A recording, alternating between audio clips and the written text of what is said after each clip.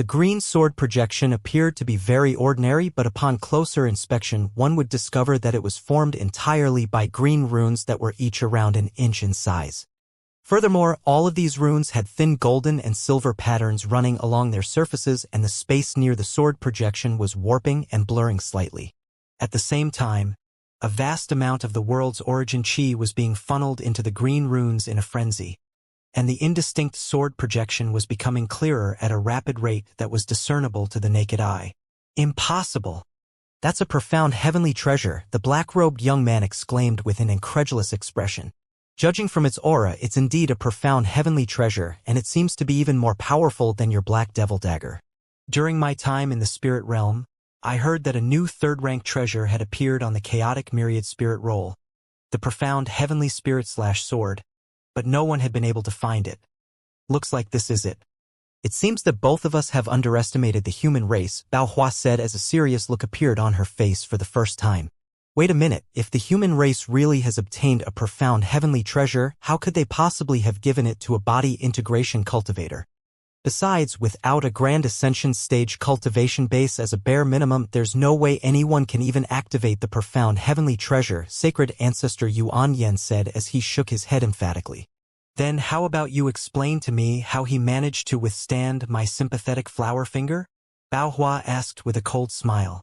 Perhaps he's only bluffing by drawing upon some of the profound heavenly treasure's aura, Sacred Ancestor Yuan Yen said in an unconfident manner. That seems to be somewhat plausible. How about you test out that theory, fellow Taoist Yuan Yen? Bao Hua asked with a smile. You're the one who's targeting him. This has nothing to do with me. If you want to verify the situation, then do it yourself. The black-robed young man refused without any hesitation. It sounds like you've given up on killing this man. You're not going to change your mind later on, are you? Bao Hua harumphed coldly. Rest assured, fellow Taoist Bao Hua, I won't interfere with this matter any further. Sacred Ancestor Yuan Yen replied in a decisive manner. Fine, I'll take your word for it. Now then, let me see if he's really able to activate that profound heavenly treasure or not.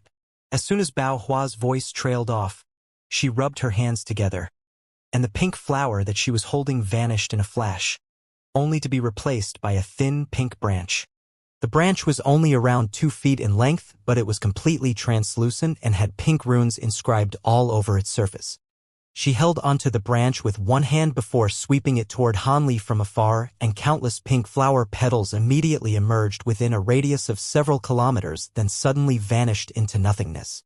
Hanli's expression changed slightly upon seeing this, and immediately thereafter, pink light flashed in the air around him, following which countless flower petals re-emerged, then transformed into small translucent swords that shot forth toward him from all sides.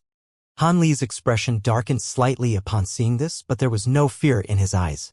He took a deep breath before suddenly chanting an incantation, and the green sword projection in his hand withdrew into his palm in a flash. Immediately thereafter, a burst of indescribably enormous sword intent erupted from Han Li's body, and a gigantic green sword projection that was over 1,000 feet in length erupted out of his arm.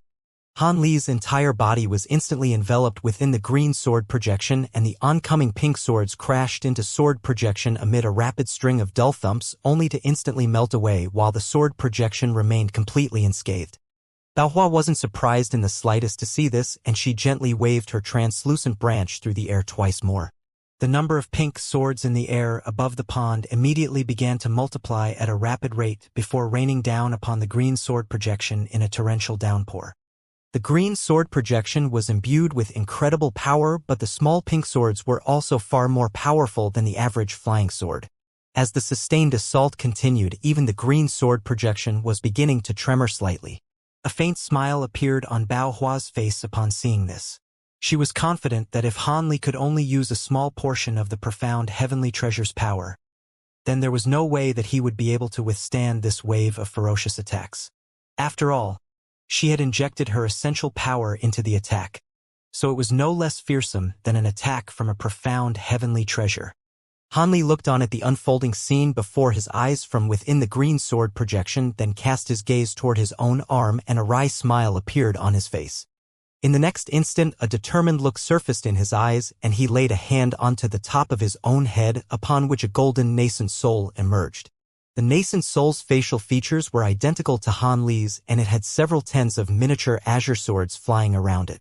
The nascent soul made a hand seal, and a series of cries and roars rang out as 5 balls of golden light flew out of its body, transforming into 5 projections which consisted of a giant ape, a rainbow phoenix, a silver bird, a 5-colored peacock, and a golden dragon. The nascent soul swept a hand through the air without any hesitation, and the 5 true spirit projections vanished into its body in a flash. A burst of piercing golden light erupted from the nascent soul's body amid a resounding boom, and after the golden light faded, a burly humanoid figure with 3 heads and 6 arms had taken the place of Han Li and the nascent soul. The humanoid figure's entire body was of a shimmering golden color, and there was a layer of golden scales over its skin. There was also an azure horn on his head and an inky black demonic eye on its glabella. The humanoid figure turned toward Bao Hu with a cold expression, revealing its facial features to be identical to those of Han Li. However, its eyes were completely emotionless and its appearance was very unsettling to behold. The black-robed young man looked into the humanoid figure's eyes for only a brief moment, but his eyes were immediately struck by a sharp burst of pain. He hurriedly focused his gaze on the humanoid figure, and an astonished look immediately appeared on his face. This is the holy Nirvana physique. How is he related to sacred ancestor Nyapan? Isn't he the only one who's attained this physique? A hint of bewilderment had also appeared in sacred ancestor Bao Hua's eyes. It is indeed the holy Nirvana physique, but he hasn't completely mastered it yet and can only just barely summon it. The question is whether he'll be able to undergo the 2nd stage transformation. Right at this moment, Han Li suddenly let loose a low roar, then abruptly raised his arm, upon which a small dark green sword that was only several inches in length emerged amid a flash of green light. The sword had countless golden and silver projections revolving around it, and Bao Hua's heart immediately sank upon seeing this. It really is a profound heavenly treasure. With his holy Nirvana physique, it won't be impossible for him to wield the profound heavenly treasure. Han Li took an ambiguous glance down at the small green sword that had emerged from his arm, then turned toward Bao Hua in an expressionless manner. Do you still want to continue? If we were outside of this island, I would be no match for you even with this profound heavenly treasure. But if you insist on a battle here, it'll most likely conclude in a mutually detrimental outcome. Are you really determined to go through with this? This seems to be the first time that I've ever seen you, so surely you have no reason to challenge me to a battle to the death. With the holy Nirvana physique and that profound heavenly treasure, you are indeed an opponent that's worthy of my respect. Looks like I still underestimated you, after all. All right, our battle can conclude here, but you have to give me a certain item. Sacred Ancestor Bao Hua, as a breathtaking smile, suddenly appeared on her face. Han Li faltered slightly upon hearing this before asking, "What item are you referring to, Senior?" Bao Hua paused momentarily before transmitting her voice to Han Li, clearly wanting to keep Sacred Ancestor Yuan Yen out of this conversation. "I don't know exactly what it is, but it's most likely a spirit medicine." The black-robed young man's expression changed slightly upon seeing this, but he merely crossed his arms with a cold smile and made no attempt to intervene. Han Li was rather taken aback by this request, but his expression remained unchanged as he also transmitted his voice in response. "With your powers, what kind of spirit medicine would be beyond your grasp? Why are you looking for a spirit medicine from me? You don't need to know the reasons behind my actions. All you need to know is that you possess the spirit medicine that I'm searching for. And that's why I followed you all the way here," Bao Hua replied. "In that case, why didn't you attack me and my companions earlier? Surely we pose no threat to you in your eyes," Han Li asked in a puzzled manner. "That's because I was previously unable to confirm whether you were the one that possessed that spirit medicine. Now that everyone else is dead, it can only be you," Bao Hua replied with a faint smile. "What kind of reasoning is this? Setting that aside for now, even if I do possess the spirit medicine that you're looking for, you have to at least describe its general uses to me. I have a lot of spirit medicines in my possession. How am I supposed to know which one you want?" Han Li asked. Bao Hua paused momentarily before replying, "I don't know what its general uses are, either. However, I'm certain that this spirit medicine is something you obtained before entering our holy realm, and it's extremely rare. Perhaps it's not even something from the spirit realm. Something that's not from the spirit realm? Han Li's expression changed slightly upon hearing this, and the spirit medicines he had obtained from the vast glacial realm immediately sprang into his mind. The minute change in Han Li's expression naturally didn't escape Bao Hua's notice, and her smile became even more pronounced. As I suspected, you really are in possession of a spirit medicine of this description. If you hand it over to me, I can allow you to leave this place safely and ensure that fellow Taoist Yuan Yen doesn't trouble you any further. On top of that, I think I have someone here who will be of interest to you. Hey, bring out that little girl. Yes, mistress. The burly black-armored man behind her immediately replied with a bow before laying a hand onto a yellow leather pouch that was hanging from his waist. A burst of black light emerged from the opening of the pouch, revealing an unconscious young woman who appeared to be in her teens. Han Li's pupils contracted drastically at the sight of the young woman. It was none other than Zhu Guer. This little girl seems to be somehow related to you, so I'm sure you wouldn't abandon her. You give me the spirit medicine I want, and I'll give her back to you, Bao Hua said in a calm voice. Seeing as she's fallen into your hands, I presume fellow Taoist Lin has already perished. Han Li sighed. Are you referring to the body integration cultivator who was with her? He possessed a true spirit bloodline, but it was of no use to me, so I naturally wasn't going to keep him around. Bao Hua replied in a truthful manner. Humph, if I were to fight with all my power, you too would have a lot of trouble on your hands. Having said that, there's no need for me to take such a huge risk over a mere spirit medicine. I'll bring out a few types of spirit medicine, take a look and see if any of them is the one you're looking for, Han Li harumphed coldly. You've made a wise decision, fellow Taoist Han. Hey, hand the little girl over to him. I'm sure Brother Han wouldn't do anything rash. Bao Hua instructed with a smile. Hei immediately tossed Zhu Guer toward Han Li upon hearing this, and Han Li swept a sleeve to release a burst of green light, which carried Zhu Guer back to him. He then swept his spiritual sense over her body to find that she was only unconscious due to a simple restriction that had been placed on her. After ascertaining that nothing else had been done to her, he stowed her away into a special treasure amid a flash of azure light. After that, he began to consider which spirit medicines he was going to show Bao Hua. Ever since he had obtained those spirit medicines from the vast glacial realm, he had been constantly gathering relevant information to try and figure out their uses. However, he was only able to find out this information for a small proportion of these spirit medicines, while the majority of them continued to stump him. These spirit medicines were from the true immortal realm, so they were naturally extremely valuable. But seeing as he didn't know how to use them anyway, he was more than happy to use one of them to avoid a battle against such a powerful enemy. However, most of the ordinary spirit medicines he had secured from the vast glacial realm wouldn't be of any interest to Bao Hua, so she was most likely looking for one of the rarer types of spirit medicines he had obtained.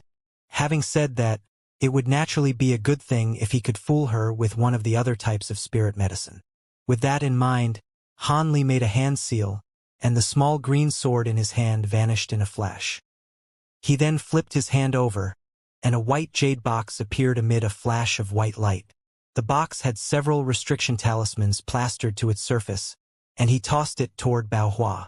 Bao Hua made a grabbing motion with one hand, and the jade box was drawn into her grasp.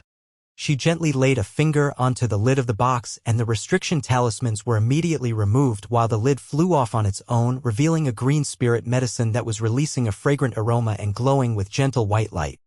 Sacred Ancestor Bao Hua's expression changed slightly at the sight of the spirit medicine, but she quickly shook her head, and the lid of the box was replaced before the restriction talismans also returned to its surface. The jade box was then sent flying back to Han Li, who caught it in an unsurprised manner. At the same time, a green jade vial had appeared in her other hand, and he tossed it toward Bao Hua as well.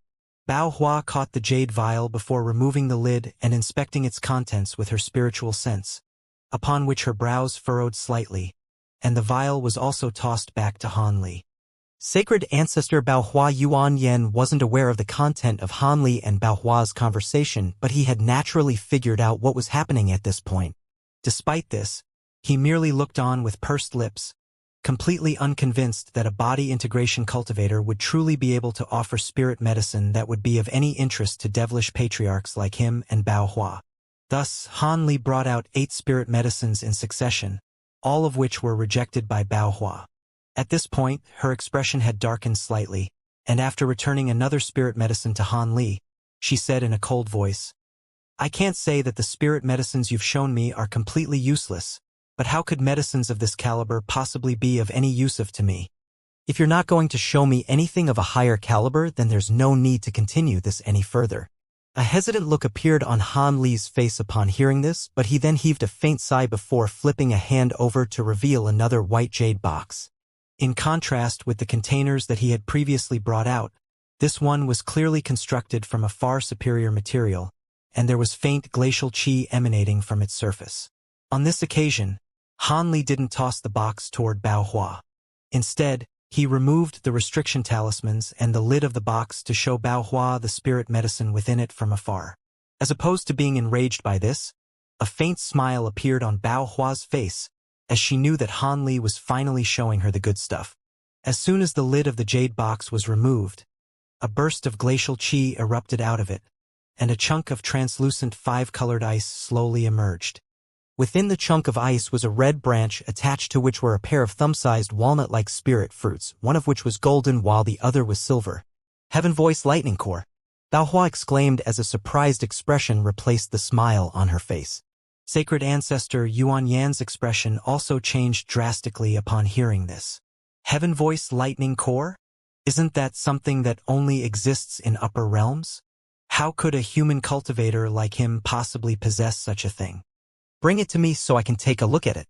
"My apologies, Senior Yuan Yan, but I'm afraid I can't oblige to that request." "Senior Bao Hua, is this the spirit medicine you're looking for?" Han Li asked after refusing Yuan Yan in a stoic manner. He had read about Heaven Voice Lightning Core in a certain tome before, but never did he think that it would be this particular spirit medicine, and a hint of excitement welled up in his heart upon making this discovery. This was a good opportunity for him to bring out the spirit medicines that he couldn't identify himself so that the two devilish patriarchs could tell him what they were. If he were to find out what these spirit medicines were, they would naturally become a lot more useful to him. An enraged look appeared on the black-robed young man's face after being dismissed by Han Li, but he forcibly repressed his own fury in the end. At the same time, he seemed to have become rather distracted, as if he were thinking about something else. "I've never seen this spirit medicine before, but judging from its appearance, I'm almost certain that this is a Heaven Voice Lightning Core. It's an extremely valuable spirit medicine to certain people using special cultivation arts, but unfortunately, it's not what I'm looking for," Bao Hua said as he stared intently at the spirit medicine within the chunk of ice. "I see." Han Li swept a sleeve through the air, and the spirit medicine descended back into the jade box before the box vanished in a flash. After that, he produced a green jade box, then opened it to reveal another chunk of five-colored ice. Within this chunk of ice was a pristine white flower that was around the size of a large bowl. Bao Hua's brows furrowed slightly at the sight of this white flower. Even with her vast wealth of knowledge and experience, she was unable to identify the flower. She could only sense that it was also an extraordinary item. At the same time, a peculiar look appeared on Sacred Ancestor Yuan Yan's face. He felt like he had heard of a similar spirit flower before, but was unable to recall exactly what it was. Han Li could tell from Bao Hua's reaction that this wasn't what she was looking for, so he stowed the spirit medicine away before producing another jade box. Thus, he brought out several spirit medicines in succession, but aside from the first Heaven Voice Lightning Core, even the pair of devilish patriarchs were unable to identify the rest of them, and that was rather disappointing to Han Li.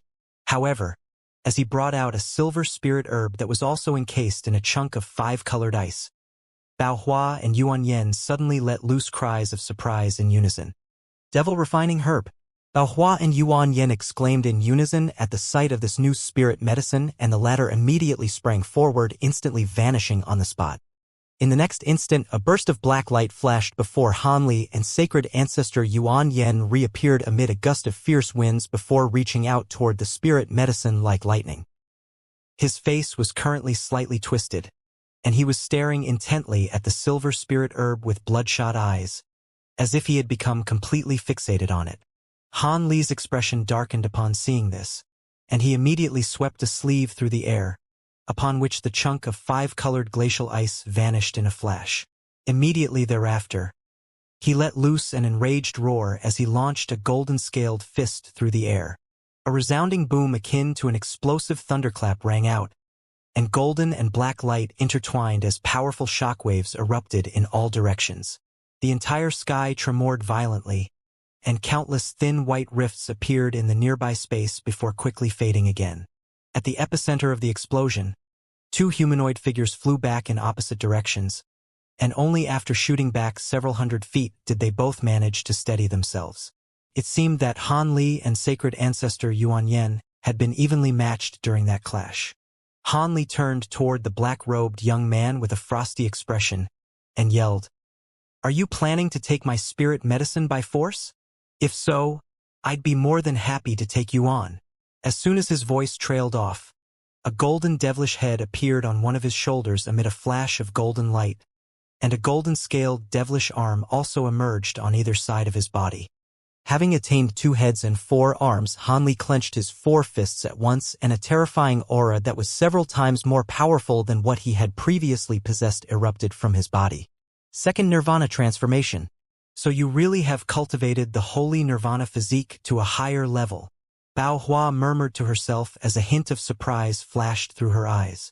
As for sacred ancestor Yuan Yen, a wary look had appeared on his face at the sight of the new form that Han Li had adopted. However, the devil refining herb was clearly extremely important to him, and he took a deep breath before announcing, "That devil refining herb has no use to you. If you're willing to hand it over to me, I'll immediately leave this place, and I won't interfere with this matter any longer."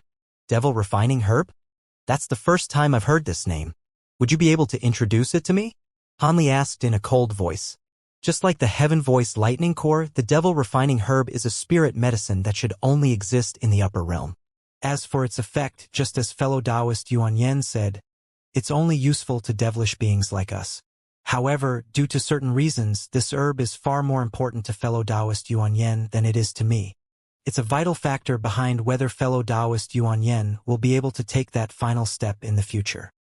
He's been attempting to nurture a devil refining herb for many years using several other types of similar spirit medicines, but he's still yet to. That's enough, Bao Hua. A furious look appeared on the black-robed young man's face as he cut off Bao Hua before she could elaborate any further. Bao Hua merely glanced at him with a faint smile before falling silent. I see. A contemplative look appeared on Han Li's face. Seeing as Bao Hua has already revealed everything to you, I'll admit it. This devil refining herb is something that I'm determined to obtain. If you're unwilling to give it to me, I'm going to keep you here for the rest of eternity even if I have to sacrifice my main soul to do so, the black-robed young man said with a fierce expression. Seeing as it has no use to me, I'm certainly willing to hand it over, but don't you think it's far too naive of you to expect me to hand it over free of charge? Han Li asked in an indifferent manner. The black-robed young man was ecstatic to hear this. I'm willing to give you anything in exchange for that herb. I may be a devilish patriarch, but I have many treasures that are definitely extremely sought after by human cultivators like you. After witnessing Han Li's second Nirvana transformation, he wasn't confident in his ability to capture Han Li by force, so he was switching to a more gentle approach. We'll discuss this later. I still haven't completed my exchange with Senior Bao Hua yet. Han Li chuckled in an ambiguous manner. Sacred ancestor Yuan Yen hesitated momentarily before nodding in response. All right, I'll wait for you to take care of this matter first. Senior Bao Hua, I'm afraid I do not have many more spirit medicines to show you. If I don't possess the spirit medicine you're searching for, then there's nothing I can do, Han Li said as he turned toward Bao Hua. Bring out what you have, we'll take things one step at a time, Bao Hua replied in a calm manner. Han Li didn't waste any more time with words and swept a sleeve through the air to release a blue jade vial amid a flash of blue light. He tossed the vial forward, then rapidly flicked his fingers toward it in succession, sending a string of incantation seals vanishing into the vial in a flash. The jade vial tremored, and a burst of rich water attribute spiritual chi erupted out of its opening, following which a white spirit spring emerged. The spring was quite small, but at its center sat a fist-sized silver lotus seed pod, and a silver lotus root that was around as thick as an infant's arm. The seed pod was attached to the lotus root by a thin, shimmering silver stem that had an extremely smooth surface, and it gave off a pristine sense of surrealism. After releasing the contents of the vial, Han Li cast his gaze toward Bao Hua to find that her composed expression had been completely replaced by one of elation. Even though she hadn't said anything, her reaction told the entire story. He then cast his gaze toward the sacred ancestor Yuan Yen to find that the latter was appraising the silver seed pod and lotus root with a perplexed expression, clearly unfamiliar with what they were. Thus, Han Li turned back to Bao Hua and said, "Looks like this is what you're searching for. Would you be able to enlighten me by telling me its name?" Bao Hua finally shifted her gaze away from the silver lotus seed pod before turning to Han Li. "What's the point in asking questions if you don't even know its name? As I suspected, you really do have the spirit medicine that I want. Having said that, it doesn't appear that you're going to just hand it over to me. These spirit medicines are most likely all from the true immortal realm, and even though I don't know what they are, I'm sure you won't be able to find any replicas in the spirit realm and elder devil realm. If you were in my place, would you be willing to hand one over so easily? Besides, I only said that I would show you the spirit medicines I have. I never promised to give one to you," Han Li replied in a calm manner. Bao Hua wasn't surprised in the slightest to hear this, and she said with a confident smile, "All right, what conditions do you have? I possess some treasures and cultivation arts that I've obtained from some old geezers from the spirit realm. I also possess some true spirit bloods and pills that are extremely useful to body integration cultivators. Unfortunately, the cultivation arts we're using are different, so the experiences and insights I derived from my breakthrough to the Grand Ascension stage wouldn't be of much use to you. But I would certainly be willing to give them to you. There are true spirit bloods in your possession?" Han Li wasn't interested in the other items that she had listed, but this one immediately caught his attention.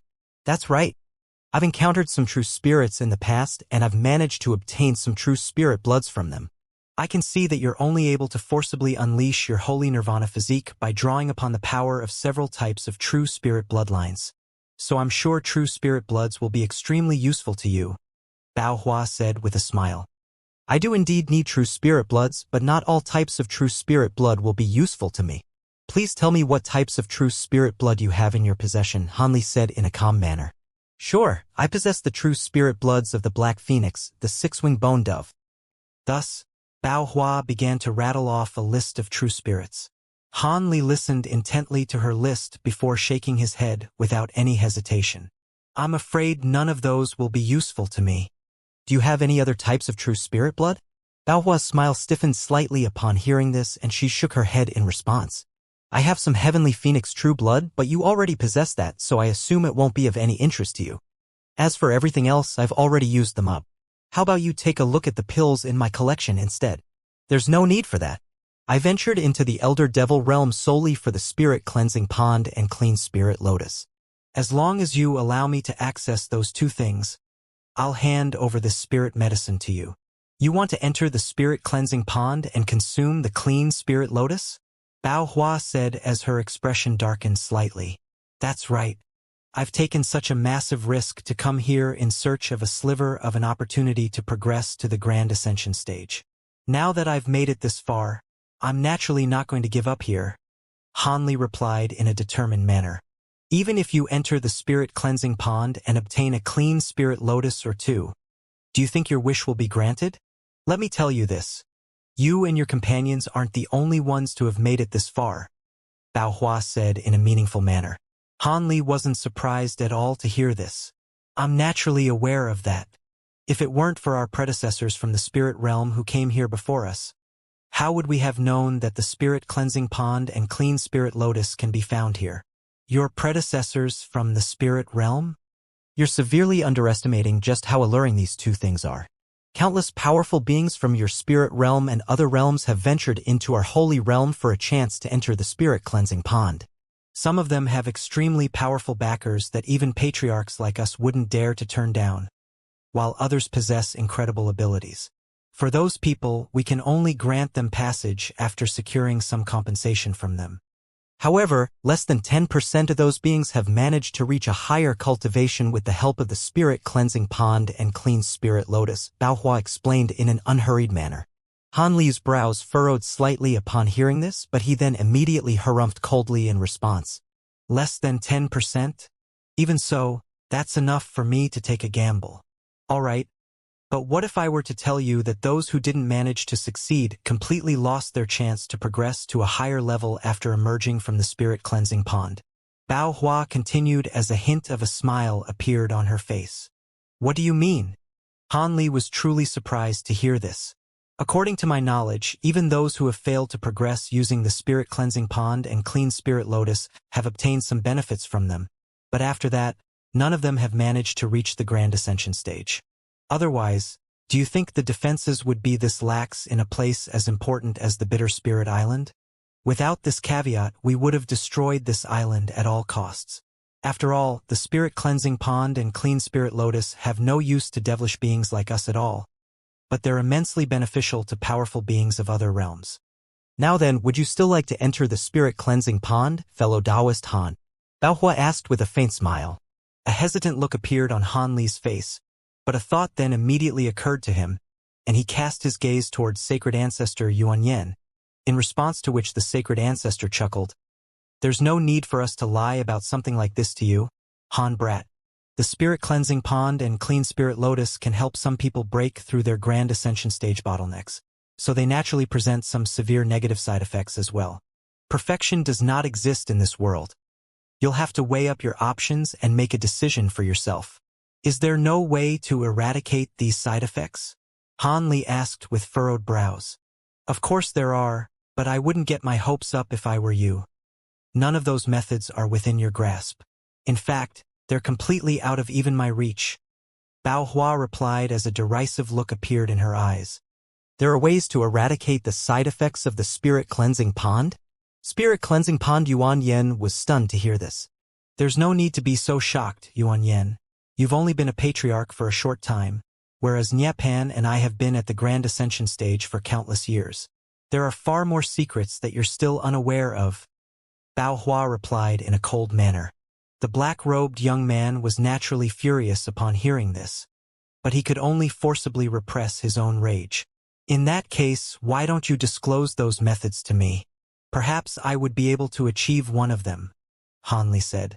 Sure, seeing as you're still unwilling to give up, I can disclose those methods to you. However, before that, you have to give me some of the spring water that's nurturing the spirit medicine for verification. Bao Hua replied with a smile. That's not an issue, Han Li agreed without any hesitation, then gently flicked a finger toward the spring, upon which an egg-sized ball of spring water was sent flying directly towards sacred ancestor Bao Hua. An elated look appeared on her face as she made a grabbing motion toward the ball of water, and it was drawn toward her before hovering around an inch above her palm. She then began to appraise the spring water with an unblinking gaze before injecting a wisp of her spiritual sense into it. After a while, she opened her mouth, and the ball of spring water flowed into her mouth as a streak of white light. A layer of white chi appeared over her face, and she slowly closed her eyes as if she were savoring it. Both Han Li and sacred ancestor Yuan Yen looked on in silence. A short while later, Bao Hua reopened her eyes, and the elation on her face had become even more pronounced. After tasting the spring water, I'm almost certain that this is the spirit medicine that I'm looking for. As for the methods that can be used to eradicate the side effects of the spirit cleansing pond and clean spirit lotus, I've enclosed them into this jade slip. Bao Hua raised a hand as she spoke, and a blue jade slip flew out of her sleeve as a ball of blue light. Han Li made a grabbing motion toward the jade slip to draw it into his own grasp, then immediately injected his spiritual sense into it. Within the jade slip were several pages of extremely lifelike images accompanied by passages of explanatory text. Immerse yourself in exquisite dermic flames for 49 days. Then consume 3 profound heaven-mend pills. Han Li's expression immediately became rather strained as he read the first line of text on the first page. Both of those things were vastly renowned spirit items even in the true immortal realm. They were extremely sought after even by countless true immortals, let alone beings of the spirit realm. In fact, in the eyes of some true immortals, those 2 things were even more precious than the spirit cleansing pond and clean spirit lotus. There was no way he would be able to secure those 2 things. Thankfully, there were some other methods listed in the jade slip, so Han Li moved on to another page.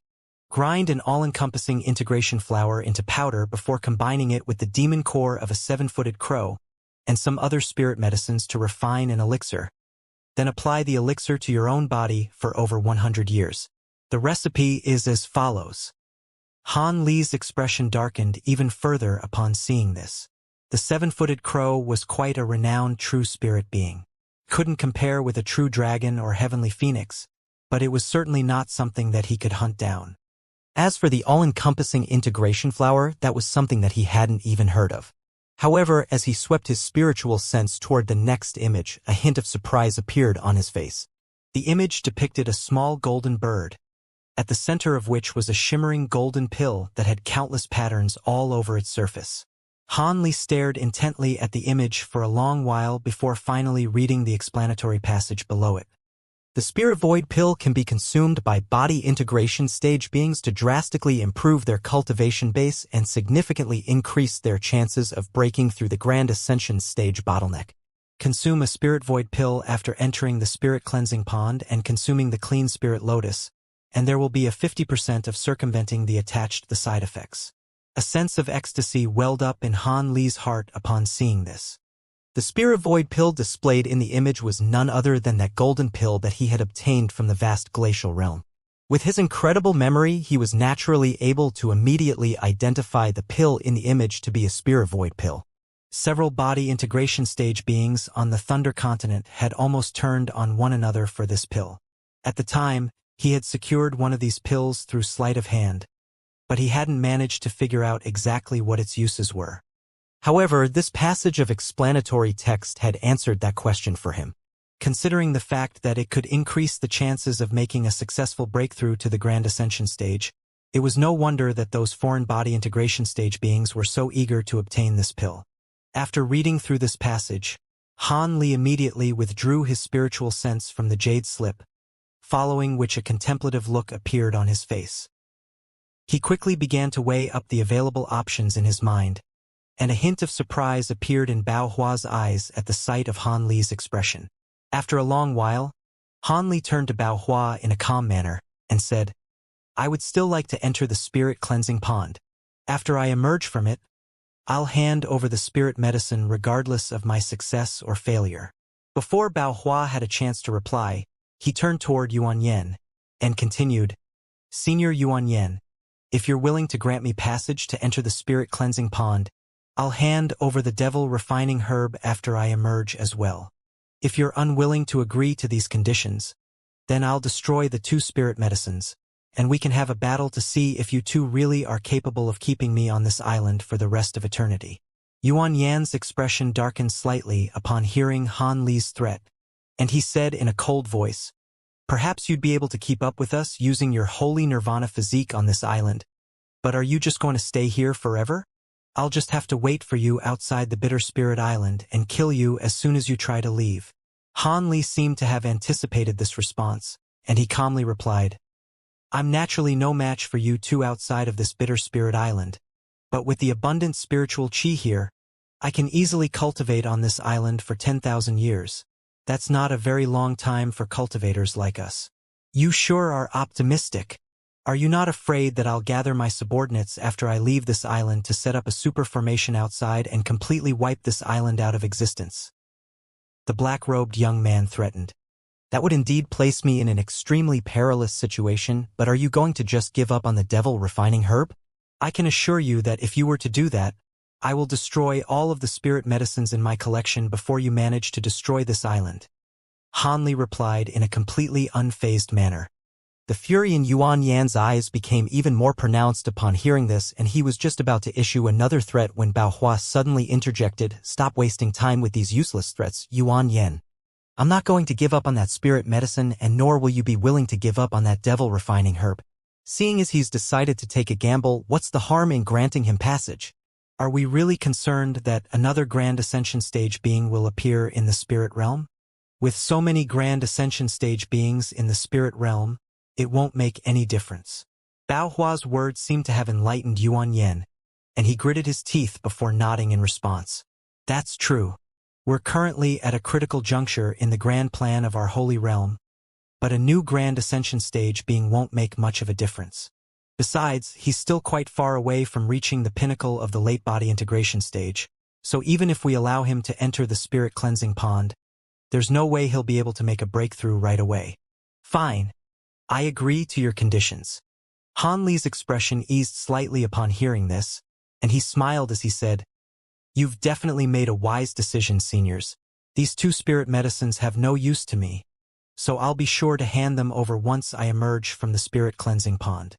However, before that, I would like both of you to swear a vow on your inner demons that you'll allow me to leave the Elder Devil realm after the exchange and that you won't plot against me through any alternative avenues. Know your place, you human brat. You're just a body integration cultivator. How dare you ask me to swear a vow on my inner demons?" Yuan Yen immediately flared up with rage again upon hearing this. In contrast, Bao Hua was a lot calmer as she replied, "I wouldn't mind swearing a vow, but you have to hand over half of the spirit medicines now. Then give us the rest before you leave. I'm afraid I can't agree to that. How do I know if half of the spirit medicines won't already be enough for your intended purposes? If I were to blindly do as you request of me, I could be walking to my own death." Han Li refused without any hesitation. "If you're unwilling to assume some risk, Yuan Yen and I won't be willing to swear any vows either. Otherwise, we'll be bound by our vows, and you'll hold all of the advantages. Having said that, we can assure you that we won't attack you after the exchange." Bao Hua replied with a smile.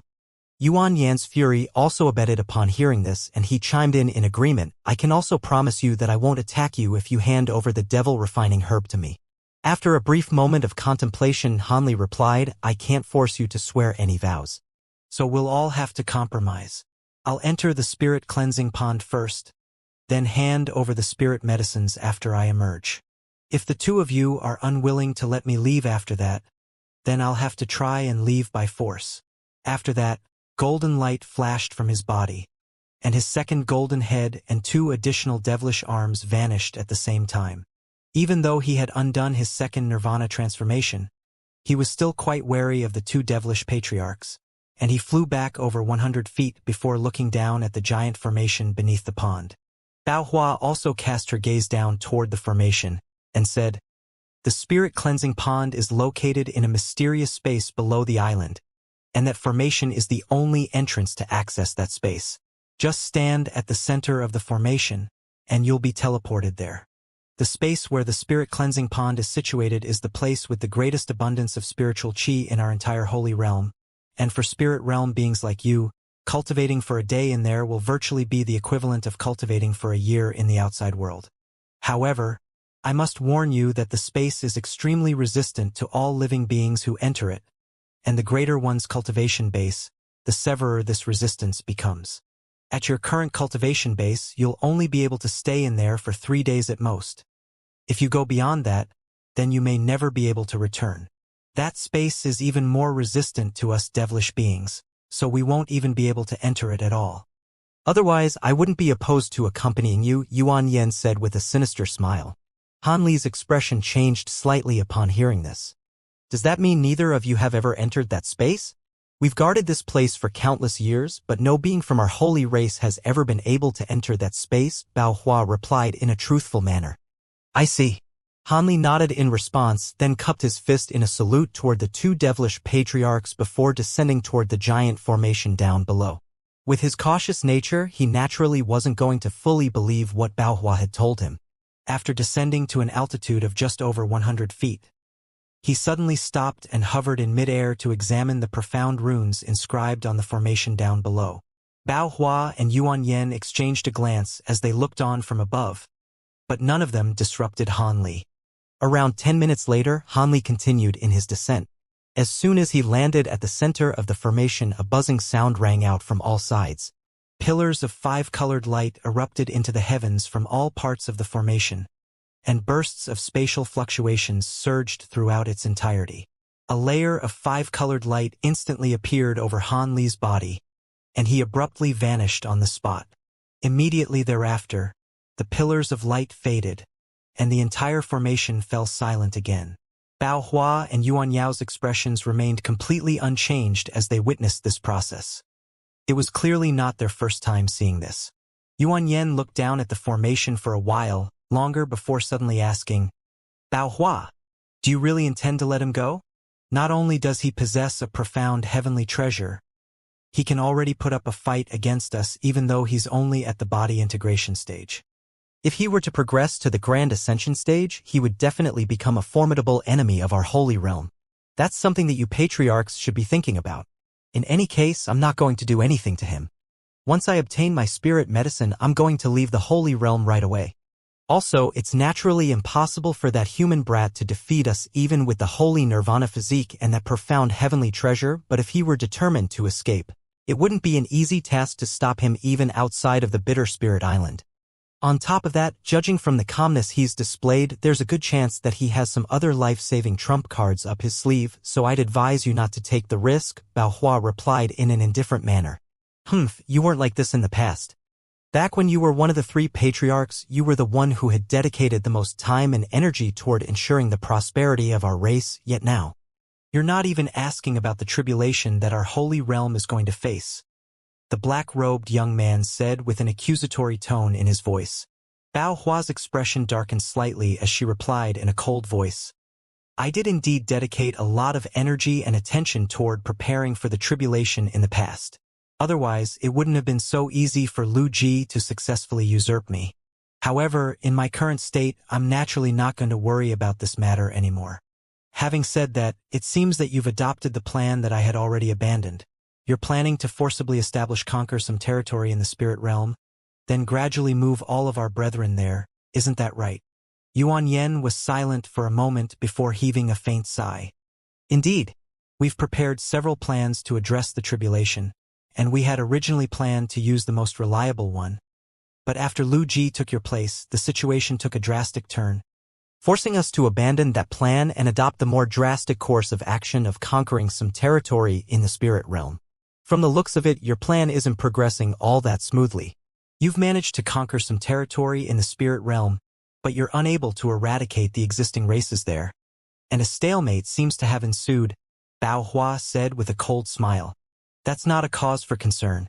This stalemate only exists as the Grand Ascension stage beings of those races have joined forces, and they've also recruited some assistance from other races.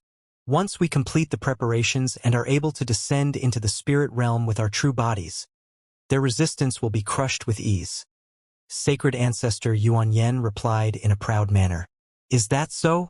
I'd advise you not to underestimate them. The human and demon races aren't particularly prominent in the spirit realm, but all of their past Grand Ascension stage beings have been remarkable characters. That's evidenced by the fact that they've been able to withstand all of the past invasions from our holy race. Furthermore, that old monster of the spirit race is definitely no ordinary Grand Ascension stage being. I've always suspected that the past spirit monarchs have actually all been manifested by the same person, and there's even a chance that he's somehow related to the true immortal realm. Otherwise, there's no way that a Grand Ascension stage being from such a minor race would be able to obtain a faux immortal puppet. Bao Hua analyzed in a calm voice. We've considered all of this before deciding on our final plan. Regardless of what trump cards those races have up their sleeves, there's no way they'll be able to resist the entirety of our race. If we weren't concerned about attracting the attention of the superpowers in the spirit realm, we would have already unleashed our entire race and completely destroyed the opposition. Even if they have someone among their ranks who's somehow related to the true immortal realm, it doesn't matter. Our sacred race also has backers from the upper realm. Besides, the laws of the upper realm state that unless an entire realm were at risk of being completely destroyed, they won't interfere with the lower realms, so there's nothing for us to worry about, Sacred Ancestor Yuan Yen replied in a nonchalant manner.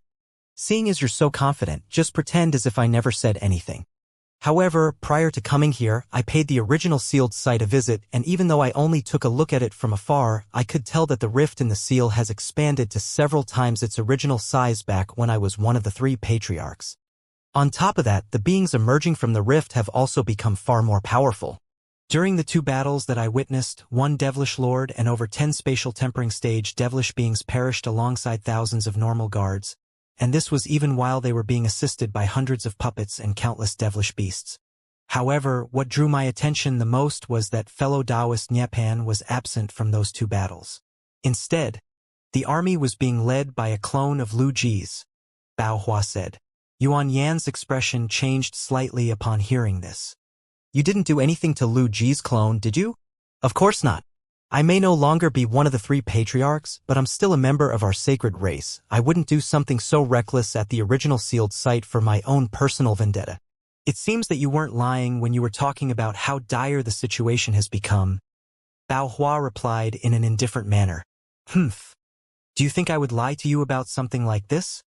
The black-robed young man harumphed coldly in response. I'm curious, aren't you afraid that that thing will suddenly awaken and use its body to attack the seal?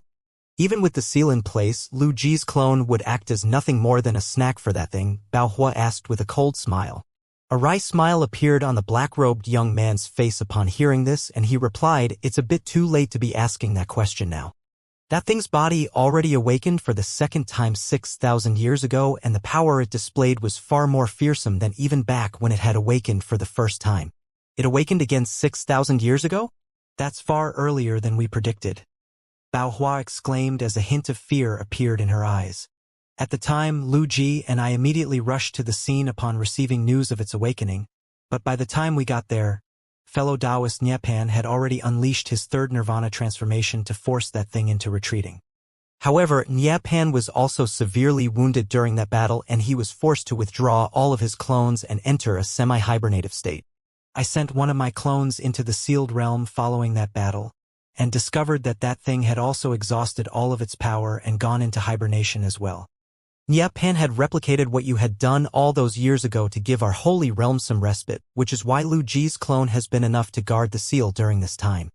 After all of the other beings attacking the seal are merely that thing's descendants, and even the most powerful ones among them are only comparable to average devilish lords. However, the seal has loosened even further as a result of that ordeal, so it'll most likely be able to awaken even earlier next time. Sacred Ancestor Yuan Yen signed with a resigned expression. Pan's 3rd nirvana transformation allows him to attain powers comparable to those of a true spirit for a short time. Yet he was still severely wounded by that thing? Bao Hua was quite stunned to hear this. There's nothing surprising about that. Do you think that's the extent of that thing's true power? As the seal continues to loosen, that thing will gradually recover its powers, and the next time it awakens, it'll most likely be as powerful as a true immortal from the upper realm. When that time comes, there's no way we'll be able to stop it from breaking the seal. Once it leads all of its descendants into our holy realm, there will be no place for our sacred race. Not only do those things possess incredible reproductive abilities, they can directly devour all spiritual qi and devilish qi to further fuel their reproduction. Countless realms have already been destroyed by them. Otherwise, the true immortal realm wouldn't have sent an envoy down during ancient times to seal them away. Unfortunately, after such a long time has passed, the seal is beginning to come undone. We need to create a new territory for our sacred race in the spirit realm before the seal is completely torn open. In order to avoid turmoil and unrest, no one else is aware of this aside from us and the sacred ancestors. However, I don't think we'll be able to keep this a secret for much longer. The black-robed young man said in a grim manner. I'm already quite surprised that you've managed to keep this a secret for so long. I'm sure there are some dissenting voices in our holy realm, right? Bao Hua said. Humph, of course there are. The most outspoken ones are those bastards from the Beast Lord Palace. Sacred Ancestor Yuan Yen harumphed coldly in response. Oh? That's rather strange. Pan may be hibernating right now, but you and Lu Ji aren't exactly pushovers, either. Why haven't you stamped them out already? Bao Hua asked with a perplexed expression.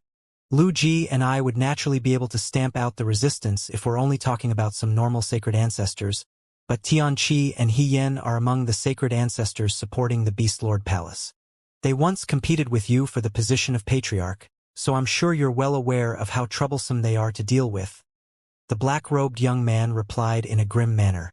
Bao Hua's expression also darkened upon hearing those 2 names, and Yuan Yen didn't say anything further.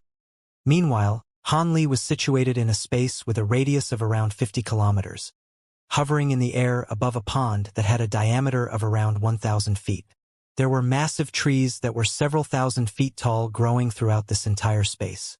All of these trees were extremely lush and emitted threads of light of all colors. There were also countless unidentifiable shrubs, flowers, and other plants growing on the ground below, and they were also releasing faint five-colored light. On top of that, there were countless thumb-sized balls of five-colored light drifting through the air, making Han Li feel as if he were in an immortal paradise. The pond below Han Li was completely tranquil, and the water within it was of a faint silver color. On top of that, it seemed to be extremely dense and viscous with a consistency much like that of mercury. Han Li's expression remained unchanged as he looked down at the pond, but internally he was extremely stunned as he could sense that the water in the pond consisted purely of compressed and liquefied spiritual power. Additionally, there were several mysterious types of energy contained in the water that he was unable to identify, and they were most likely what granted the spirit-cleansing pond the ability to completely transform those who bathed in it. Thus, the spirit-cleansing pond had been found with ease, but where were the clean spirit lotuses? Han Li quickly swept his gaze over the entire surface of the pond, but there was nothing floating on the surface of the water. Could they be at the bottom of the pond? Han Li murmured to himself as he peered deep into the water. He had already swept his spiritual sense through the entire pond, but it had been cut off by some type of unknown energy after reaching a depth of around 10 feet. After a brief pause, blue light flashed within Han Li's eyes, but even with his spirit eyes, he was only able to see just over 100 feet into the pond before his vision was completely obstructed by a vast expanse of white light. His brows furrowed slightly upon seeing this, and he swept a sleeve through the air to release a ball of azure light, which landed in front of him. This was an extremely lifelike azure wolf puppet that was around 10 feet tall, but it clearly wasn't of a very high caliber. Han Li pointed a finger toward his own glabella and a ball of white chi emerged before forming a faint white face with a set of blurry facial features that mirrored those of Han Li. The face vanished into the giant wolf puppet's body in a flash, following which Han Li immediately swept a sleeve down toward the pond below. The giant wolf immediately sprang forth as his behest, descending toward the pond as a streak of azure light. Following a series of barely visible ripples, the water in the pond returned to its original tranquil state. After that, Han Li clasped his hands behind his back and began to wait patiently in midair.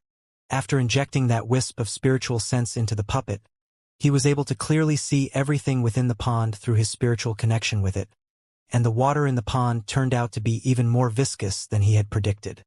After diving to a depth of around 30 feet, a burst of repelling force suddenly erupted from the bottom of the lake, and an enormous compressional force also converged from all sides, making it extremely difficult for the puppet to descend any further. After diving down by roughly 10 more feet, the repelling and compressional force became several times more powerful, and the puppet was stopped cold in its tracks. At the same time, a string of loud cracks and pops rang out from the puppet's body, indicating that it was about to be crushed to a pulp at any moment. Han Li swept the fragment of his spiritual sense through the surrounding area, but detected nothing aside from the water in the pond. His brows furrowed slightly as he stood in the air above the pond, and the giant wolf puppet gradually began to swim through the pond at the same depth at his behest. It was moving extremely slowly, but the pond was over just 1,000 feet in size, so the puppet managed to scour through it after only around 15 minutes, but it still didn't discover anything. Han Li paused momentarily before waving a hand toward the pond, and the giant wolf puppet emerged. At the same time, a ball of white light flew out of it before vanishing into his body in a flash. Han Li gave the puppet a brief inspection, then stowed it away after determining that there was nothing amiss about it. Of course, he wasn't about to give up just like that. As soon as the giant wolf puppet was stowed away, he raised a hand to release a black spirit beast bracelet. Golden light flashed from the bracelet, and over 100 huge beetles flew out of it. These were none other than his mature gold-devouring beetles. Han Li then immediately made a hand seal, and a burst of white light emerged from his glabella before splitting up into over 100 translucent white threads, each of which plunged into a golden beetle with unerring accuracy. All of the beetles surged forth at once, plunging into the pond as balls of golden light before quickly diving into its depths. The gold-devouring beetles possessed virtually indestructible bodies and incredible strength, so they would definitely be able to descend further than the giant wolf puppet had. Mere moments later, the gold-devouring beetles had descended to a depth of around 80 feet, and only then were they beginning to slow down slightly. However, the bottom of the pond was still nowhere in sight. Han Li's expression changed slightly upon detecting this, and he began to consider using his purple-striped gold-devouring beetles.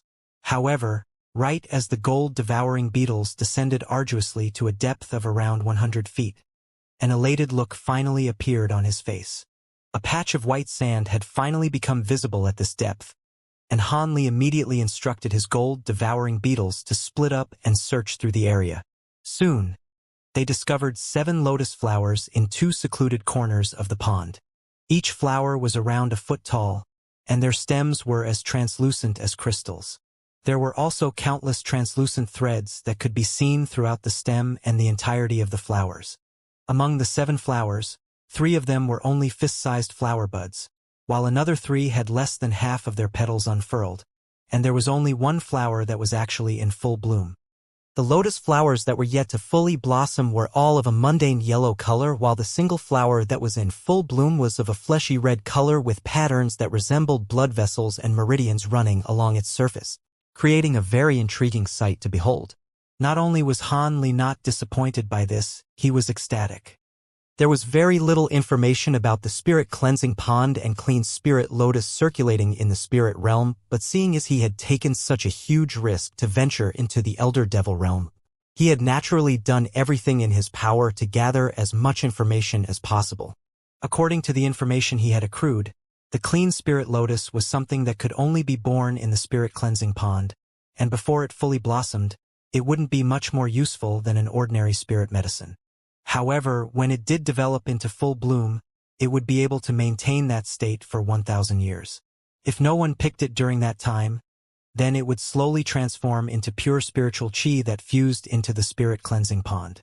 After that, it would take several thousand years for one to blossom again. As such, prior to entering the spirit cleansing pond, no one could guarantee that they would definitely be able to encounter a clean spirit lotus that was in full bloom. Furthermore, due to the large number of people in their group, even if they were to encounter 1 or 2 fully blossomed lotus flowers, each person would only receive 2 or 3 flower petals at most. However, now that everyone else was dead, he would be able to take this entire lotus flower for himself. Han Li forcibly repressed the elation in his own heart as he instructed his gold-devouring beetles to search through the rest of the spirit-cleansing pond, but they didn't find any other spirit medicines aside from these clean spirit lotuses. This was no surprise considering that the fearsome pressure of the pond would make it impossible for normal spirit medicines to survive. Furthermore, the spiritual power in the pond was far too pure compared to that of the outside world. So if other spirit medicine seeds were to fall into the pond, they would immediately self-detonate. Just as these thoughts were flashing through Han Li's mind, the gold-devouring beetles that he had sent into the pond suddenly became very excited. Han Li hurriedly cast these errant thoughts aside and immediately began to inspect the beetles with his spiritual sense, upon which his expression changed drastically. He quickly instructed one of the gold-devouring beetles to emerge from the pond, and it obliged in a rather reluctant manner. As soon as the beetle flew out of the water, Han Li began to carefully inspect it. On the surface, it didn't appear to be any different from the other beetles, but its aura seemed to have undergone a certain change. It wasn't purely weaker or more powerful. It was more like a fundamental change. Han Li's brows furrowed tightly, and a thought suddenly occurred to him as blue light flashed within his eyes. In the next instant, a stunned look appeared on his face. With his spirit eyes, he was able to detect that some white patterns that were undetectable to the naked eye had appeared on the beetle's golden shell. The patterns were virtually invisible, but he was certain that his gold-devouring beetles didn't previously have this feature on their bodies. With that in mind, Han Li quickly waved a hand toward the spirit beast bracelet that was hovering in midair, and another gold-devouring beetle instantly emerged before landing obediently onto his palm. He raised the gold-devouring beetle to eye level, then carefully scrutinized it to find that it was just as he had suspected. There were no white patterns on the shell of this gold-devouring beetle. It was clear that this change had only occurred after the gold-devouring beetles had entered the spirit-cleansing pond. Could it be that this spirit-cleansing pond had an effect on gold-devouring beetles as well? Han Li immediately summoned another mature gold-devouring beetle to return to him from the pond, and upon close examination he discovered that this one also had white patterns on its shell. As such, there was no longer any doubt in his mind. It seemed that the spirit-cleansing pond was capable of triggering a mutation within these mature gold-devouring beetles. The only caveat was that he didn't know what this mutation would entail. Instead of being elated by this discovery and releasing all of his gold-devouring beetles, his brows furrowed slightly and he summoned all of the remaining gold-devouring beetles in the pond back to him before stowing them away into the spirit beast bracelet. He knew that the gold-devouring beetles had only managed to mutate so quickly as they had absorbed some of the mysterious energy within the pond. However, this energy was the key to transforming his body, so before he had a chance to absorb it, he certainly wasn't willing to allow the gold-devouring beetles to strip away more of this energy. Otherwise, if he were to fail in transforming his own body due to insufficient energy, he would be left sorely regretting his decision, even if his gold-devouring beetles were to become significantly more powerful after undergoing their mutations. After all, the most important thing for him was to reach the Grand Ascension stage. Everything else was secondary in comparison.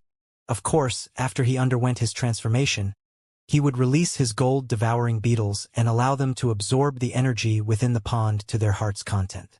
Having made those decisions, Han Li immediately stowed the spirit beast bracelet away, then swept a sleeve through the air to release a small golden beast amid a flash of golden light.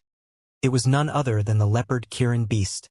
It's very unlikely that someone else will enter this place, but as a safety precaution, keep a lookout after I enter the pond. If someone really does try to barge into this place, make sure to keep them at bay to the best of your abilities, Han Li instructed. I'll be sure to do my best, Master, the leopard Kirin beast replied in the tender voice of a little girl before abruptly vanishing into thin air. After that, azure light flashed from Han Li's body and a faint green humanoid figure emerged. This was a humanoid figure with the exact same appearance as Han Li, and it was none other than the immortal Xianxia's spirit body. Immediately thereafter, Han Li laid a hand onto his own head and a black nascent soul emerged amid a cloud of black chi. As soon as the second nascent soul appeared, it flew toward the spirit body and vanished into it in a flash at Han Li's behest. The spirit body then opened its eyes and gave Han Li a faint smile before flying toward the lush forest nearby as a streak of green light.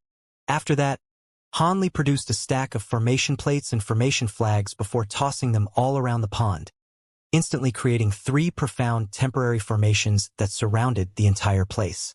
Han Li was making sure to spare no effort in setting up safety precautions against any potential plot that the 2 devilish patriarchs outside could be hatching against him. Even though there was no way the leopard Kirin beast, spirit body, and these formations could stop a pair of devilish patriarchs, as long as they were able to buy him some time, he wouldn't be caught completely off guard. As soon as Han Li's body came into contact with the silver water in the pond, an azure light barrier emerged around him to part the water with ease. Thus, Han Li slowly descended, and in the end, he was completely submerged in the pond. As he continued to descend, the pressure in the pond began to increase rapidly, causing the azure light barrier to bend and warp slightly. However, with Han Li's powers, he naturally paid no heed to this, and in the blink of an eye, he had already reached the section of the bottom of the pond where the fully bloomed clean spirit lotus was situated. He inspected the lotus flower within his light barrier momentarily, then flipped a hand over to produce a translucent jade box from his storage bracelet. He then took a deep breath before swiping a finger toward the flower, and an azure thread shot forth out of his fingertip like lightning. The azure thread quickly flew around the stem of the flower, and the flower itself was instantly detached before being propelled upward by the repelling force in the pond. Han Li was already prepared for this, and he thrusted the jade box in his hand toward the lotus flower, upon which the lid of the box was removed, releasing a burst of golden light that swept the flower into the box in a flash. The lid was then replaced, and the clean spirit lotus was obtained. Han Li had already learned about the flower's consumption method, and he knew that it had to be consumed while he was undergoing his transformation in the spirit-cleansing pond. Thus, the jade box was stowed away, following which he made a hand seal, and countless golden arcs of lightning erupted out of his body amid a rumbling thunderclap. The golden lightning instantly reduced his robes to nothingness, leaving him completely naked. The proportions of his body were quite ordinary, but his skin was of a pristine white color and was giving off a faint sheen.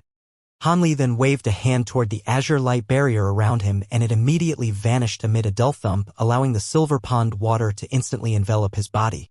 In the instant that the water came into contact with his skin, bursts of turbulent spiritual power immediately flowed into his meridians through his pores, and it was surging into his body with such ferocity that he was given quite a fright.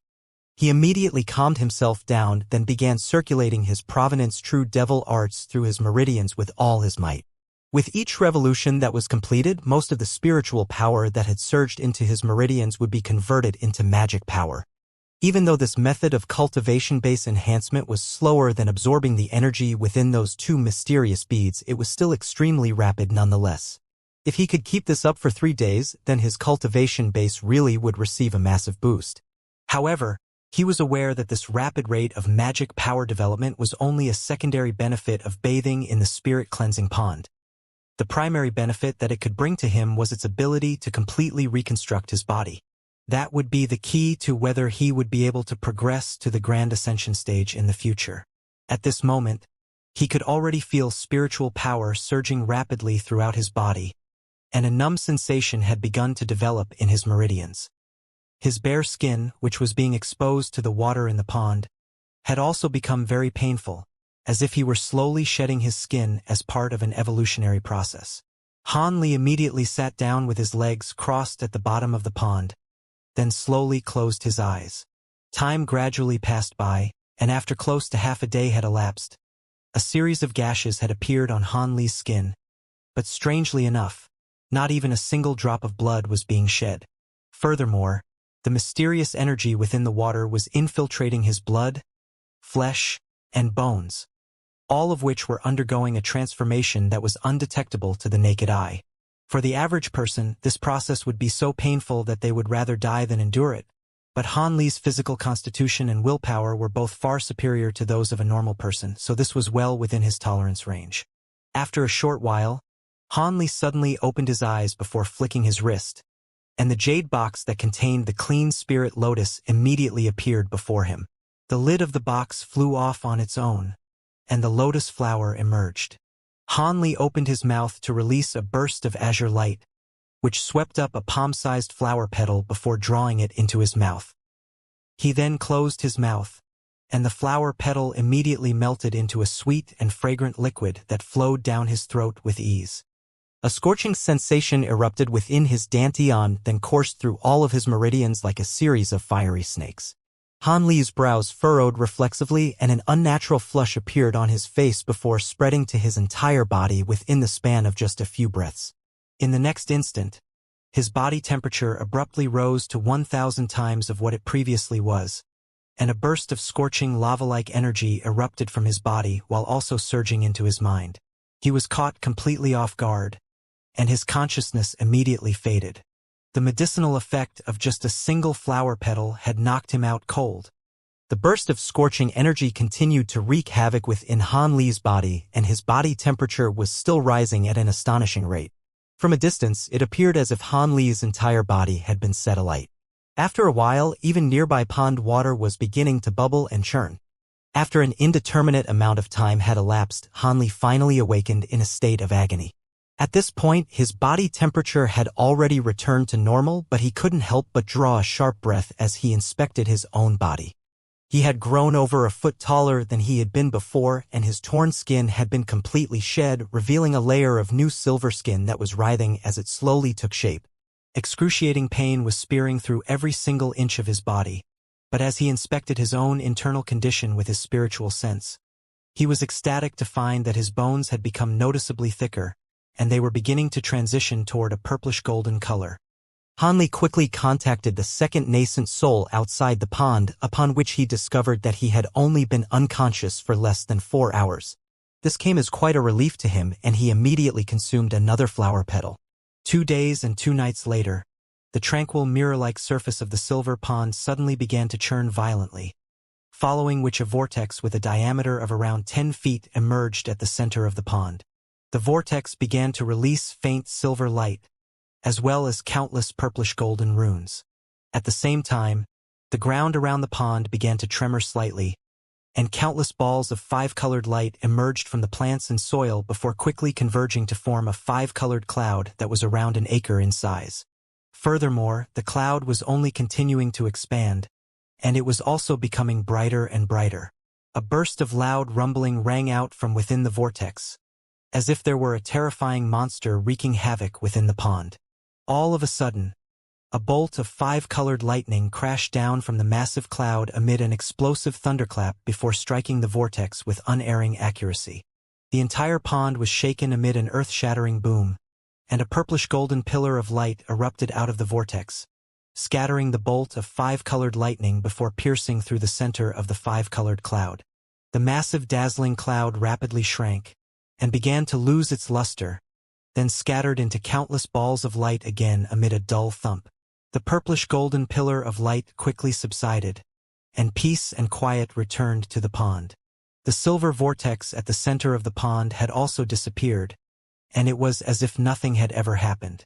A long while later, the water at the center of the pond began to churn again, and a humanoid figure emerged before landing beside the pond. It was none other than Han Li, who had already undergone a complete transformation. His facial features hadn't changed at all, but his skin was as translucent as jade and giving off a barely detectable silver sheen. He had grown over 2 feet taller, and his limbs had also elongated.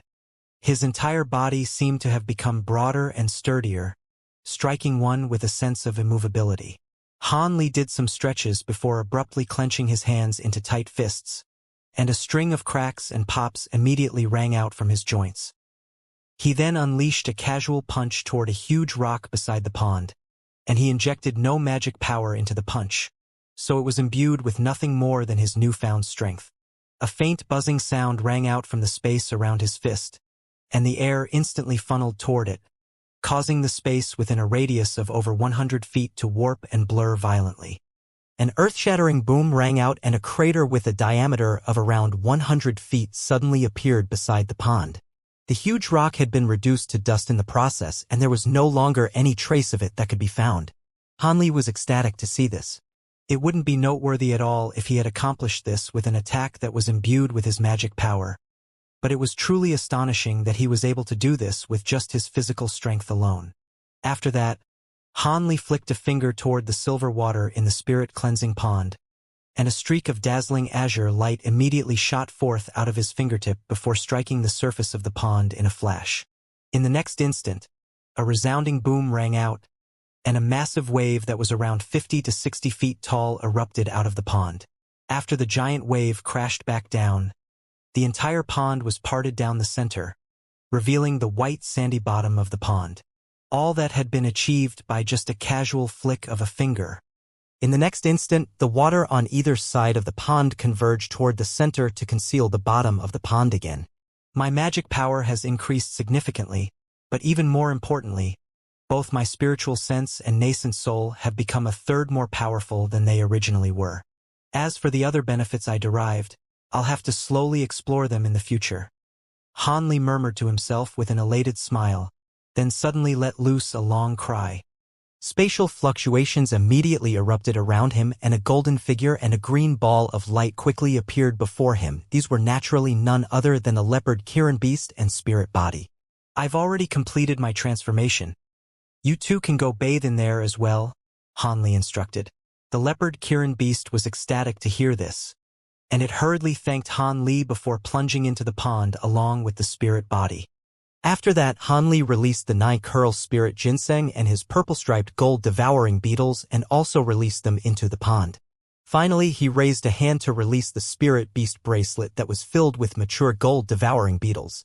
Tens of thousands of beetles surged out of the bracelet at Han Li's behest, but instead of flying toward the spirit-cleansing pond, they split up into over 10 swarms and flew toward the massive trees and plants in the surrounding area instead. Large sections of plants were rapidly devoured by the swarms of beetles, and even some of the spirit stones that were lying on the surface of the ground had been devoured. It was as if a gigantic scraper had worked its way over the entire ground. The lush landscape nearby was instantly reduced to a barren wasteland, and these bleak scenes were rapidly spreading outward at a rate that was discernible to the naked eye. A faint smile appeared on Han Li's face upon seeing this. He had already scoured through the space with his spiritual sense earlier and discovered that there were no precious spirit medicines here. There were either no precious spirit medicines in this space to begin with, or they had already been taken by the powerful beings who had been here before him. Even so, the incredible abundance of spiritual qi in this space made even the most ordinary trees and plants far older and more precious than some of the rare spirit medicines in the spirit realm. He possessed that mysterious small vial, so these plants didn't interest him, but it would be a waste to leave these sources of enormous spiritual qi behind, so it was an easy decision for him to instruct his gold-devouring beetles to devour them in order to enhance their powers. With his current spiritual sense, he would be able to control all of the gold-devouring beetles in his possession for a substantial period of time. Furthermore, this entire space was only less than 100 kilometers in size, and with the devouring prowess of the gold-devouring beetles, it wouldn't take them long to devour everything here. During this period of time, Han Li flipped a hand over to produce a small purplish-golden vial, which had a restriction talisman adhered to it. He gently exhaled toward the small vial, and the talisman was instantly removed. After that, Han Li removed the lid of the vial before tipping it upside down, and a clear cry immediately rang out from within it. Golden light flashed, and a fist-sized golden fiery bird emerged before flying away into the sky. Han Li was already prepared for this, and he made a grabbing motion with one hand, releasing a burst of invisible force to trap the fiery bird. The bird flapped its wings with all its might, but it was forcibly snuffed out by the burst of enormous force, reducing it to a thumb-sized golden pill that hovered in midair. The surface of the golden pill was riddled with intricate pill patterns, and it was none other than the Spirit Void pill. Han Li drew the pill back into his grasp as a streak of golden light, then began to appraise it with a contemplative expression. The jade slip that he had received from Bao Hua didn't mention when it would be best to consume the pill after undergoing his transformation, but generally speaking, it would naturally be best to consume pills of this nature as soon as possible to achieve the best effect. He may not be able to refine all of the power imbued within a pill of this caliber in a short time, but the benefits of consuming it now far outweighed the disadvantages. With that in mind, Han Li immediately tossed the pill into his own mouth before swallowing it without any hesitation. The power of the pill instantly flowed through his meridians as surges of warmth. Even though its effect wasn't as direct and aggressive as that of the flower petals, it struck Han Li with a very warm and comfortable sensation. This was very encouraging to him, and it further cemented his confidence in the fact that the Spirit Void pill was indeed extremely beneficial to him in his current situation. Thus, he immediately sat down with his legs crossed beside the pond to refine the power of the pill. Shortly thereafter, the swarms of gold-devouring beetles returned before combining to form a massive golden cloud above the pond. Han Li opened his eyes and looked around to find that the entire space had been reduced to what appeared to be a bleak and barren desert. However, with the enormous abundance of spiritual qi here, the greenery would all return in several hundred years. Having said that, it would most likely take tens of thousands of years before the plants here could replenish their spiritual power to its former level. After devouring so much spiritual power, the golden shells of the gold-devouring beetles seemed to have become brighter than before. Furthermore, even more benefits would undoubtedly arise as they continued to refine all of the spiritual power they had devoured. Instead of withdrawing the swarm of beetles right away, he estimated how much longer his spiritual sense would be able to last, as well as how much more time he would be able to spend in this space. After ascertaining these two parameters, he instructed the swarm of beetles to plunge down into the pond. After that, Han Li didn't continue to refine the Spirit Void pill. Instead, he cast his gaze toward the pond with a contemplative expression. Moments later, he suddenly raised a hand to summon a yellow gourd amid a flash of yellow light. Han Li gently waved the gourd toward the silver pond, and the former instantly swelled drastically to over 10 feet tall. He then tossed the gourd through the air while making a hand seal, then pointed a finger toward it. A burst of black and white qi immediately erupted out of the gourd before sweeping toward the pond. Immediately thereafter, a pillar of silver water was swept up before being drawn into the giant gourd with unerring accuracy. He had suddenly been struck by the idea to store some of the water in the pond and take it with him. As for whether anyone had done the same thing before him, that was something that was only known to the heavens. Hanli stood on the spot with his hands clasped behind his back, appraising the water flowing into the gourd in an expressionless manner. After a while, he suddenly swept a sleeve toward the giant gourd, releasing an azure incantation seal that vanished into the gourd in a flash. The gourd shuddered, and the black and white chi that it was releasing abruptly vanished, following which the gourd itself quickly shrank down to its original size. Hanli drew the gourd back in his grasp, and his expression immediately darkened as he inspected its contents with his spiritual sense. He tipped the gourd over, and clear water that was completely devoid of spiritual chi flowed out of it. A wry smile appeared on his face upon seeing this. It seemed that there was something special about the spirit-cleansing pond that allowed the water within it to retain its spiritual chi. Even though he was slightly disappointed by this, he had anticipated this to be the outcome. Thus, he began to slowly pace around the pond, trying to derive something through inspection. There were some naturally forming patterns on the sides of the pond that resembled some type of runes or some kind of mysterious ancient text. Of course, at the same time, he was keeping tabs on how long he had stayed in this space, and he was planning to leave as soon as the 3-day mark arrived. He didn't know if the 3-day time limit that Baohua had told him about was reliable, but he certainly didn't want to test it out. Time slowly passed by, and the auras of all of the beings that Hanli had released into the pond were steadily growing more powerful, clearly indicating that they were benefiting immensely from this experience. Due to the time constraints, they wouldn't be able to undergo a complete transformation as Hanli had. But this was still an exceptional opportunity for them. Close to half a day later, Hanli withdrew his gaze from the pond, and murmured to himself in a slightly forlorn manner, "It's time to leave. What a pity. If I could stay in here for around a month, perhaps I'd be able to figure out some things." After that, he let loose a long cry, and the pond was stirred up into a frenzy as several figures emerged, followed by the swarm of tens of thousands of gold-devouring beetles, which converged to form a golden cloud in the blink of an eye. Hanli waved a hand toward them, and the leopard Kirin beast, Chewer, and the spirit body all flew back into his sleeve. However, as he cast his gaze toward the golden cloud of beetles and the pond down below, he suddenly raised an eyebrow before instructing the beetles to plunge into the pond again. The purple-striped gold-devouring beetles were also among them, and Hanli looked on with an expressionless look in his eyes, which was then quickly replaced by one of astonishment. The surface of the pond was rapidly lowering at a rate that was discernible to the naked eye, and its depth was reduced by around 10 feet in the blink of an eye. On this occasion, instead of just bathing in the spirit-cleansing pond, the beetles were drinking the water from the pond as well. Seeing as the water from the pond couldn't be taken away, Hanli decided to try and get his gold-devouring beetles to drink it. Of course, he only dared to make this decision as mature gold-devouring beetles could devour virtually all things and were close to indestructible. He wouldn't have dared to take the same risk with the leopard Kirin beast or spirit body, as who knew what kind of consequences could arise from directly consuming the water in the pond. It certainly wouldn't be a surprise to see normal living beings self-detonate from attempting something like this. Thus, Hanli stood beside the pond, looking as its surface was lowered further and further. Once the pond reached a depth of around 60 feet, something peculiar happened. The gold-devouring beetles were still gulping down water with reckless abandon, but the surface of the pond didn't drop any lower. Through the use of his spiritual sense, Hanli could sense that all of the gold-devouring beetles were indeed still devouring water, so this was naturally very surprising to him.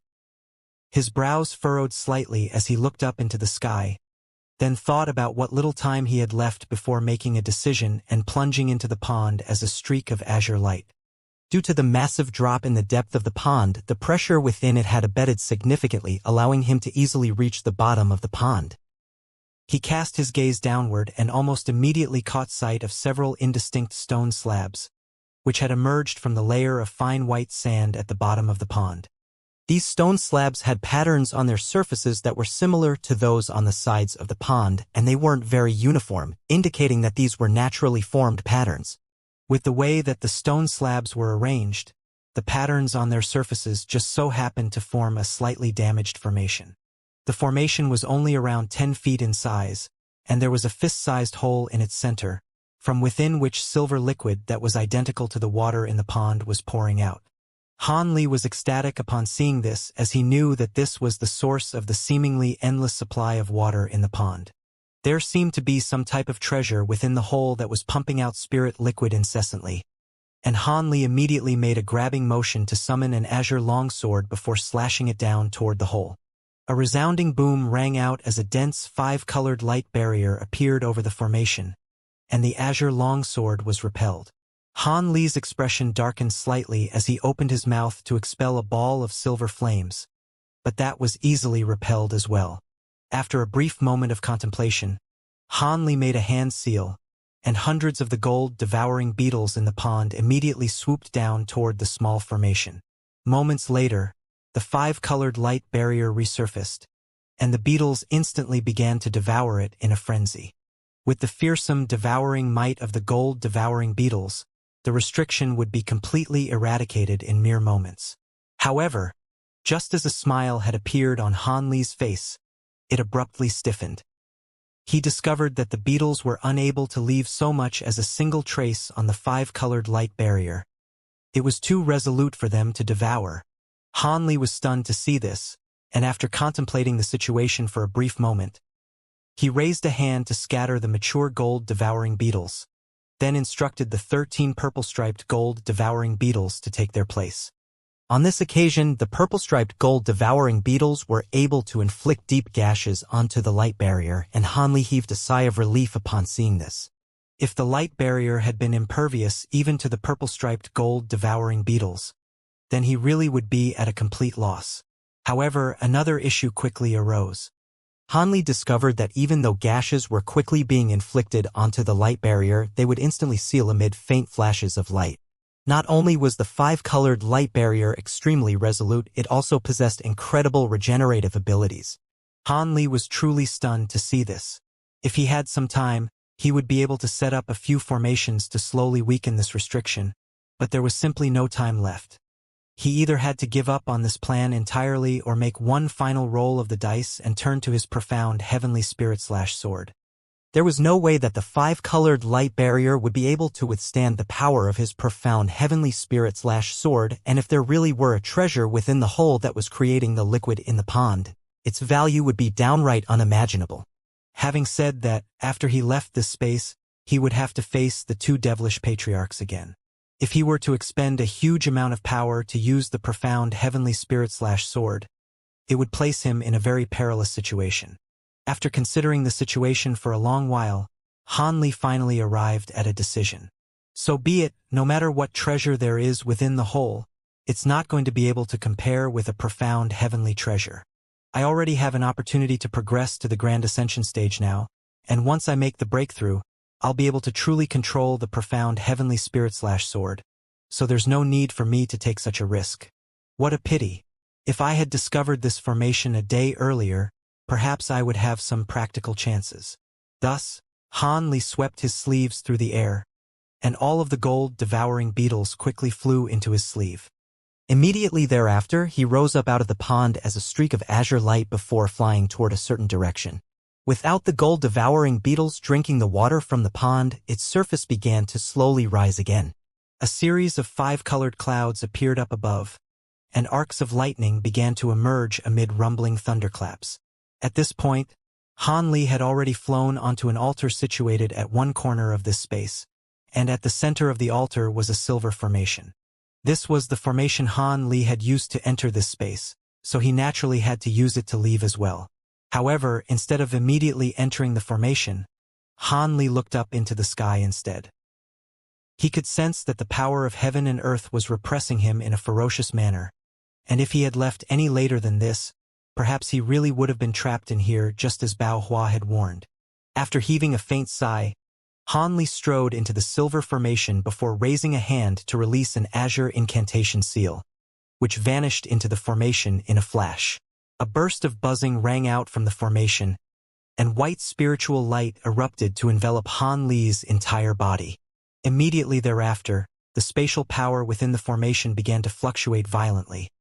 Yet just as he was about to be teleported away, a ball of green light suddenly erupted out of his robes from his chest. His eye widened with shock as he reached out like lightning and grabbed onto the object.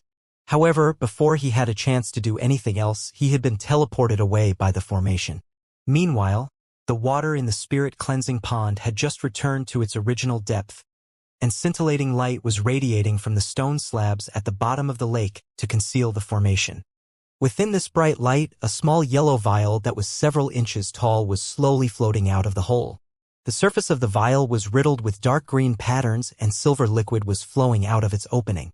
After the flow of pond water ceased, a pair of black pea-sized eyes appeared on its surface, and they looked around before a humanized expression of disappointment appeared within them.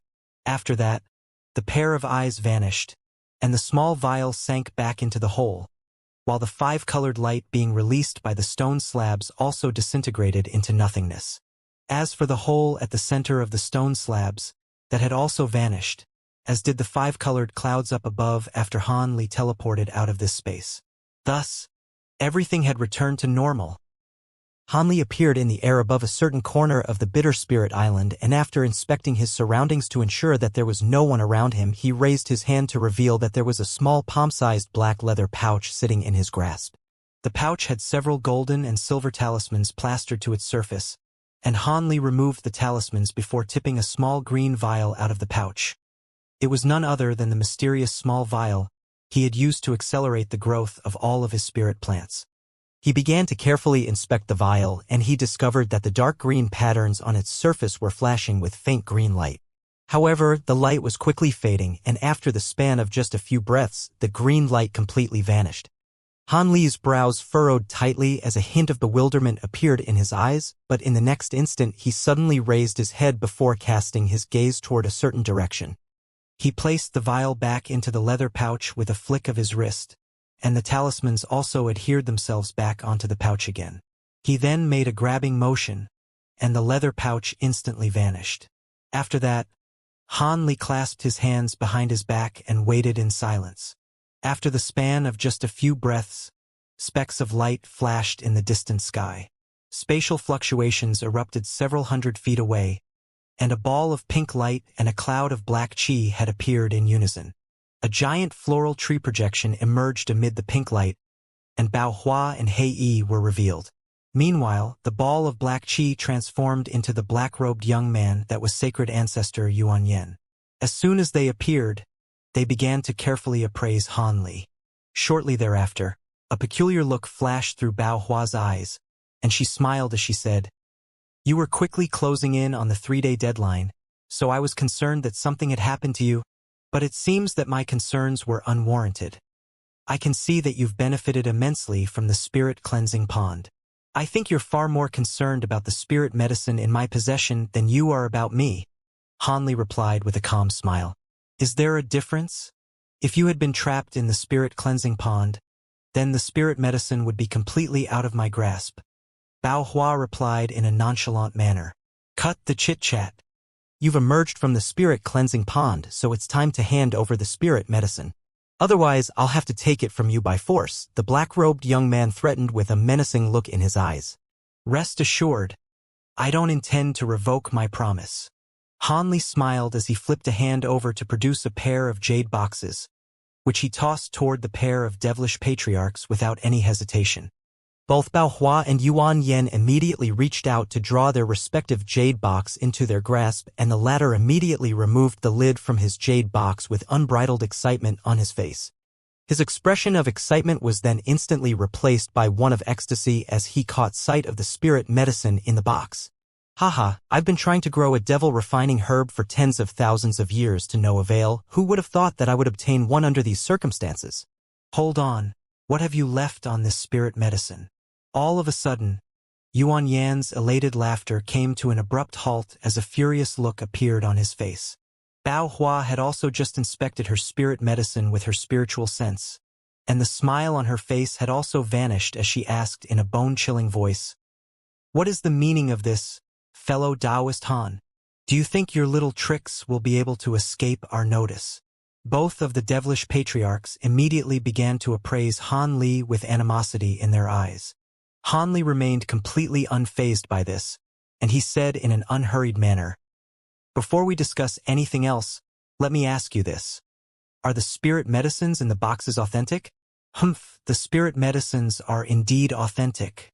But don't tell me you haven't tampered with them." Yuan Yen said in a cold voice. I believe you owe us an explanation, fellow Taoist Han. Otherwise, we won't let you leave this island. Bao Hua also chimed in with a dark expression. The spirit medicines are authentic and I've handed them over to you, so I've fulfilled my initial promise, Han Li continued in a calm manner. So what? Do you think you'll be able to talk your way out of this by playing these word games? Sacred Ancestor Yuan Yen stepped forward with a furious expression, and a burst of astonishing baleful qi erupted from his body, causing the entire sky to tremor violently. The two devilish lords were on the verge of escalating this into a physical altercation. I have no intention of playing any word games. I haven't left any complex restrictions on the two spirit medicines. I've only left 2 temporary wisps of spiritual sense with them. It won't be long before these wisps of spiritual sense dissipate on their own, and they won't harm the spirit medicines in any way.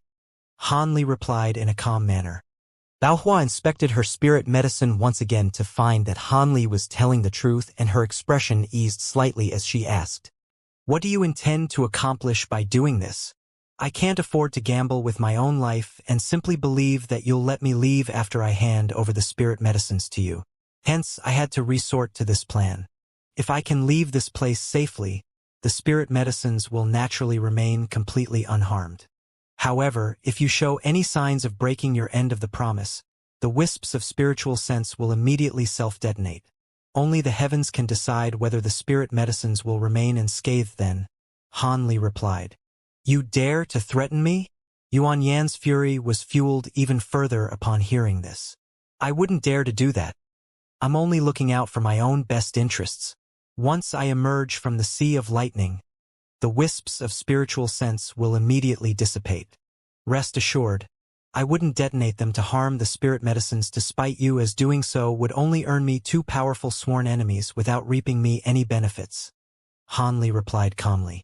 Humph, you think a mere wisp of your spiritual sense can destroy these spirit medicines? These are extraordinarily rare spirit medicines that even flying swords would struggle to damage. Bao Hu harumphed coldly. That may be the case, but I'm betting that neither of you would dare to take this risk. Besides, do you think the wisps of spiritual sense I've left with these spirit medicines are just normal spiritual sense? Han Li countered with a meaningful smile. Bao Hua and Yuan Yan's expression changed slightly upon hearing this. To Han Li's surprise, the furious Yuan Yan suddenly reverted back to a calm expression, and said in a cold voice, Well done. It's been close to 100,000 years since I've had my hands and feet bound like this. Piss off. But if you dare to harm this devil refining herb even in the slightest, I'll show you what it feels like to wish you've never been born. Han Li was quite amazed by Yuan Yan's acting skills, but his expression remained unchanged as he turned toward Bao Hua for her verdict. I also agree to this. Just like you said, I wouldn't dare to risk having this spirit medicine damaged. But if this wisp of spiritual sense still hasn't dissipated after you've left the Sea of Lightning, then don't blame me for coming after you, Bao Hua said in an expressionless manner. All right, then I'll be taking my leave now, Han Li said as he cupped his fist in a farewell salute, then immediately flew away as a streak of azure light. After just a few flashes, he had vanished into the distance, leaving the trio of devilish beings behind. Mistress Bao Hua, should I follow him?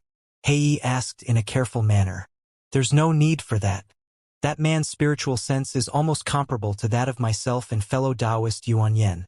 So there's no way you'll be able to fool him with your concealment techniques. Bao Hua replied with a shake of her head. When did you become such a coward? The black-robed young man said as he rolled his eyes in a disdainful manner. Why don't you go ahead and follow him then? You'll have my undying admiration. Bao Hua replied in a cold voice. Humph. My most trusted subordinate isn't by my side. Otherwise, there's no way I'd let him leave so easily. The black-robed young man spat through gritted teeth. You're talking about that Xianxia, right? So you're saying you'd dare to take the risk if she were here? Bao Hua asked as a derisive look flashed through her eyes. You're right. I wouldn't dare to take the risk anyway with the devil refining herb at stake. The black-robed young man conceded with a wry smile. The same goes for me as well. He's determined that there's no way we'd dare to gamble with these spirit medicines, which is why he's so confident in his plan, Bao Hua replied. The black-robed young man nodded in response before a skeptical look appeared on his face. I have no issues with allowing him to get away, but there aren't any issues with the spiritual sense he's left on these spirit medicines, right? Have you discovered something amiss? Bao Hua asked. No. If I had, I wouldn't have let him leave, Yuan Yen replied after a brief hesitation. I haven't discovered anything either. Seeing as neither of us have detected anything, I'm sure there's nothing special about these wisps of spiritual sense. Let's just wait until he leaves the Sea of Lightning, Bao Hua sighed. However, Yuan Yen still seemed to be unwilling to give up, and he suddenly asked, with your powers, how confident are you in your ability to remove the wisp of spiritual sense? I still haven't fully recovered my magic power, but if it's only a normal wisp of spiritual sense, then there's a roughly 60% chance that I'll be able to eradicate it before it self-detonates. Bao Hua replied. It's over 80% for me, but I still wouldn't dare to take the risk. Yuan Yen sighed in a resigned manner. Bao Hua smiled in response, yet just as she was about to say something else, an elderly voice rang out in both of their ears in unison. Humph, seeing as neither of you dare to take the risk, then let me do the honors in your place. I'll be taking all of his other spirit medicines. That voice belongs to Nye Pan. Bao Hua and Yuan exclaimed in unison upon hearing this. In the next instant, the elderly voice abruptly cut off. I should have known that he would come here to take a look, sacred ancestor Yuan Yen said with a dark expression. Isn't Nye Pan currently hibernating to recover from his injuries? In that case, that must have been one of his 3 clones. I wonder how long he's been here for, Bao Hua mused. He most likely only recently arrived. Otherwise, there's no way he would have been able to remain hidden from us. I'm just concerned that that human brat will think that we sent someone after him, and he'll detonate the spiritual sense on the spirit medicines in retaliation. Yuan Yen said as his brows furrowed slightly. As long as we don't pursue him in person, I'm sure he wouldn't do something so foolish, but it'll be hard to say if he finds himself in life-threatening peril. After all, it wouldn't be surprising if he were to do something insane when he's on the brink of death. Bao Hua replied. There's no way a clone of Nye Pan's would be able to pose a real threat to his life. Even if he can't defeat the clone in battle, he'll definitely be able to get away. Yuan Yen said as his expression eased slightly. I wouldn't be so sure of that. Don't forget that among the 3 devilish patriarchs, Nye Pan is the one who bears the heaviest grudge against the spirit realm. Many years ago, his Dao companion was killed by a grand ascension stage being in the spirit realm during a past sacred sacrifice. Bao Hua said with a shake of her head. I'm naturally aware of that, but his true body is currently in hibernation. Unless all 3 of his clones were to combine their powers, he won't be able to do anything to that human brat. Yuan Yen replied in a nonchalant manner. It looks like you still don't know about that thing. Nye Pan sure is good at keeping secrets? Bao Hua said as a peculiar look flashed through her eyes. What are you referring to? Yuan Yen asked as his expression darkened slightly.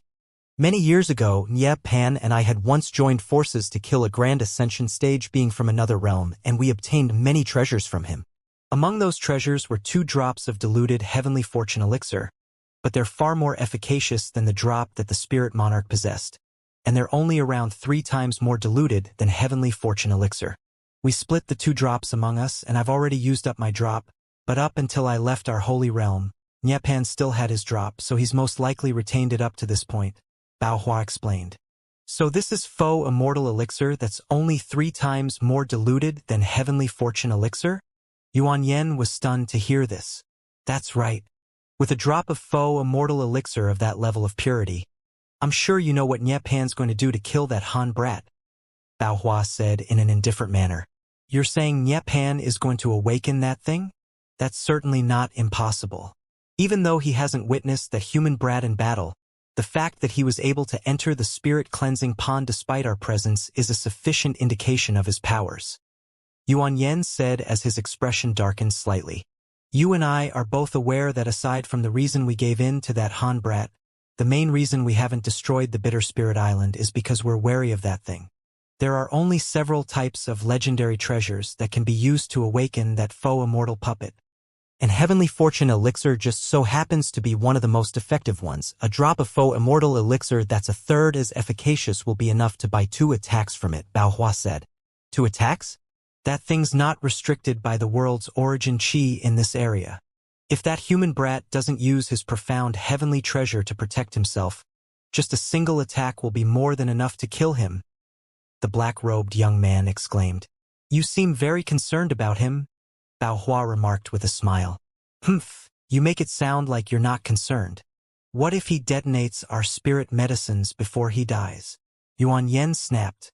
If that thing really does get awakened, do you think that Han Brat will have time to think about detonating his spiritual sense?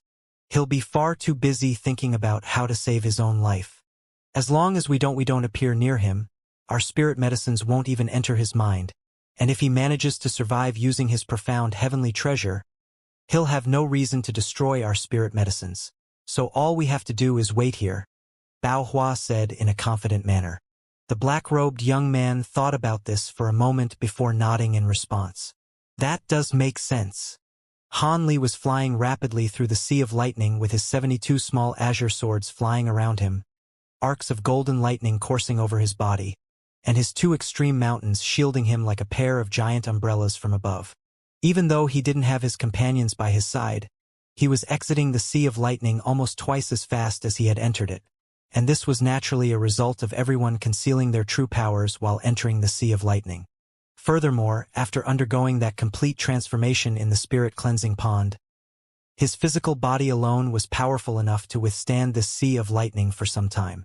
After a while, a hint of elation appeared on Han Li's face. The edge of the sea of lightning wasn't far away, and he took a deep breath as he accelerated to fly out of the sea of lightning. But right at this moment, the rumbling thunderclaps around him suddenly ceased, and the countless bolts of lightning crashing down from above abruptly parted in a miraculous scene. All of a sudden, no more bolts of lightning were raining down from above, but a terrifying aura was emanating from the dark clouds up above alongside a vast expanse of scintillating silver lightning. Han Li's expression changed slightly upon seeing this, and he immediately stopped before looking up at the silver light with a wary expression. Blue light was flashing within his eyes, and after the span of just a few breaths, the silver lightning up above faded, and a mountainous creature appeared. The creature was of a shimmering golden color and had arcs of lightning coursing all over its body. It was none other than that golden crab. There was currently a golden-robed middle-aged man standing atop one of the golden crab's giant pincers. The middle-aged also had golden skin and a pair of deep-set green eyes that gave off a sinister appearance. Han Li swept his spiritual sense toward the middle-aged man only to discover that he was unable to detect his exact cultivation base, and that made him even warier about the situation. It was either the case that the middle-aged man possessed a cultivation base that was far superior to his, or he was using a special secret technique or treasure to hide his cultivation base. Either way, this was definitely bad news for Han Li. However, he could sense that Bao Hua and Yuan Yen were still situated on the Bitter Spirit Island, so he wasn't overly fearful and merely appraised the middle-aged man in silence. "You're a spirit realm being?" the golden-robed man asked in a cold voice. "I am. May I ask who you are?" Han Li asked in a calm manner. "All spirit realm beings deserve to die, and you're no exception," the golden-robed man said as a vicious light flashed through his eyes. "What do you mean by that?" Han Li asked as his brows furrowed slightly. However, the golden-robed man had no intention of explaining anything to Han Li. Instead, he suddenly flipped a hand over to produce a small golden vial before tipping it upside down. In the next instant, a drop of green liquid flowed out of it before vanishing into the golden crab's giant pincer. "Heavenly Fortune Elixir," Han Li exclaimed as his pupils abruptly contracted. "So you know of this elixir as well?" the golden-robed man said in a slightly taken aback manner. Right at this moment, the arcs of lightning coursing over the giant golden crab's body suddenly faded, and at the same time countless shimmering golden runes instantly appeared over its body. It also opened its gigantic eyes, revealing them to be a shimmering golden color as well. "You offered me something quite good this time, Nya Pan. I can lend you my assistance for the offering that you've made," the giant golden crab said in a rumbling voice, and it seemed to be extremely intelligent. Han Li was stunned to see this. Yet before he could properly assess the situation, The golden-robed man stabbed a finger at him and said, "Kill this spirit realm brat. All right, but for the elixir that you offered me, I'll only attack twice regardless of whether I successfully kill him or not. Would you still like to go through with this?" The golden crab asked as it settled its gaze on Han Li, who was immediately struck by a bone-chilling sensation. "Haha. Go right ahead. With your powers, 2 attacks are enough to kill even the average Grand Ascension stage being." The middle-aged chortled in response. "All right then." The golden crab raised one of its giant pincers, which transformed into a pair of gigantic golden scissors that was over 1,000 feet in length before sweeping toward Han Li. Golden light flashed on either side of Han Li's body, and the golden scissors appeared without any warning before its blades were viciously closed. Han Li knew that the golden crab would definitely be extremely powerful, but he didn't think that its attack would be so fast and fearsome. The golden scissors had reached him without giving off any spatial fluctuations, so it would be impossible for him to evade. With the fearsome power that the golden scissors had displayed, no defensive treasure would stand a chance against it. In this dire situation, Han Li immediately let loose a loud cry as he raised the arm in which the profound heavenly spirit/sword was sealed, and dark green runes surged over his skin as his arm transformed into the sword before being slashed through the air, unleashing a huge green sword projection. At the same time, Han Li flipped his other hand over and his skin instantly turned a purplish-golden color. He spread his fingers open and a burst of 5-colored glacial flames surged forth, forming a 5-colored ice shield before him. Simultaneously, gray light erupted from his body as the divine essence-fused light also formed a light barrier around him. After that, he quickly opened his mouth to expel a ball of silver flames that shot forth toward the oncoming attack. A resounding boom rang out, followed by a loud crack. The golden light on one side was able to break through the azure sword projection, but it was repelled by the arm that was covered in green spiritual symbols, while the arm itself remained completely unscathed. However, the golden light on the other side was able to slice through the 5-colored ice shield and gray light barrier with ease. It was slowed down slightly by the silver fireball, but then reached Han Li in a flash and tore through the protective spiritual light around him as if it didn't even exist. The 2 halves of Han Li's body plummeted down from the heavens, and the golden light swept forth to shred them into scraps of blood and flesh that rained down from above. The golden-robed man immediately burst into raucous laughter. "Haha, I had thought that you'd be able to put up a decent fight, but you're nothing special. To think that Bao Hua and Yuan Yen were forced to comply to you, they sure have become useless during my absence." Right at this moment, the golden crab said something that immediately cut off the golden-robed man's laughter. The first attack was unable to kill the target, now unleashing the second attack. As soon as the voice trailed off, the giant golden crab raised 2 of its huge pincers upward in unison. Layers of golden runes then surged out of his body in a frenzy before forming a giant ball of runes that had a diameter of over 1,000 feet. The mass of the ball was astonishing, and it was glowing with scintillating golden light. All of a sudden, spatial fluctuations erupted over 1,000 feet away, and an azure-robed humanoid figure appeared. It was none other than Han Li, and his face paled as he cast his gaze toward the golden ball of runes. The golden-robed man faltered slightly upon seeing this before immediately realizing what had happened. "So you possess a treasure that was able to die in your stead. You're a lucky rascal. But this next attack will end your life anyway." Han Li completely disregarded the golden-robed man's gloating and continued to appraise the golden ball of runes with a dark expression. Even though he had managed to withstand half of the first attack with his profound heavenly spirit/sword, the other half of the attack was able to tear through his defenses with ease. If he hadn't used his blood essence to activate that tribulation transcendence substitution puppet refined from the weeping spirit bloodwood, he would have at least been severely wounded if not killed on the spot by that attack. This golden ball of runes that the golden crab had conjured up was clearly more powerful than its first attack. So Han Li had no choice but to unleash his most powerful life-saving techniques. He let loose a low roar as he made a hand seal, and his body expanded drastically in size.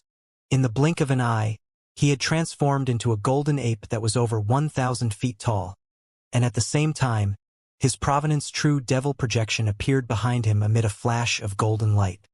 He then laid a hand onto the top of his own head, and a golden nascent soul that was around half a foot tall appeared. The nascent soul wore a grim expression as it chanted an incantation, following which several true spirit projections emerged amid a burst of scintillating light. All of the projections, including the Provenance True Devil projection, rose up into the air before converging toward the nascent soul. Brilliant golden light erupted amid a resounding boom, and the giant ape instantly began to shrink, transforming into a tall and broad humanoid figure that was around the same height as the average grown man. The humanoid figure's entire body was of a shimmering golden color, and the entirety of its skin was covered in a layer of golden scales. There was a single azure horn on its head, and an inky black demonic eye on its glabella. It was still Han Li, but in this form, he gave off a very unsettling appearance, and there was bright bluish golden light flashing incessantly within his eyes. In the next instant, another golden head appeared on his shoulder amid a flash of golden light, and this was accompanied by a pair of shimmering golden arms that sprouted from beneath his ribs. He had undergone the second Nirvana transformation to adopt an extremely fearsome-looking devil form. Holy Nirvana physique! The golden-robed man exclaimed with incredulity upon seeing this. By the time he had arrived at the Bitter Spirit Island, Han Li had already entered the spirit cleansing pond, so he had no idea that Han Li had also cultivated the Holy Nirvana physique. On top of that, he was even capable of undergoing the second Nirvana transformation, and that was naturally quite astonishing to the Nyepan clone. However, the giant golden crab paid no heed to either of them and unleashed its attack. It abruptly brought two of its giant pincers together to clamp down onto the giant ball of runes, then hurled it toward Han Li with devastating might. Han Li's two heads chuckled coldly in unison as he raised his dark green arm, and in the next instant, countless dark green runes surged out of his arm before forming a dark green sword projection. The sword projection was only around 3 feet in length, and Han Li grabbed onto it before slashing it toward the golden ball of runes without any hesitation. Due to the cultivation base and time constraints, Han Li was still unable to unleash the profound heavenly spirit/sword's true power, but this sword projection was still far more powerful than the average divine spirit treasure. The entire sky within a radius of several tens of kilometers immediately dimmed, and countless 5-colored balls of light that were formed by the world's origin chi appeared in the surrounding area before surging toward the sword projection in a frenzy. The streak of sword chi unleashed by the sword projection was initially only just over 100 feet in length, but with this influx of the world's origin chi, it swelled to over 1,000 feet in length as arcs of golden lightning appeared over its surface. In the instant the giant ball of runes came into contact with the massive streak of sword chi, over 1,000 huge rune projections appeared over its surface, each of which was shimmering with golden light and rapidly rotating while flashing incessantly. An earth-shattering boom rang out, and green and golden light exploded between Han Li and the golden crab, sending powerful shockwaves sweeping outward in all directions. One half of the sky was colored green by the sword chi, while the other half was glowing with golden radiance. The clash between the two only lasted the span of several breaths before the golden rune projections on the golden half of the sky converged to form around a dozen mountainous golden rune projections, which crashed toward the green half of the sky with devastating force.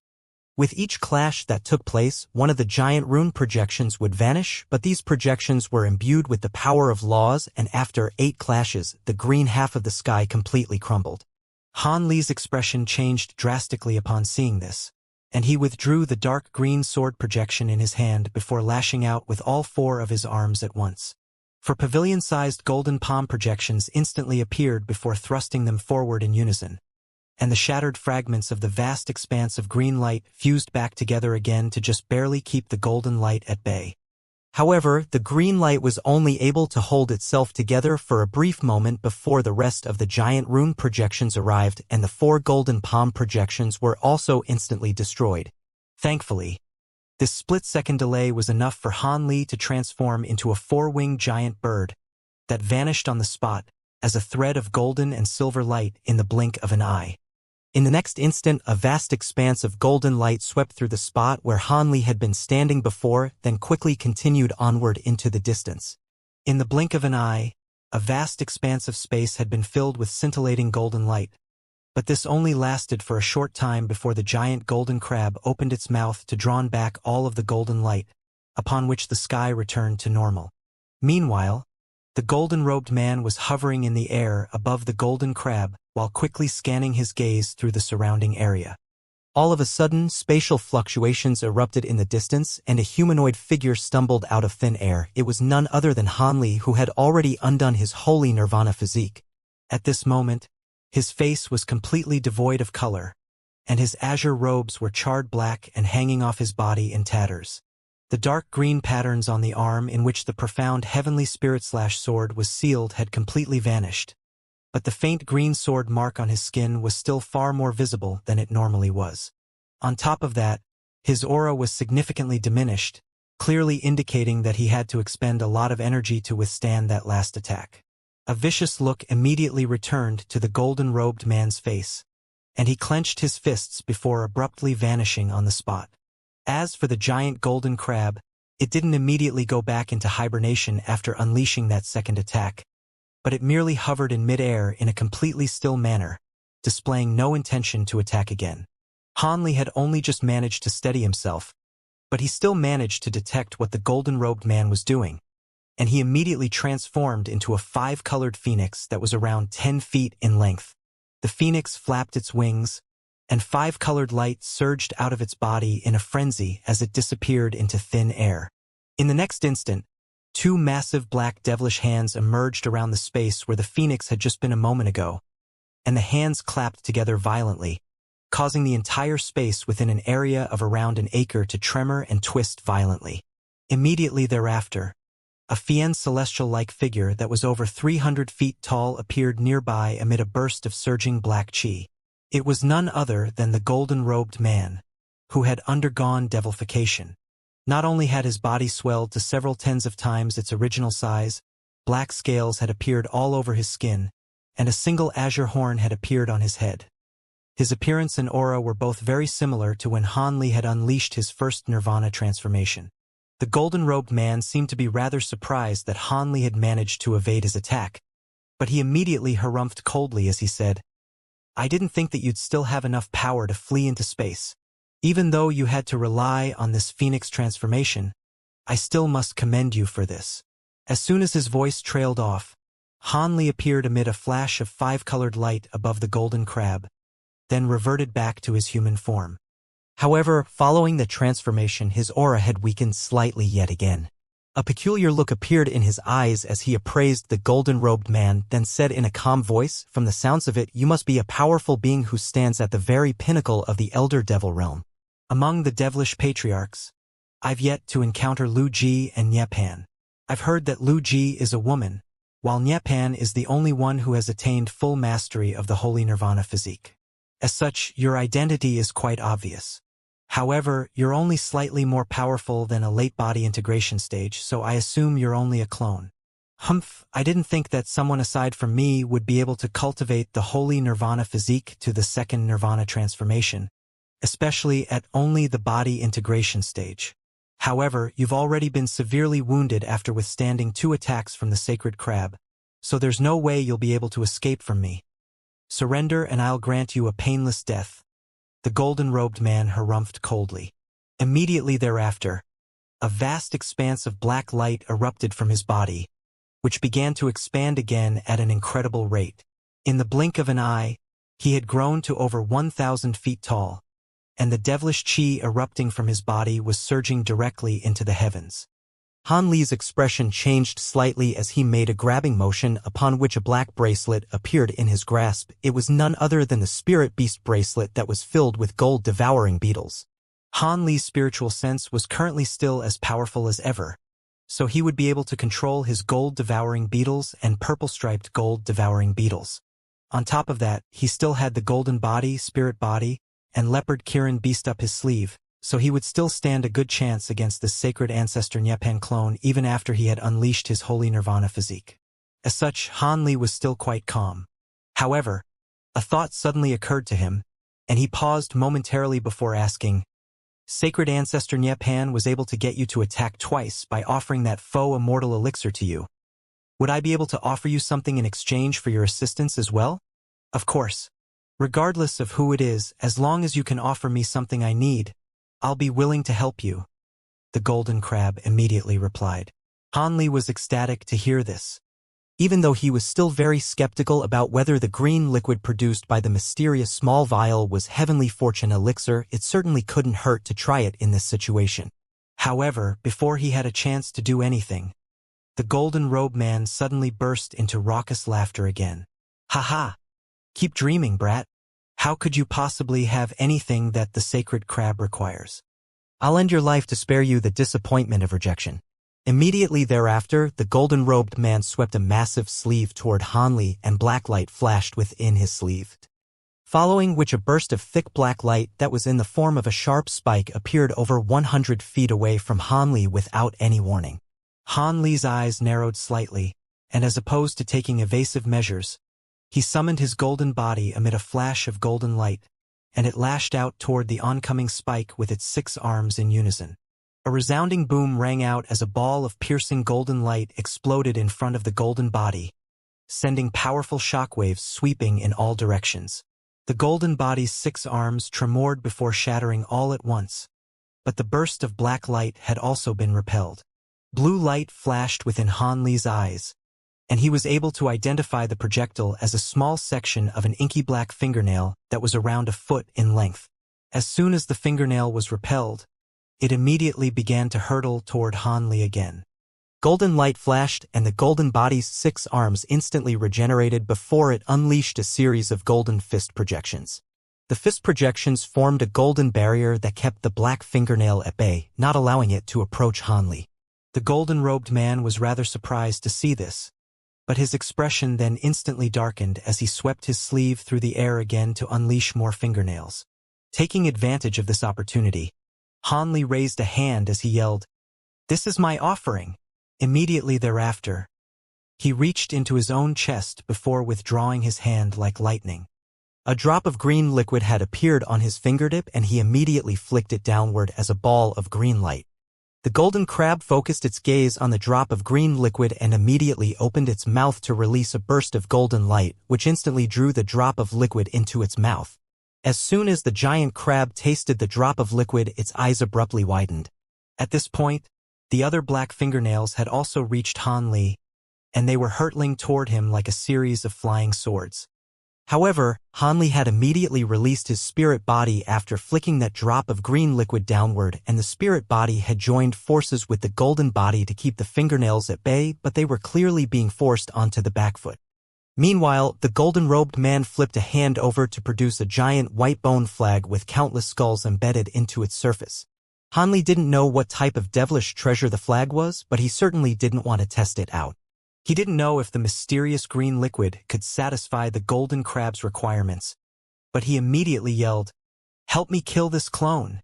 In the next instant, the giant golden crab gave a reply that allowed Han Li to heave a massive sigh of relief. "The offering you have given me can be exchanged for 3 attacks from me. This is the first attack." The golden crab brought 2 of its giant pincers together in an unhurried manner as it spoke. The golden-robed man was stunned to hear this, and he immediately began to panic at the sight of what the golden crab was doing. He had witnessed the golden crab's power on several occasions, and he knew that it was definitely far too fearsome for a mere clone of his to oppose. As such, his expression changed drastically as he tossed his giant flag forward, then stomped a foot down onto the midair before rushing back as a gust of black wind. Almost as soon as he did this, massive streaks of golden light appeared on either side of the bone flag, then sliced it into several pieces amid a loud crack. "This is the second attack." The giant crab's voice was still as indifferent as ever as it opened its mouth to expel a pillar of golden light. The pillar of light was as thick as a water tank, and its speed was virtually indescribable in Han Li's eyes. It reached the golden-robed figure in a flash, then passed through his body before he could even begin to react. The golden-robed man gave an anguished howl as a massive hole appeared in his abdomen, but such a wound still wasn't enough to kill him. His face was twisted with agony, but he immediately made a hand seal before pressing his hand toward the wound. Before his hand had even come into contact with his own body, a burst of black chi had begun to emerge from his palm, clearly indicating that he was planning to administer self-treatment. However, in the next instant countless specks of golden light suddenly appeared within the wound, and the golden-robed man let loose a thunderous roar of despair upon seeing this, but it was already too late. The specks of light instantly transformed into golden threads, then shot forth in all directions. In the blink of an eye, countless holes had been punched into the golden-robed man's body, following which he crumbled away into countless scraps of flesh and blood that rained down from the heavens. The golden crab's powers were truly unfathomable. It had slain the Nyepan clone with ease even without using the third attack. Even the clone's nascent soul hadn't managed to escape the ravaging golden threads.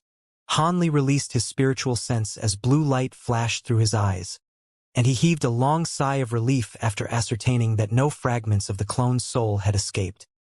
He then cast his gaze down toward the giant golden crab as a hesitant look appeared on his face. I've already unleashed 2 attacks and I still owe you 1 attack. If you need it now, you can come back to me at a later date. However, I can only remain here, so you'll have to lure your enemy to this place before I can attack them, the golden crab said in an indifferent voice as the golden light radiating from its body dimmed slightly. Hanli faltered slightly upon hearing this before asking, "Why are you unable to leave this place? Without sufficient immortal spiritual power, I won't be able to move much before I run out of energy," the golden crab explained. Han Li's expression changed slightly upon hearing this. "What are you referring to when you say immortal spiritual power?" "I'm referring to the energy of heaven and earth imbued within your offerings. I only agree to lend my assistance to those who can offer me things that contain this type of power. I'm a puppet, so every single move I make expends immortal spiritual power. As such, I keep half of the immortal spiritual power within the offerings I receive as compensation," the golden crab replied. A thought suddenly occurred to Hanli and he asked, "I see. Are you a faux immortal puppet? I can see that you've attained intelligence, so it would only be right of me to refer to you as a fellow Taoist. May I ask how long that drop of heavenly fortune liquid that I gave you will be able to fuel you? I am a faux immortal puppet that was refined in the upper realm, and I came to this realm due to an accident. My former master perished during that accident, and after many years I was able to attain a hint of autonomous spiritual nature. The elixir that you gave me isn't true heavenly fortune elixir, but it's half as efficacious as the real thing, and it's the purest elixir that I've been offered since arriving in this realm. That drop of faux immortal elixir can support me for 2 months. Of course, that's under the assumption that I don't have to face anyone in battle during that time. Otherwise, it'll only be able to support me for a few attacks," the golden crab replied. "I see, so you're stuck here purely due to insufficient energy," Hanli said in a contemplative manner. "You can say that. I chose to remain here as this place has the greatest abundance of spiritual qi in this entire realm, so I can hibernate here without expending any energy. Once I accumulate enough immortal spiritual power, perhaps I'll be able to return to the upper realm," the golden crab said. "When you say upper realm, you're referring to the true immortal realm, right?" Hanli asked. "That's right. You lower realm beings refer to it as the true immortal realm, but those from the true immortal realm refer to it as the upper realm," the golden crab replied. "Looks like your former master had to have been a true immortal to possess a puppet as powerful as you. Would you be willing to follow me for some time if I can provide you with enough energy?" Hanli suddenly asked. The golden crab was silent for a long while upon hearing this before replying, "I wouldn't be opposed to that if you can offer me a drop of faux immortal liquid of that level of purity every month. However, you'll have to offer me additional compensation if you want me to assist you in battle. On top of that, I'll leave once I accumulate enough energy and you're not allowed to try and stop me." "How much time would it take you to accumulate enough immortal spiritual power?" Hanli asked after a brief hesitation. "My immortal spiritual power conversion component has been severely damaged, so I'll only be able to convert 1 drop of that faux immortal liquid at most per month.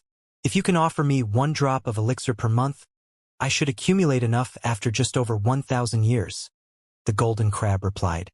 1,000 years, eh? Hehe, all right. I'll give you 1 drop of that faux immortal liquid per month. So come with me, Hanli said with a smile. "All right, but if you're unable to provide an offering for any month, I'll view that as a transgression and kill you on the spot," the golden crab said in a forthright manner. Hanli hesitated momentarily upon hearing this, then gritted his teeth and nodded in response. "You have yourself a deal," In that case, we can sign the temporary agreement right away. The golden crab replied as golden runes appeared all over its body again. Immediately thereafter, it opened its mouth to expel a dark green stone slab that was around 4 feet in size, which hovered directly over to Han Li. Han Li was rather wary of the stone slab, but it merely hovered on the spot without doing anything else, and only then did Han Li cast his gaze toward it. In doing so, he discovered that there was beveled silver text flashing on the stone slab, and after carefully reading through it, he discovered this to be in agreement with the terms that the golden crab had just stipulated. If you have no issues with this agreement, then just expel some blood essence onto it to seal the deal, the golden crab prompted. Han Li was quite relieved to hear this and immediately agreed. If the golden crab had asked for a fragment of his spiritual sense or something like that, he'd have to reconsider in fear of being plotted against by some unknown restriction, but blood essence was no issue at all. Thus, Han Li expelled a mouthful of blood essence, and as soon as it came into contact with the stone slab, it transformed into several unknown crimson runes that vanished into the stone slab in a flash. Immediately thereafter, the stone slab flew back as a ball of green light and into the golden crab's mouth again. Now that the temporary agreement has been signed, I can come with you. When are we setting off? Hehe, you really are a straightforward man, fellow Taoist. We can leave right now, but before that, would you be able to adopt a form that attracts less attention? Han Li asked with a smile. Sure. The golden crab replied in a nonchalant manner, following which its body began to rapidly shrink amid a flash of golden light. Once the light faded, the golden crab was revealed to have transformed into a young clean-shaven man wearing a set of green Taoist robes. The young man appeared to be 27 to 28 years of age with a pair of golden eyes and dark green eyebrows. He turned toward Han Li in a completely expression manner and said, You may refer to me as Xianxia. A hint of surprise flashed through Han Li's eyes as he reflexively swept his spiritual sense toward the young man, only to have it instantly repelled. His heart jolted slightly as he cupped his fist in a salute and said, It's an honor to have you with me, Xianxia. My surname is Han, and I'm from the spirit realm.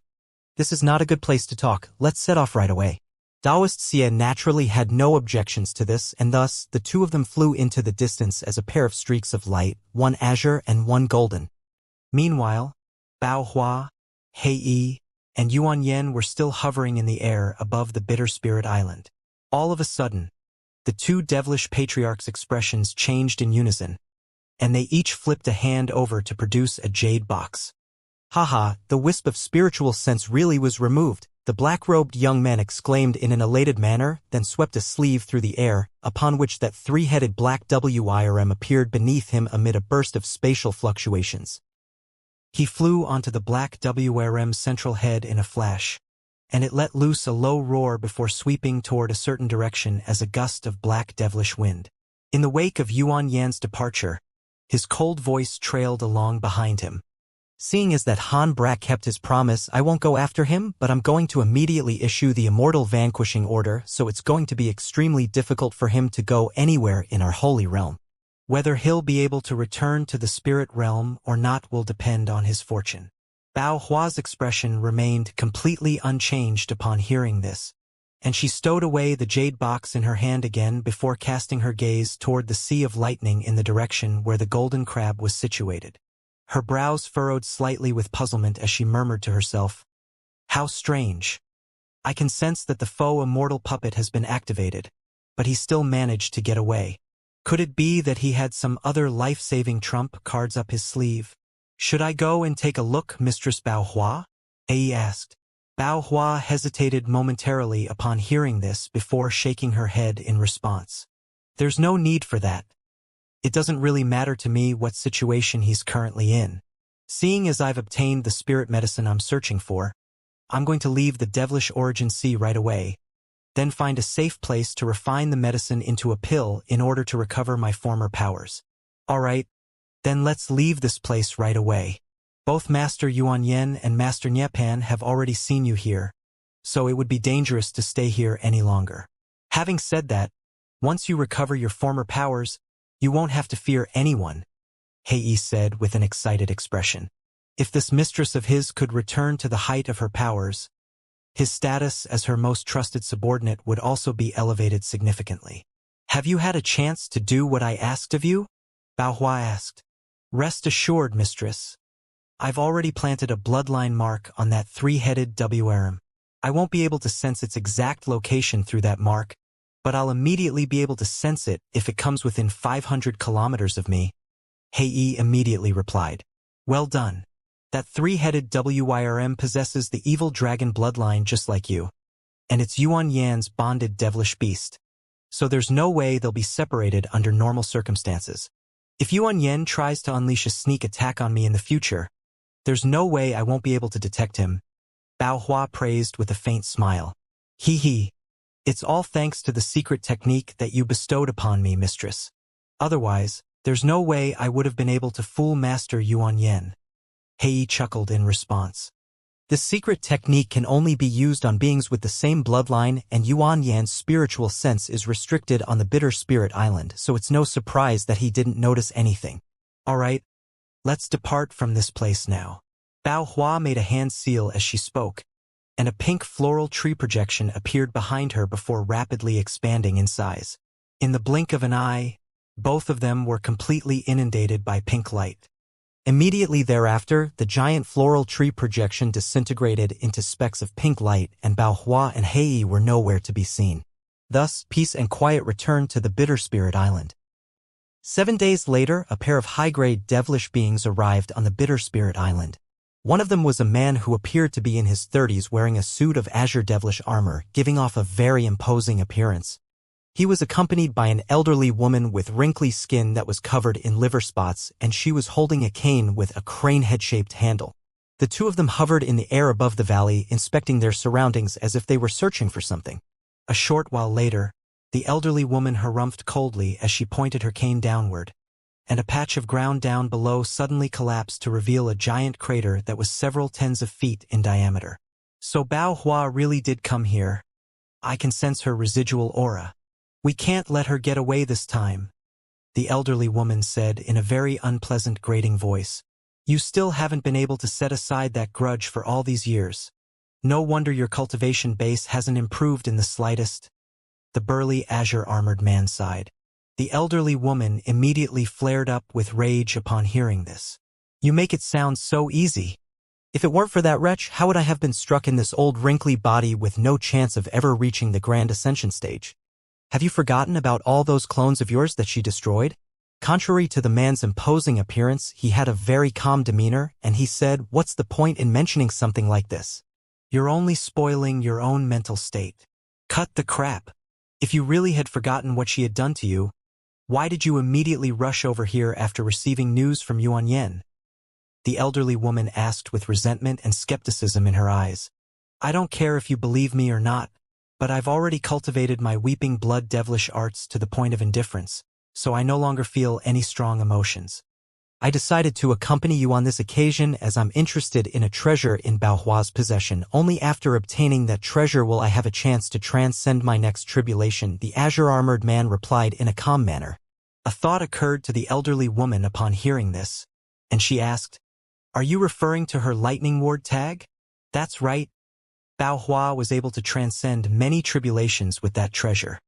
As for Bao Hua herself, that's something I'm no longer interested in, the azure-armored man replied.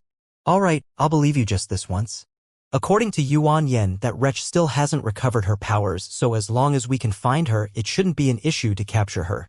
When that time comes, I'm going to make her regret ever crossing me, the elderly woman said in a resentful manner.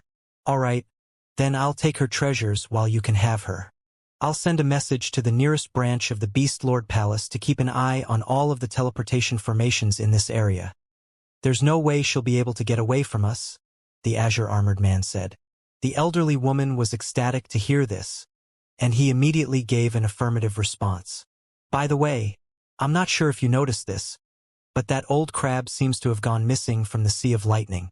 That faux immortal puppet is almost as powerful as a patriarch, so it can't be ignored. Do you think its disappearance may have had something to do with Bao Hua? The azure-armored man asked. The elderly woman considered this for a moment before shaking her head in response. That is indeed rather strange. The faux immortal puppet has been in our holy realm even before we had been born, and it's never left the sea of lightning. It is indeed rather unsettling that it suddenly disappeared. However, I'm not convinced that that wretch has the ability to take it away. Otherwise, she would have already captured it back when she was at the height of her powers, and she wouldn't have been reduced to such a sorry state. There was a body integration stage human cultivator mentioned in Yuan Yan's Immortal Vanquishing Order. Could it have something to do with that human brat? The azure-armored man mused. Perhaps, but that has nothing to do with us as long as he doesn't interfere with our hunt for Bao Hua. The reward offered by Yuan Yan is nothing special, so we don't need to pay any heed to this matter, the elderly woman said. The azure-armored man was still feeling rather uneasy, but he nodded in response. That's true. Our priority is to find Bao Hua, so it's best not to be distracted by other matters. Thus, the two of them flew away as a pair of streaks of light. An azure wooden boat was traveling in a stable manner over a turbulent sea. At the front of the boat stood an azure-robed young man with his hands clasped behind his back, peering into the distant ocean. This was none other than Han Li, who had already arrived at the edge of the devilish origin sea. With the large number of pills at his disposal, he had recovered from most of his injuries. However, he had been forced to use his second Nirvana transformation and profound heavenly spirit/sword, as well as to withstand 2 of the golden crab's attacks, so he wouldn't be able to recover to his peak without at least half a year of rest and recuperation. Thankfully, this wasn't an issue as he had the golden crab by his side, so he wouldn't have to fear anyone aside from the devilish patriarchs. However, after obtaining this faux immortal puppet, he had changed his mind about leaving the Elder Devil realm right away. He had only been able to enter the Elder Devil realm by taking advantage of the devilish tribulation. Once the devilish tribulation concluded, it would be very difficult for him to enter the Elder Devil realm again even if he were to progress to the Grand Ascension stage. As such, after some extensive consideration, he decided to stay in the Elder Devil realm to obtain some treasures of interest before departing. The treasures in question were naturally none other than bloodtooth rice, and the crystalline beads within the mysterious pieces of foreign devilish metal. One of those 2 things could enhance his physical constitution while the other could rapidly bolster his magic power, so they were both extremely valuable to him. On top of that, according to the information that he had gathered, both of those things could be found in the same place. Blue Waterfall Lake. Han Li murmured to himself as a hint of yearning appeared in his eyes. After a brief moment of consideration, he flipped a hand over to release a mature gold devouring beetle. However, the beetle was curled up into a ball and lying on his hand in a completely lifeless manner. What was even more peculiar was that silver cracks had appeared all over its body, as if it could completely shatter at any moment. Han Li appraised the beetle with furrowed brows and a contemplative look in his eyes. Meanwhile, Wuxia was seated with his legs crossed in the large cabin of the boat, and his eyes were tightly shut in an expressionless manner. Not far away from him sat a gorgeous yellow-robed young woman who also appeared to be meditating, but she was occasionally stealing glances at the young man with a faint flush on her face. A month later, a massive stir was created in the entire Elder Devil realm by the Immortal Vanquishing Order that Yuan Yan had issued. Even some sacred ancestors were quite tempted by the massive reward being offered, and the target of the Immortal Vanquishing Order was only a body integration stage human cultivator from the spirit realm. So many of the sacred ancestors sent their clones after the target, thinking that he would be easy pickings. However, there were several sacred ancestors who were on very friendly terms with Yuan Yan that received some insider information, and all of them had decided to refrain from pursuing this target. Even so, some sacred ancestor clones and body integration stage devilish lords had begun to hunt for the target in question. 2 months later, someone finally discovered Han Li near one of the major cities of the Elder Devil realm, Jade City, and this information was reported to the 4 devilish lords in the city. Thus, the 4 devilish lords managed to intercept Han Li near the teleportation formations in the city, only to be killed by Wuxia with ease. The tens of thousands of devilish beings nearby were petrified upon seeing this, and Han Li was able to stroll right through them before departing using a teleportation formation. 3.5 months later, Hanli was sighted once again in a renowned perilous region of the Elder Devil realm known as the Golden River Valley. The vastly renowned sacred ancestor Xianxia sent a clone and 3 devilish lord subordinates to intercept Hanli once again. However, following a fierce battle, the sacred ancestor clone and 2 of the devilish lords perished, with only a single devilish lord that was adept in movement techniques that managed to escape. News of this quickly spread, and it quickly became a hot topic on everyone's lips. Half a year later, sacred ancestor Shuiguang and 2 of his clones arrived in a small town with many of his subordinates to confront Hanli, then unleashed astonishing powers to try and capture Hanli and his group alive. Hanli and Taoist Xie naturally retaliated, and a battle ensued. During the past half a year of recuperation, Hanli had mostly recovered, and the benefits that he had reaped from the spirit cleansing pond and clean spirit lotus really began to shine through, particularly in the form of the massive stride he had made in his provenance true devil arts. As such, Hanli immediately underwent his second nirvana transformation, displaying incredible powers that allowed him to match sacred ancestor Shuiguang's true body in battle. Following a fierce battle that spanned a day and a night, virtually the entire town was destroyed, and countless devilish beings were killed or injured as collateral damage. However, what was most astonishing to everyone was the outcome of the battle.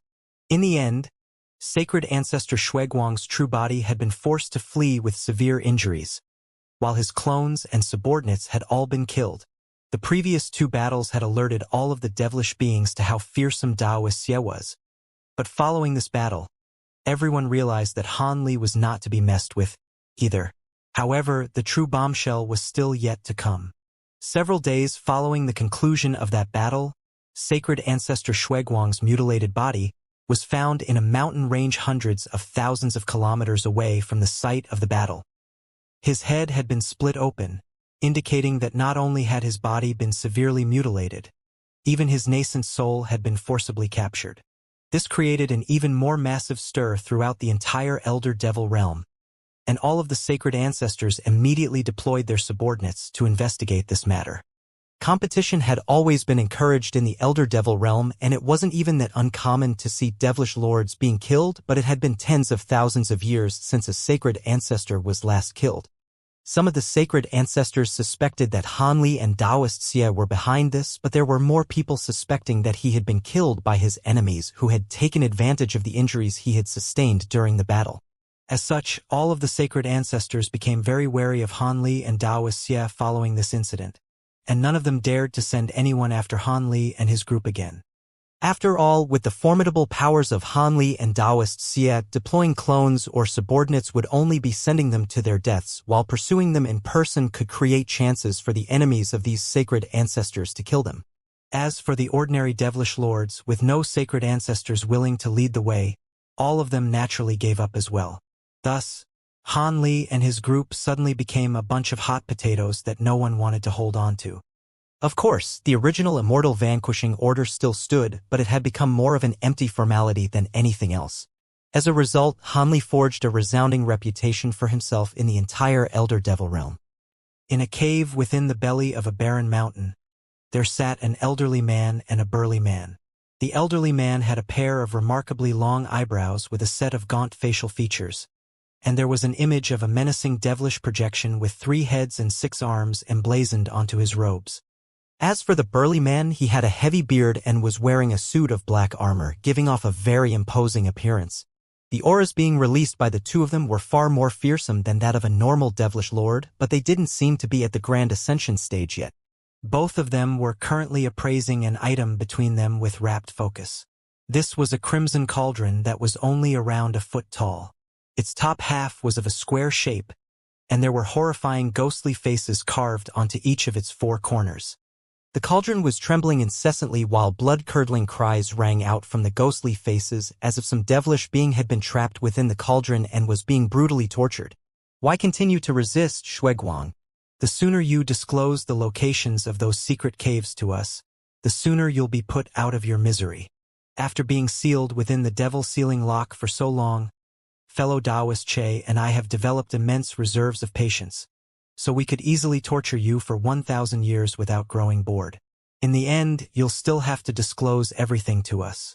Besides, all of us originated from the same soul, so you won't be handing everything over to outsiders at least. The burly man sighed in a display of empathy. Indeed, if you return everything that you took from us, perhaps we'll release you. You know us. Fellow Taoist Fengxia and I are men of our word. The elderly man chimed in as well. These two were none other than Che Qigong and Fengxia, who had been trapped in the Devil Sealing Lock. They had somehow managed to escape from the Devil Sealing Lock, and an opportunity finally arrived for them to destroy sacred ancestor Shuiguang's physical body, then capture his nascent soul and trap it within this devilish cauldron. Judging from what they had said, it was clear that there was a lot of history and bad blood between the three of them. Keep dreaming. There's no chance that you'll release me. I'd rather have the treasures in the secret caves be buried forever than hand them over to you. Without those things, it'll take at least several thousand years for you to recover your powers. Our holy realm is currently facing a major tribulation. With your powers, you could easily die. How could I give up the only chance I have for revenge? An agonized voice that was filled with hatred and resentment rang out from within the cauldron in response. Humph, you insolent bastard. Truth be told, I've only unleashed 1% of this soul-refining cauldron's power. If I wished to do so, I could increase your suffering by 100-fold. You'll truly know what it means to wish you were dead then, Che Qigong said in an enraged manner. Immediately thereafter, he made a hand seal before chanting something and casting a string of incantation seals into the cauldron. Brilliant crimson light erupted from the cauldron, and the four ghostly faces twisted with agony in unison. The blood-curdling cries coming from within the cauldron became even more unsettling to listen to, but Che Qigong's expression remained completely unchanged. As for Fengxia, he merely shook his head and closed his eyes to meditate as if he couldn't even hear anything. Meanwhile, over 100 horned high-grade devilish beings had surrounded a man and a woman in the air above a boundless desert. The sandy ground down below was littered with dismembered bodies and soaked in blood. Among the duo who had been surrounded, the woman was an exquisite beauty in a white dress, while the man was extremely hideous and wore a suit of black armor. It was none other than Bao Hua and Hei. Bao Hua's brows were currently slightly furrowed as she appraised the devilish beings before her with dark expressions. These devilish beings were all completely identical in appearance, and they were all completely expressionless, as if they weren't even living beings. Hei's suit of armor had almost been entirely stained red with blood, and he cackled in a ferocious manner as he licked the blood on the corners of his lips. Humph, I can't believe you foolish bastards still dare to stand against us even after having so many of your brethren slain. In response, one of the devilish beings merely uttered the word "go" in a completely emotionless manner. Immediately thereafter, all of the horned devilish beings raised their hands to reveal a series of black badges which conjured up black balls of light that hurtled directly toward Bao Hua's duo from all directions. Hei let loose a furious roar as he swung his giant mace through the air, which instantly swelled to around 10 times its original size. Countless mace projections emerged before transforming into a gust of black devilish wind that encompassed everything within an area of around an acre. Resounding booms rang out as one mangled devilish body after another fell out of the black wind. These horned devilish beings were quite powerful, but they were clearly no match for Hei and were quickly suffering casualties. Even so, they displayed no intention of running away, and it was as if they knew no fear. Hei was far more powerful than these devilish beings, but he seemed to have endured many fierce battles already.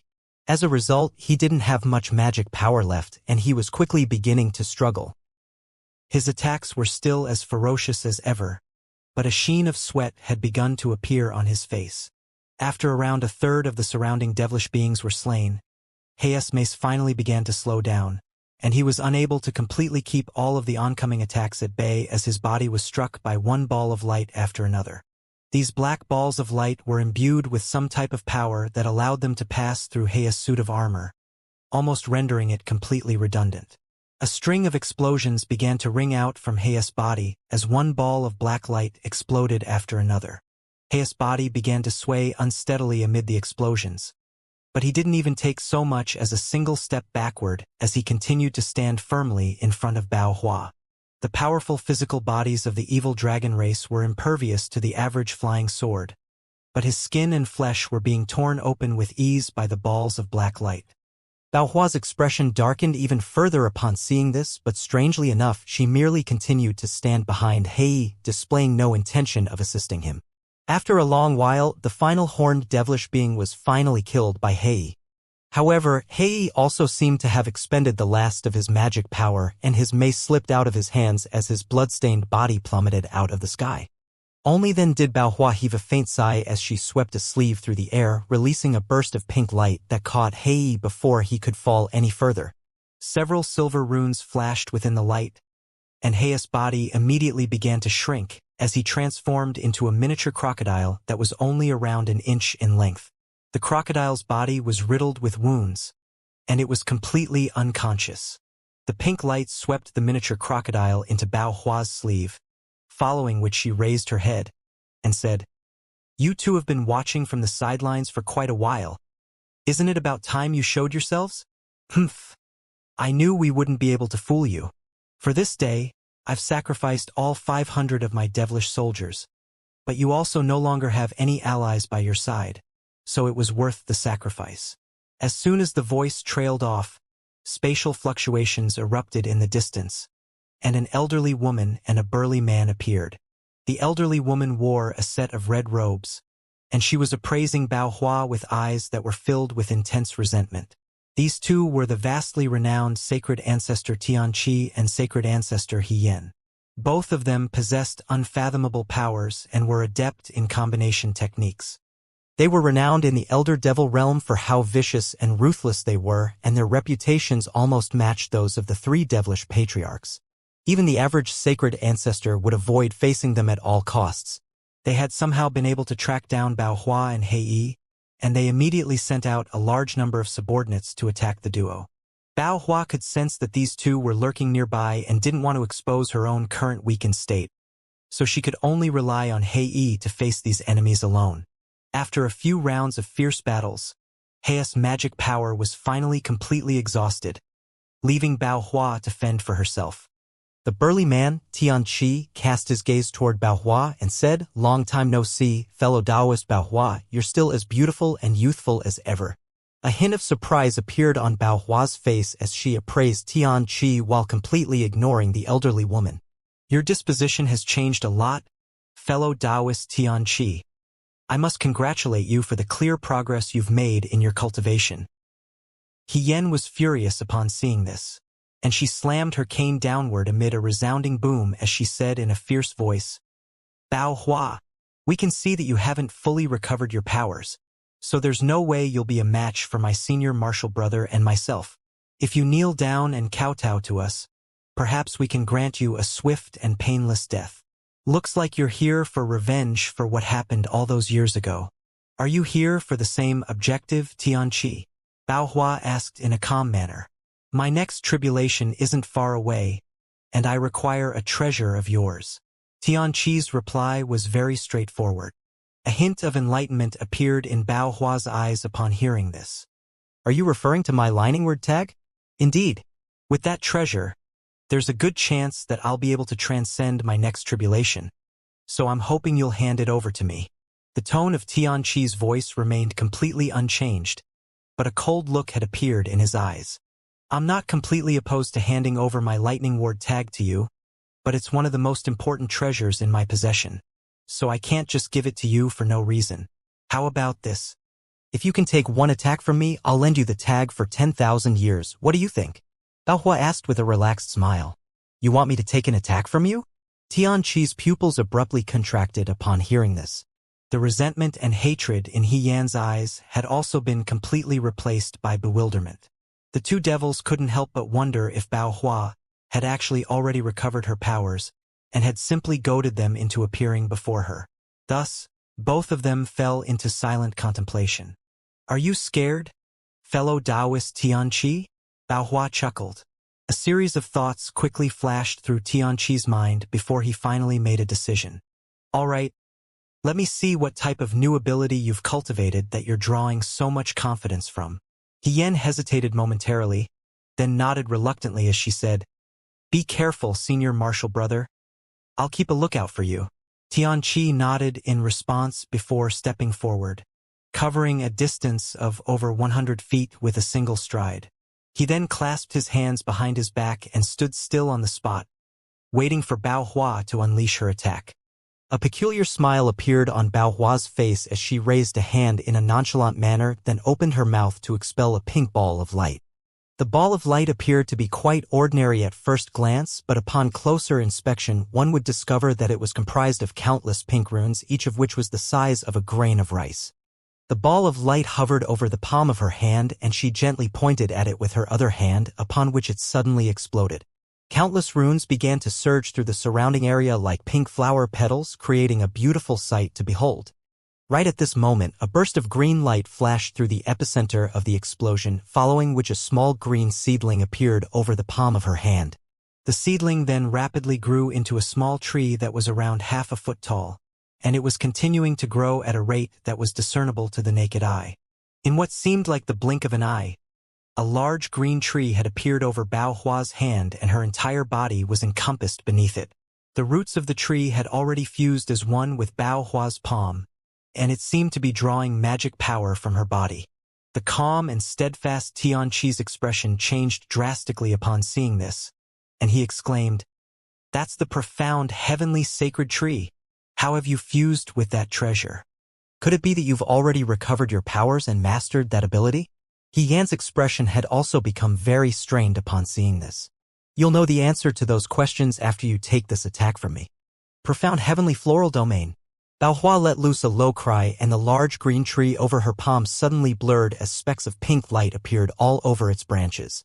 In the next instant, all of these specks of light transformed into pink flower buds. Bao Hua then began to chant something in her delightful voice, and the flower buds slowly blossomed as a rich floral scent filled the entire space. On top of that, the entire tree had rapidly turned pink as the pink flowers blossomed on its branches. Countless pink flower projections had appeared in the air, forming a sea of pink within a radius of over 10,000 feet. It was as if an independent realm had been created. She really has mastered the profound heavenly spirit domain. "Run!" Xianxia yelled in an alarmed voice as he immediately flew back as a streak of crimson light. Yan had also reacted very quickly as she swept her cane through the air, creating a white spatial rift that she instantly flew into. The two of them had instantly fled the scene. "Don't you think it's too late to be trying to get away now?" Bao Hua said in a completely emotionless voice as she reached out to pick a huge pink flower from the floral tree, then tossed it forward in an unhurried manner. The huge flower vanished into thin air in a flash, and in the next instant spatial fluctuation erupted as the flower reappeared before flying into the spatial rift that Yan had just disappeared into. A resounding boom rang out, and a vast expanse of pink light erupted out of the spatial rift, forcing Yan to stumble out of it. The pink light was propelling her out of the spatial rift, and she was spinning uncontrollably within it. After a few more flashes, the spatial rift was also destroyed by the pink light. The pink flower didn't appear to be all that remarkable, but it possessed the power to destroy space itself. Yan let loose a cry of alarm as she lashed out with her cane like lightning, creating 4 giant cane projections around herself. These projections then transformed into 4 bursts of fierce yellow winds, which blew the pink light apart and finally allowed her to steady herself again. At this moment, Yan was appraising Bao Hua with a furious expression that was intermingled with a hint of fear. Within this profound heavenly spirit domain, she was completely unable to draw upon the world's origin chi from the outside world, which meant that she would only be able to rely on her own magic power here. As a grand Ascension stage being, this was a severe handicap that reduced her powers by as much as 70% to 80%. It was no wonder that even Xianxia, who was far more powerful than she was, had immediately fled the scene after identifying the ability that Bao Hua had unleashed. With that in mind, Yan hurriedly cast her gaze toward Xianxia to find that he had also been stopped in his tracks by countless giant flower projections near the edge of the pink world around them.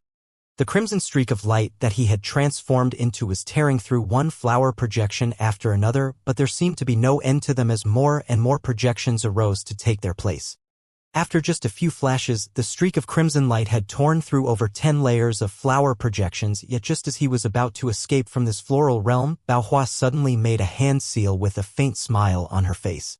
Brilliant light immediately radiated from the pink floral tree that she was carrying with her other hand, and countless pink runes surged out of it in a frenzy before revolving around her body. Hien felt her surroundings blur around her, following which she suddenly found herself in another part of the floral realm. Greater teleportation technique. Hien exclaimed as she hurriedly cast her gaze toward Xianxia again. On this occasion, as opposed to being at the edge of the floral, he was over 300 feet away from its border and had been surrounded by countless floral projections again. Just as Hien was hesitating about whether she should lend him her assistance, countless pink floral projections also appeared around her. Her face paled slightly upon seeing this, but she then gritted her teeth and immediately tossed her cane forward, upon which it transformed into a white crane that was around 10 feet in size with a pair of shimmering golden eyes. The crane flapped its wings and countless blades of wind swept forth in all directions. At the same time, Hien made a hand seal before laying a hand onto the top of her own head to release a burst of yellow qi. The yellow qi surged forth, then transformed into a pavilion-sized ghostly face amid a shrill shriek. Half of the ghostly face belonged to an exquisite beauty, while the other half belonged to a menacing monster, and it immediately opened its mouth to expel a gust of devilish wind. As soon as the devilish wind emerged, the nearby space was instantly plunged into a vast expanse of murky grayness which seemed to be threatening to create an independent world of its own within this floral realm. Meanwhile, Xianxia had already realized that it would be futile to continue to try and escape out of this floral realm. So he stopped and conjured up a crimson devilish lion projection that was over 1,000 feet tall. Crimson qi surged out of the projection's body in a frenzy, forming a vast sea of crimson mist that swept toward the surrounding floral projections. The two devils seemed to be trying to take over this floral realm. Bao Hua's brows furrowed slightly upon seeing this, and she gently shook the floral tree in her hand, upon which over 100 giant pink flowers drifted down from the tree's branches in unison. "Go!" Bao Hua instructed as she swept a sleeve through the air, and the pink flowers flew high up into the air before transforming into balls of devilish flames, which combined as one to create a sea of pink fire. Initially, the sea of fire was only around an acre in size, but all of the floral projections that it came into contact with also transformed into pink devilish flames, thereby allowing the sea of fire to expand at an alarming rate. Within the span of just a few breaths, the entire floral realm had been transformed into a sea of devilish flames, which was sweeping toward Hien and Xianxia with devastating might at Bao Hua's behest. Both Xianxia and Hien's expressions changed drastically upon seeing this, and they exchanged a glance before they each produced a crimson pill that they instantly consumed. As a result, their auras immediately swelled drastically. In this floral realm, the two of them were completely unable to draw upon the world's origin qi, so they could only take these pills to stimulate their latent potential in order to oppose the pink devilish flames. Moments later, the two of them had been completely inundated by the sea of pink flames. At this point, the pink floral tree's branches had become completely bare, and it had shrunk by as much as 20%. All of a sudden, Bao Hua's incantations drew to an abrupt halt, and an unnatural flush appeared on her face. Her expression darkened slightly, and she also produced a white pill before consuming it with a wry smile. After that, she sat down with her legs crossed and wound her arms around the floral tree. Layers of translucent light appeared around her as she closed her eyes to focus on controlling the treasure. She was well aware of how powerful Xianxia and Hien were, and she knew that even though they had been deprived of access to the world's origin qi, it would still be very difficult to refine them with these devilish flames. Thus, time slowly passed by and several days flew by in the blink of an eye. On the 7th day, the floral realm suddenly began to tremor in an unsteady manner. Immediately thereafter, a ball of black flames and a streak of crimson light shot forth out of the floral realm, then fled into the distance at an incredible speed. Within the black fireball was a female nascent soul that was several inches tall, and it shrieked in a furious voice. "You haven't even recovered to the Grand Ascension stage yet, you filthy wretch. The next time we meet will be the day that you die." After just a few flashes, the ball of flames and streak of crimson light had completely vanished into the distance. Bao Hua heaved a long sigh as she reopened her eyes in a forlorn manner. The surging devilish flames within the floral realm began to recede, reverting back into around a dozen giant pink flowers in the blink of an eye, all of which reattached themselves to the branches of the floral tree. Almost at the exact same moment, the entire profound heavenly spirit domain crumbled away and disintegrated into specks of spiritual light. The floral tree in Bao Hua's hand also instantly shrank down into a ball of pink light that she immediately swallowed. I was so close. Their bodies have already been refined to ashes, but with their abilities, it would only take several centuries for them to recover to their former powers. Looks like I may have to run into them a few more times in the future. Bao Hua murmured to herself as she rose to her feet, but as she did so, an unnatural flush flashed over her face, and she almost stumbled back down into a seated position again. She hurriedly swept her spiritual sense into her own body, upon which her expression darkened significantly. My injuries have deteriorated even further as a result of this battle. Even with that spirit medicine at my disposal, I won't be able to fully recover without at least 2 or 3 centuries. It's a pity that I've only achieved an elementary level of mastery of the profound heavenly spirit domain. Otherwise, if I had been able to kill those 2, it would have been worth aggravating my injuries again. Looks like I'll have to return to the spirit realm and immediately go into seclusion. Bao Hua sighed in a resigned manner before sweeping a sleeve through the air to release a burst of pink light, following which she abruptly vanished on the spot. At the pinnacle of a small gray mountain, Han Li stood with his hands clasped behind his back, casting his gaze into the distance. There was a huge lake that stretched as far as the eyes could see several kilometers away. The lake was extremely blue, and there were some small white fish swimming through the water. As expected of the vastly renowned Blue Waterfall Lake, it is indeed very different from all of the other lakes in the Elder Devil realm. Han Li murmured to himself as he finally withdrew his gaze. Standing behind him were Wuxia and Zhu Gui'er, the latter of whom was completely convinced of Han Li's identity at this point after witnessing him in battle against a number of high-grade devilish beings. She was clearly far more energetic than she had been when she had first been purchased by Han Li as a slave, and she couldn't help but ask, "Senior Han, is it really a good idea to come here? Isn't there supposed to be a sacred ancestor situated in this blue waterfall lake?" Indeed, that sacred ancestor Lan Pu has been able to claim the blue waterfall lake for himself for so many years, so he must be quite a formidable being. However, I'm determined to get my hands on more pieces of bloodtooth rice, so I'm willing to take this risk. Besides, according to my knowledge, sacred ancestor Lan Pu has already been in seclusion for many years, and on the surface, the Blue Waterfall Lake is only being guarded by one of his clones and 2 disciples of his, so he may not be present in the lake. Han Li replied with a smile. It appears that my concerns were unwarranted, Zhu Gui'er said in an obedient manner. What you said isn't entirely wrong. It would indeed be best for me to exercise caution regardless of the situation.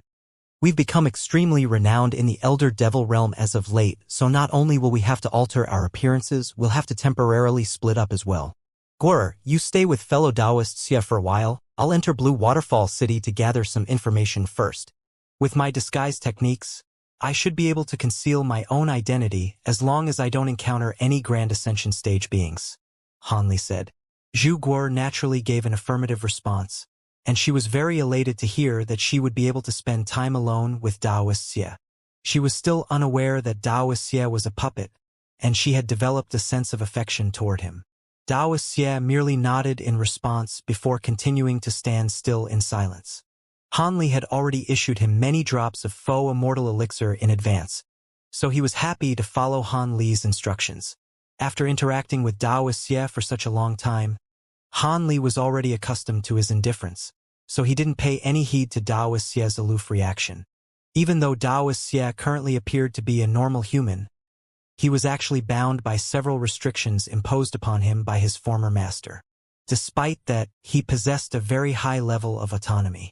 Otherwise, Han Li wouldn't have been able to lure him out of that sea of lightning with his faux immortal elixir. Of course, Han Li was well aware that he wasn't completely free of concerns in the Elder Devil realm just because he had Wuxia by his side. The devilish patriarchs all had other matters to attend to, and none of the sacred ancestors were willing to join forces with one another. Otherwise, there was no way that he would have been able to remain safely in the Elder Devil realm for such a long time. Thus, after issuing a few more instructions to Zhu Guer and Dao Wuxia, a string of cracks and pops rang out from Han Li's body, and he grew around a foot taller. At the same time, his facial features had been significantly altered, giving him the appearance of a refined middle-aged man. After that, he rose up as a streak of black light before flying toward the lake. Following his departure, Dao Wuxia swept a sleeve through the air, releasing a burst of golden light that swept up both himself and Zhu Guer, following which the duo instantly vanished. Even though Han Li wasn't flying at his full speed, he was still traveling extremely quickly, and it didn't take him long to cover a distance of close to 100,000 kilometers. At this point, some small islands had appeared in the distance on the surface of the lake. There were some small buildings on these islands, and some devilish beings could be seen entering and exiting these buildings. A series of black wooden boats of different sizes were moored next to the islands, occasionally carrying some devilish beings deeper into the lake. Prior to coming here, Han Li had conducted some extensive research into the Blue Waterfall Lake, and he knew that sacred ancestor Lan Pu had once invited several sacred ancestors that he was on friendly terms with to set up a massive flight restriction deep within the Blue Waterfall Lake. Anyone below the devilish lord level would immediately lose the ability to fly once they entered the lake, so they had no choice but to travel into the core region of the lake by boat. Even though Han Li wouldn't be affected by this restriction, he didn't want to attract too much attention, so he descended onto a nearby island. As soon as he landed on the island, a short, dark-skinned devilish man immediately rushed over to him. Guanyang pays his respects to his senior. "Are you traveling to Blue Waterfall City, senior?" "My boat isn't very large, but it's definitely the fastest one on all of these nearby islands," the low-grade devilish being said with a smile. "Oh, I can see that you're only at the foundation establishment stage. Can I trust what you have to say?" Han Li asked in an indifferent manner as he glanced at the wooden boats moored beside the island. Guanyang was unable to ascertain Han Li's exact cultivation base, but judging from Han Li's demeanor, he could tell that this definitely wasn't some ordinary core formation or nascent soul stage being. As such, he immediately replied in a respectful manner, "Rest assured, senior. If you find that I'm not telling the truth, I'll return double the devil stones you issue to me." Han Li could see that this Guanyang didn't seem to be lying, so he nodded in response. "In that case, I'll go with your boat. The number of devil stones isn't an issue as long as you can get me to Blue Waterfall City as quickly as possible." Guanyang was ecstatic to hear this, and he hurriedly bowed before pointing toward a boat that was several tens of feet in length. "Rest assured, senior. I won't disappoint you. Right this way, senior." Han Li strode directly toward the boat, and Guanyang naturally followed along behind him in an elated manner. After a while, the black wooden boat left the small island and began traveling over the lake like a speeding arrow. Han Li sat at the front of the boat while the devilish man stood at the rear end of the boat while quickly rowing a pair of black metal oars. The surfaces of the oars were flashing with faint blue light, and they propelled the boat rapidly over the lake with each and every stroke. "I see you have a pair of low-grade devilish treasures. It's no wonder that you're so confident," Han Li remarked with an intrigued smile. "These two low-grade devilish tools have been passed down in my family for generations, and they've put food on the table for all of my forefathers as well. It's not that there aren't any better devilish tools out there. It's just that no one else with devilish tools of this caliber would stoop to doing a job like this. I don't have any other talents, so this is the only job I can do to feed my family," Guanyang replied as he continued to row vigorously. "You sound like you're from the local area. You must be quite familiar with Blue Waterfall City, right?" Han Li asked. "I know all of the common knowledge there is to be known about the city, but I can't make any guarantees beyond that. After all, my cultivation base is very limited, so there are many things that are beyond my reach," Guanyang replied. "Hee. Don't worry. I wouldn't ask you anything that's overly complicated," Han Li assured. "Then go right ahead, senior. I'll be sure to tell you everything I know," Guanyang hurriedly replied. "I want to know where blood-tooth rice can be purchased from Blue Waterfall City. I'm sure it wouldn't be available in ordinary shops, right?" Han Li asked. "Hee, so you're also here for blood-tooth rice. You've asked the right person, senior. Are you only looking to buy 1 or 2 pieces, or would you like to purchase blood-tooth rice in bulk?" Guanyang asked as a hint of excitement appeared on his face. "Do the circumstances change depending on the quantity I wish to purchase?" Han Li asked as his brows furrowed slightly. If you're only looking for a small quantity, then you can purchase blood-tooth rice from the few designated shops in the city. However, these shops only sell to seniors at or above the deity transformation stage, and each person can only purchase 2 pieces at a time. If the same person wishes to purchase more than that, then they'll have to stay in Blue Waterfall City for a year before they'll be allowed to purchase more. Alternatively, there are some underground avenues through which more pieces of blood-tooth rice can be purchased, but the quality standards may be rather lacking in comparison, Guanyang explained. What if I want to purchase a large quantity, and am only looking for blood-tooth rice of the highest quality? Han Li asked. I'm afraid it won't be possible to satisfy both of those conditions at once. The city has very strict regulations surrounding premium blood-tooth rice, so very little of it will be sold to outsiders, Guanyang replied in a slightly awkward manner. I'm well aware of that.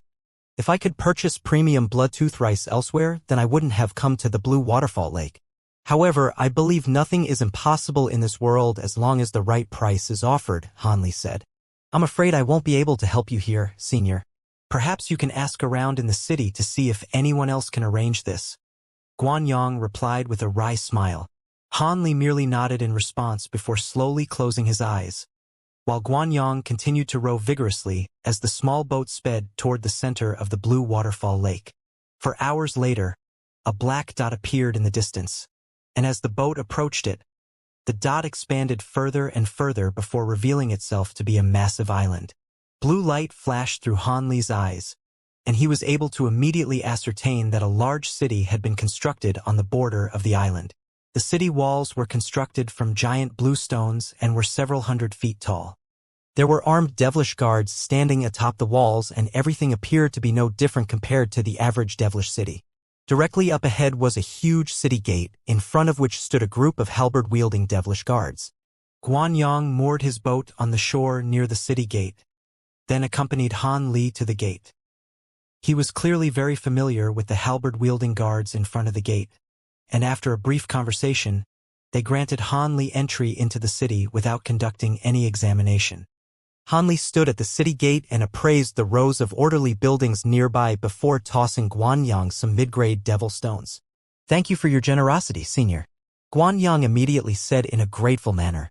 Generally speaking, he would only receive 1 or 2 mid-grade devil stones for taking a high-grade devilish being to Blue Waterfall City, but Han Li had issued several times that amount, so he was naturally ecstatic. Han Li merely waved a dismissive hand, indicating that Guanyang could leave. However, Guanyang hesitated momentarily, and after looking around to ensure that no one was paying any attention to them, he quickly whispered, Senior, perhaps you can go to the vast origin house to see if the people there can satisfy your conditions. After that, Guanyang hurriedly extended a respectful bow and departed before Han Li could ask any questions. Vast origin house, eh? Han Li murmured to himself as a faint smile appeared on his face. The flight restriction naturally still applied in Blue Waterfall City, so Han Li hailed a beast-drawn carriage before asking to be taken to the largest shop in the city. The coach driver immediately did as he was instructed, and Han Li sat in the carriage with his legs crossed, looking out of the window absent-mindedly while considering what he was going to do next. Blue Waterfall City was clearly far more lively and bustling than the average large devilish city, and there was a great number of devilish beings roaming the streets. Most of these devilish beings were only at the chi condensation stage or foundation establishment stage, but there was a significant proportion of deity transformation and spatial tempering stage high-grade devilish beings among them as well, and he had even spotted 2 devilish lords. At this point, the beast-drawn carriage had only passed through several streets and hadn't even made it out of one corner of the city. All of a sudden, Han Li caught sight of a familiar figure and his expression changed drastically. He stared intently at the elegant figure who had her back facing him and was walking into a shop, then shook his head with a hint of disappointment in his eyes. It's not her, that woman's aura is completely different. Besides, even if she has ascended from the human world, she'd be in the spirit realm right now. There's no way she'd appear in the elder devil realm. Why did she look so much like her? Could it be that my mental state has become rather unstable due to my rapid progression in my cultivation base? With that in mind, Han Li hurriedly activated his spirit refinement technique and closed his eyes to meditate.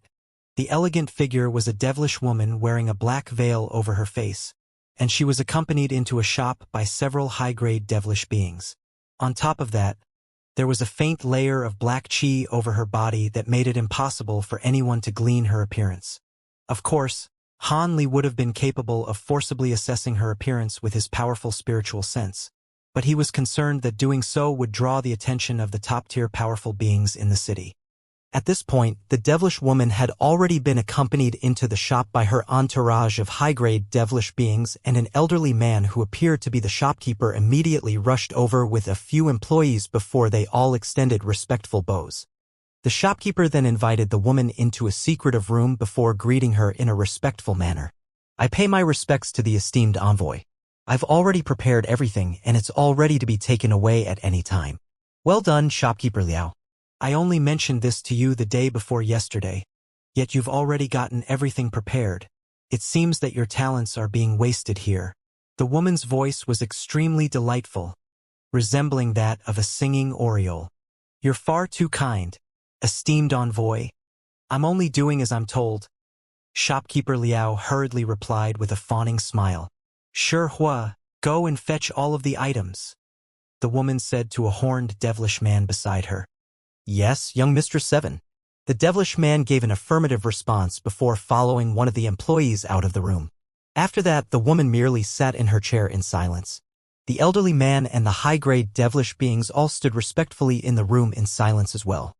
After around 15 minutes had passed, the devilish man and employee returned to the room before informing that woman that everything had been gathered.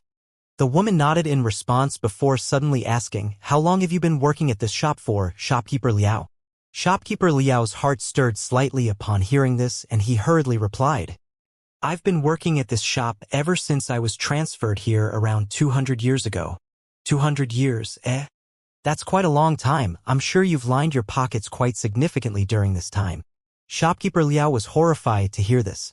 "Is there some kind of misunderstanding, esteemed envoy? I've always managed this shop diligently and haven't made any transgressions. You can't just make such claims with no evidence. I'll be the one to decide whether you've made any transgressions or not." "Mu Shi, show him the evidence," the woman said with a cold smile before suddenly pointing at one of the employees accompanying the shopkeeper. "Yes, young Mistress 7.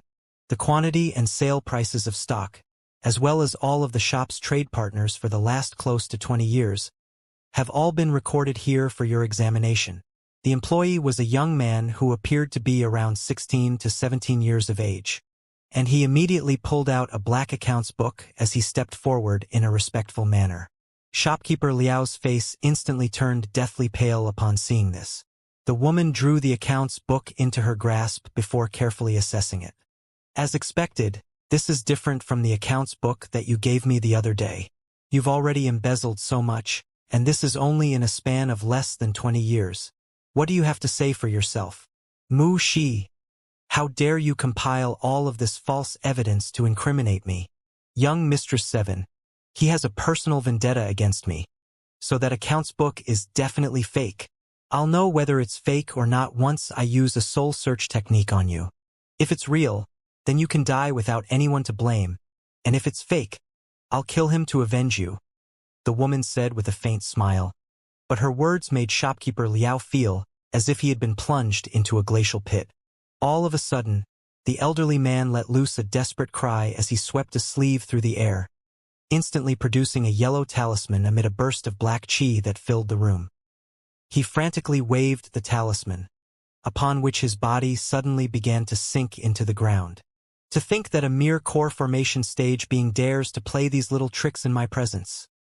The devilish man by the name of Sure Hua chuckled coldly before suddenly making a grabbing motion.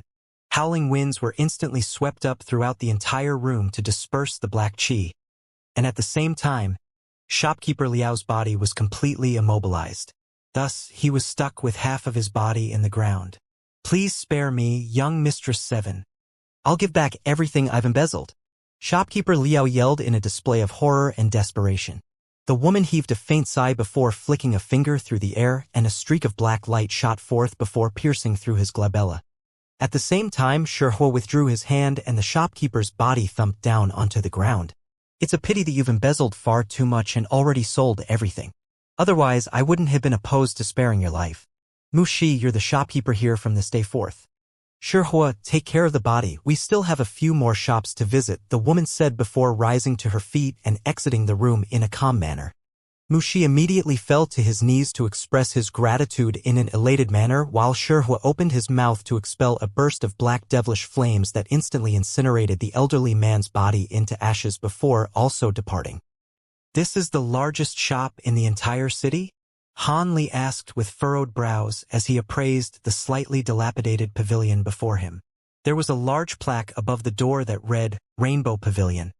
This Rainbow Pavilion may not appear to be all that noteworthy, but it's definitely the largest and oldest shop in the city, Senior, the coach driver replied in a confident manner. All right, I'll take a look inside. Han Li was still rather skeptical, but he issued the coach driver some devil stones before making his way toward the pavilion. As soon as he entered the pavilion, he detected a hint of feeble spatial fluctuations, following which a massive hall with an area of several acres appeared before him. Oh? So this is a small shoomy space created using a spatial devilish treasure. It looks like that coach driver wasn't lying, Han Li mused as he inspected his surroundings in an intrigued manner. The massive hall was split up into two clear sections, one of which was the same as an ordinary shop with rows of stone shelves and counters, upon which were placed all types of treasures and materials. Behind each section of a counter that was around 100 feet in length stood a young and beautiful female attendant, and there were around a dozen devilish beings purchasing different items near the counter, while the female attendants offered assistance where required. As for the other half of the hall, it was concealed behind an azure light barrier, and there were two azure-robed employees standing at the entrance of the light barrier. There were also some shelves beyond the barrier, atop which were placed some treasures that were clearly far more valuable than the ones outside. Han Li's brows furrowed slightly as he released some of his repressed spiritual pressure. Even though he was only releasing a late spatial tempering stage aura, everyone in the hall still immediately detected his presence and turned toward him with awe and veneration in their eyes. Right at this moment, a devilish woman with far superior looks and cultivation base compared to the female attendants outside emerged from within the light barrier. She appeared to be around 23 to 24 years of age, and her brocade robes only served to further accentuate her beauty. She made her way over to Han Li in a graceful manner, then lowered her head slightly as she said, "Welcome to our Rainbow Pavilion, Senior. My name is Xiaoyan, and I am the stand-in shopkeeper here. Is there anything I can help you with?" The woman was a deity transformation stage high-grade devilish being. "I've heard that this is the largest shop in all of Blue Waterfall City. Is that true?" Han Li asked. "I wouldn't dare to proclaim that, but we definitely have the widest range of stock among all shops in the city," Xiaoyan replied with a smile. "I see, then it looks like I've come to the right place. I wish to purchase large quantities of certain items from your shop," Han Li replied with a nod. Xiaoyan was quite elated to hear this, and she hurriedly replied, "It's our honor that you've decided to choose our pavilion, Senior. Please follow me to the VIP booths on the second floor." Considering the cultivation base that Han Li had displayed, the large quantities that he had mentioned definitely entailed a massive business opportunity for the pavilion. Han Li had no objections to this, and thus, he was led toward the staircase by the woman. A short while later, Han Li was seated in a room with elegant decor, sipping on a cup of fragrant silver tea. Xiaoyan was standing beside him with a smile as she said, "This devilish taro tea is a specialty local product from our Blue Waterfall Lake that can calm the mind and improve focus, and our pavilion only receives several tens of kilograms of it per year, so it's quite a rare delicacy. It is indeed quite an exceptional tea, but its efficacy is virtually negligible for those of my cultivation base," Han Li said in a nonchalant manner. "Of course, that's only to be expected. May I ask what items you're looking for, Senior? As long as our pavilion has them, we'll be sure to satisfy your needs to the best of our abilities," Xiaoyan said with a smile. "Foreign devilish metal and blood-tooth rice," Han Li replied in an extremely concise manner. Xiaoyan's expression remained unchanged upon hearing the first item, but her expression changed slightly at the mention of the second item, and she suddenly fell silent. "Is there an issue?" Han Li asked. "Truth be told, the foreign devilish metal is quite easy to arrange. It's a rare material, but we have a lot of stock in our warehouse, so I can take you to see them right away." As for blood-tooth rice, that's rather difficult to come by, Xiaoyan replied in a slightly awkward manner. Prior to coming here, I've heard that Blue Waterfall City has very strict regulations on blood-tooth rice, and that one can only purchase 2 pieces per year, but surely a pavilion of this caliber will have some alternative avenues that it can use, Hanli said as he raised an eyebrow. It seems that you're completely unfamiliar with the production of blood-tooth rice in this area, senior, Xiaoyan said with a wry smile. I only just came here, so I am indeed quite unfamiliar with everything. Would you be able to explain the situation to me? Hanli asked. This isn't a confidential matter, so I can certainly disclose the information to you. It's no exaggeration to say that our Rainbow Pavilion will be able to get our hands on a substantial amount of any other type of treasure or material, but the blood-tooth rice is directly regulated by the City Lord's Manor, and we can only receive a set amount from the City Lord's Manor per year. Our shop may be one of the largest in the city, but we really don't have much of a supply of blood-tooth rice. On top of that, the sales of blood-tooth rice must be registered according to the City Lord's Manor, and rigorous examinations are conducted every year, Xiaoyan explained. So that means there's no room for negotiation at all? Hanli asked as his brows furrowed slightly. Xiaoyan hesitated momentarily before replying. My sincerest apologies, but that is indeed beyond my capabilities. However, if you're only looking for 2 or 3 more than the stipulated limit, I could think of a way to provide them to you at the risk of being scolded by my superiors, but I'm afraid that's the extent of what I can do. Hee, if I were only looking for so little, why would I have come to your Rainbow Pavilion? So be it, if it can't be done, then let's discuss foreign devilish metal instead. How many pieces of this metal does your pavilion have, and what price can you offer? Hanli asked. We just so happened to receive a new batch of foreign devilish metal several days ago, so we have hundreds of pieces in our warehouse. How many do you require, senior? If you're looking to purchase a large amount, I can offer you a very good price, Xiaoyan replied in a confident manner. Bring them all to me, Hanli replied expressionlessly.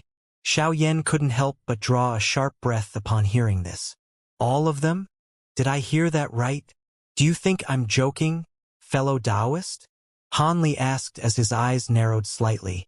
Xiaoyan repressed the excitement in her heart as she replied, I wouldn't dare to think that. Please wait a moment, senior. I'll get someone to bring all of our foreign devilish metal to you for examination. Hanli merely nodded with a faint smile before falling silent.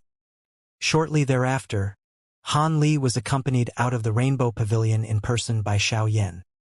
He then hailed another beast-drawn carriage before instructing the coach driver to take him to another large shop. Thus, Hanli visited 6 large shops in succession and cleared out almost their entire stock of foreign devilish metal, but he had hit a wall when it came to blood-tooth rice. All of these large shops had expressed an inability to sell large amounts of blood-tooth rice to him, but he wasn't disheartened in the slightest by this. That night, he booked a room in an inn, and the next morning, he continued to visit the shops in Blue Waterfall City. However, on this occasion, he was visiting all of the medium-sized shops. Thus, he stayed in Blue Waterfall City for 7 days and visited almost all of the shops in the city, purchasing a huge amount of foreign devilish metal during the process. Such a large amount of foreign devilish metal naturally cost an astronomical price, but this only constituted a small proportion of Hanli's enormous wealth. However, even after purchasing so much foreign devilish metal, he didn't find any that contained one of those mysterious crystalline beads, and was left very disappointed. However, he didn't give up and continued to purchase foreign devilish metal from other shops in the city. As for blood-tooth rice, he didn't even bother to mention it to the smaller and medium-sized shops. As a result of this, it became known throughout the city that an outsider was going around purchasing a huge amount of foreign devilish metal, but most people didn't pay any heed to this.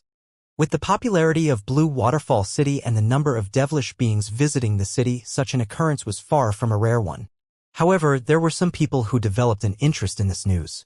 On the 8th morning, Hanli had only just emerged from the inn and was about to hail a beast-drawn carriage when a devilish man suddenly appeared before him with a fawning smile. I've heard that you're purchasing large amounts of foreign devilish metal, senior. Would you be interested in seeing the foreign devilish metal that I have in my collection? Hanli glanced at the devilish man to find that he was only at the nascent soul stage, so he replied in a nonchalant manner, I'm only purchasing in bulk.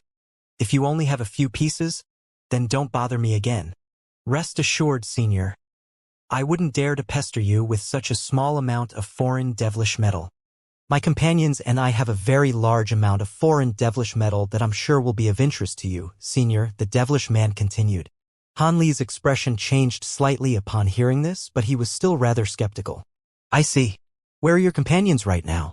If they're outside of the city, then forget it. Rest assured, senior. My companions and I are staying in the Immortal Abode Pavilion in the city. The devilish man hurriedly replied. Han Li's expression eased slightly upon hearing this, and he instructed, All right, then lead the way. The devilish man was ecstatic to hear this, and he immediately waved a hand, upon which a beast-drawn carriage that he had hailed earlier pulled up next to him and Han Li. Han Li got into the carriage with the devilish man, and the carriage quickly sped away. Several hours later, Han Li found himself situated in a secluded hall with several unfamiliar devilish beings gathered before him. Among the group of devilish beings was a young man with a red devilish pattern on his glabella. He was clearly the leader of the group, and he cupped his fist in a salute as he said with a smile, My name is Wu Yu. I had intended to invite you here several days ago, but I was delayed due to some matters that I had to attend to. Even though the young man seemed to be carrying an aura concealment treasure, Han Li was still instantly able to ascertain that he was at the late spatial tempering stage. Everyone else in the group aside from him was only at the deity transformation stage, and most of them were at the early deity transformation stage. I heard that you have a large quantity of foreign devilish metal. Is that true? Han Li cut straight to the chase as soon as he and Wu Yu both took a seat. Of course. Otherwise, I wouldn't have invited you here, fellow Taoist. Wu Yu replied with a smile. I see. How much foreign devilish metal do you have and what price are you offering? Han Li asked. Before we discuss that, there's something else I have to tell you, and we'll only be able to continue our discussion if you have no issues with what I'm about to say next. Otherwise, I'm afraid you'll have to leave empty-handed, Wu Yu replied as a serious look appeared on his face. Go right ahead, Han Li replied with a smile. I can see that you're also a very straightforward man, fellow Taoist. Go and wait for me outside. I'll call for you once we conclude our discussion here. Wu Yu issued an instruction to the other devilish beings in his group, and all of them gave affirmative replies before departing in a respectful manner, including the nascent soul stage devilish man who had led Han Li here. After that, Wu Yu swept a sleeve through the air to summon several black badge-shaped devilish treasures which formed a black light barrier that isolated the two of them from the outside world.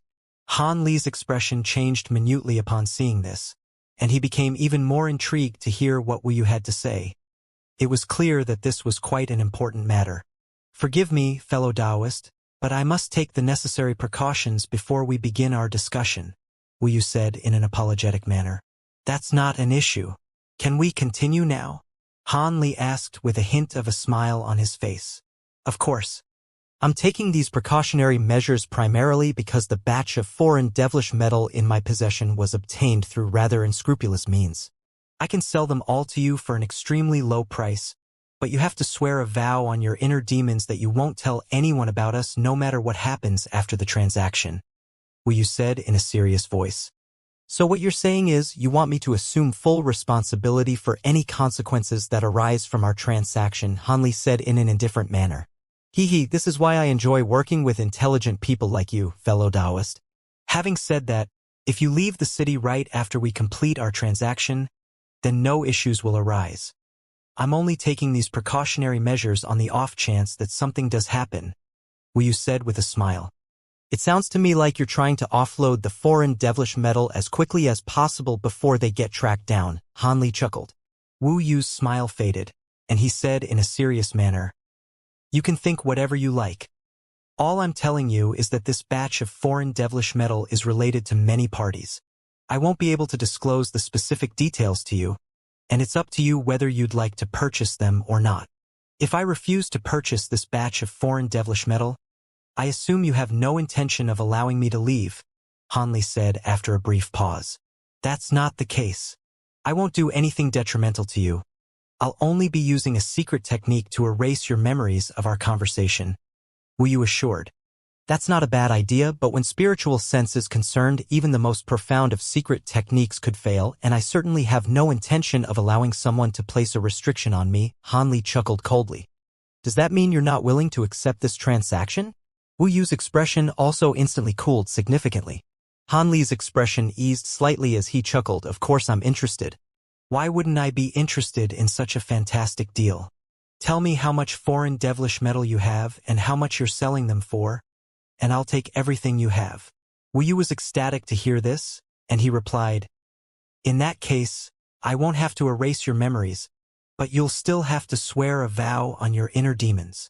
I have no issues with that. However, let's discuss the terms of the transaction first. I may not be willing to accept it if you don't have enough foreign devilish metal to interest me, Han Li said. Would 2,000 pieces of foreign devilish metal be enough to interest you? Wu Yu finally disclosed the amount of foreign devilish metal in his possession. 2,000. Even though Han Li was already mentally prepared, he was still quite surprised to hear such a large number. This was virtually equivalent to the amount of foreign devilish metal that he had obtained from all of the shops that he had visited in the past few days, and it was quite astonishing that a spatial tempering stage being had such a large supply at his disposal. What price are you charging for them? Also, if they're of an inferior quality, I may not accept all of them, Han Li said without any hesitation. Rest assured, all of the foreign devilish metal I have are of the highest quality. As for the price, this is what I'm charging. It's a third lower than the prices being charged in other shops. Wu Yu said in a confident manner as he displayed a certain number of fingers to Han Li. I'm taking on such a massive risk for only a price reduction of a third? That's far too high, Han Li said with a shake of his head. As opposed to being enraged by this, Wu Yu asked with a smile. Then what price would you propose? I can accept half the normal price. Otherwise, I'd rather call off the transaction, Han Li immediately replied, having clearly already considered this matter. To Han Li's surprise, Wu Yu only considered this briefly before nodding in response. Fine, half the normal price it is, then. As long as you swear a vow on your inner demons, that price won't be an issue. Also, the transaction has to take place as soon as possible. How about we meet back here at the same time tomorrow? Of course, if you're still concerned, you can bring some allies along with you. Han Li was rather taken aback by the urgency displayed by Wu Yu, but he merely nodded and said, all right, then I'll see you back here tomorrow. As for allies, we'll see about that. You really are a straightforward man, fellow Taoist. I'll see you tomorrow then, Wu Yu said with an excited look in his eyes as he cupped his fist toward Han Li in a salute. Han Li rose to his feet and nodded in response. I still have some matters that I have to attend to, so I'll be taking my leave now. Wu Yu naturally had no objections to this, and the light barrier around them was withdrawn, following which he accompanied Han Li to the door. Only after Han Li had disappeared into the distance did Wu Yu wave a hand toward the other devilish beings, and all of them returned to the hall. Did you manage to negotiate a deal, brother? A devilish man who bore some physical resemblance to Wu Yu asked as soon as he entered the hall. Rest assured, the deal has been made, and the transaction will take place tomorrow, Wu Yu replied with a smile. The devilish man was ecstatic to hear this, and he hurriedly asked, That's great. We'll finally be able to offload that batch of foreign devilish metal. Are we going to leave Blue Waterfall City right after we make the transaction? Of course we're leaving right away. Have you gotten rid of all of the miners? You haven't left any loose ends untied. Have you? Wu Yu asked as he turned toward a middle-aged devilish man. Rest assured, boss. Everyone who knows about what happened has been killed. As a precautionary measure, I even sealed the mine exit shut, so even if someone did manage to survive, there's no way they'll be able to escape from the mine in a short time, the middle-aged devilish man hurriedly replied in a respectful manner. Good. We've already gone against the rules stipulated by the major families in the city by opening a private mine, and we've stumbled upon so many pieces of precious foreign devilish metal as well. If news were to spread of this, we're definitely going to be hunted down and killed, so we have to sell everything as quickly as possible and flee the city for any chance at survival, Wu Yu sighed in a concerned manner. But boss, why don't we take the foreign devilish metal and sell it elsewhere rather than taking a risk by selling it here? We'll be able to sell the metal at a higher price elsewhere as well, a devilish woman said in an indignant manner. Humph, do you really want all of us to die? If we try to leave the city with that much foreign devilish metal, we'll be killed for sure. Without all the foreign devilish metal, the major powers in the city most likely won't try to hunt us down as long as we escape in time. However, if we continue to carry the foreign devilish metal with us, we'll be pursued to all corners of this realm. On top of that, during my recent research into how so much precious ore appeared in that private mine, I discovered another piece of bad news, Wu said in a grim voice. The young devilish man faltered slightly before asking, "What is it, brother? Will it make our current situation even worse?" The other devilish beings also became very apprehensive upon hearing this. Through some special avenues, I managed to obtain a map of the underground layout in the area near our mine, and I discovered that there's a mine that belongs to the City Lord's Manor that's situated not far away from ours. Apparently, it's a mine with exceptional potential, and even the City Lord's Manor has yet to touch it as they're saving it for the future. Wu said. What do you mean by that? Are you saying the foreign devilish stones we discovered actually belong to the City Lord's Manor? The young devilish man asked in a stunned manner. That's right. The private that we opened in secret can only be categorized as a mid-grade mine at the very most, so there's no way that so much top-grade foreign devilish metal could be found in there. It's most likely the case that we accidentally deviated from the original mine vein during the mining process and dug into the top-grade mine that belongs to the City Lord's Manor. Similar events have happened in the past. It's just that we've been quite lucky that our private mine has gone unnoticed by the guards of the City Lord's Manor for so long. Wu said. Grim looks appeared on everyone's face upon hearing this. The City Lord's Manor had sacred ancestor Lan Pu as its backer, so it was undoubtedly the premier power of the entire Blue Waterfall Lake. There were some other powers in the area that also had prominent backers, but none of them dared to openly oppose the City Lord's Manor. They were only a group of spatial tempering and deity transformation stage beings, so it would most definitely be fatal for them to incur the wrath of such a formidable powerhouse. The devilish woman who had proposed fleeing the city with the foreign devilish metal had completely abandoned the idea upon hearing this.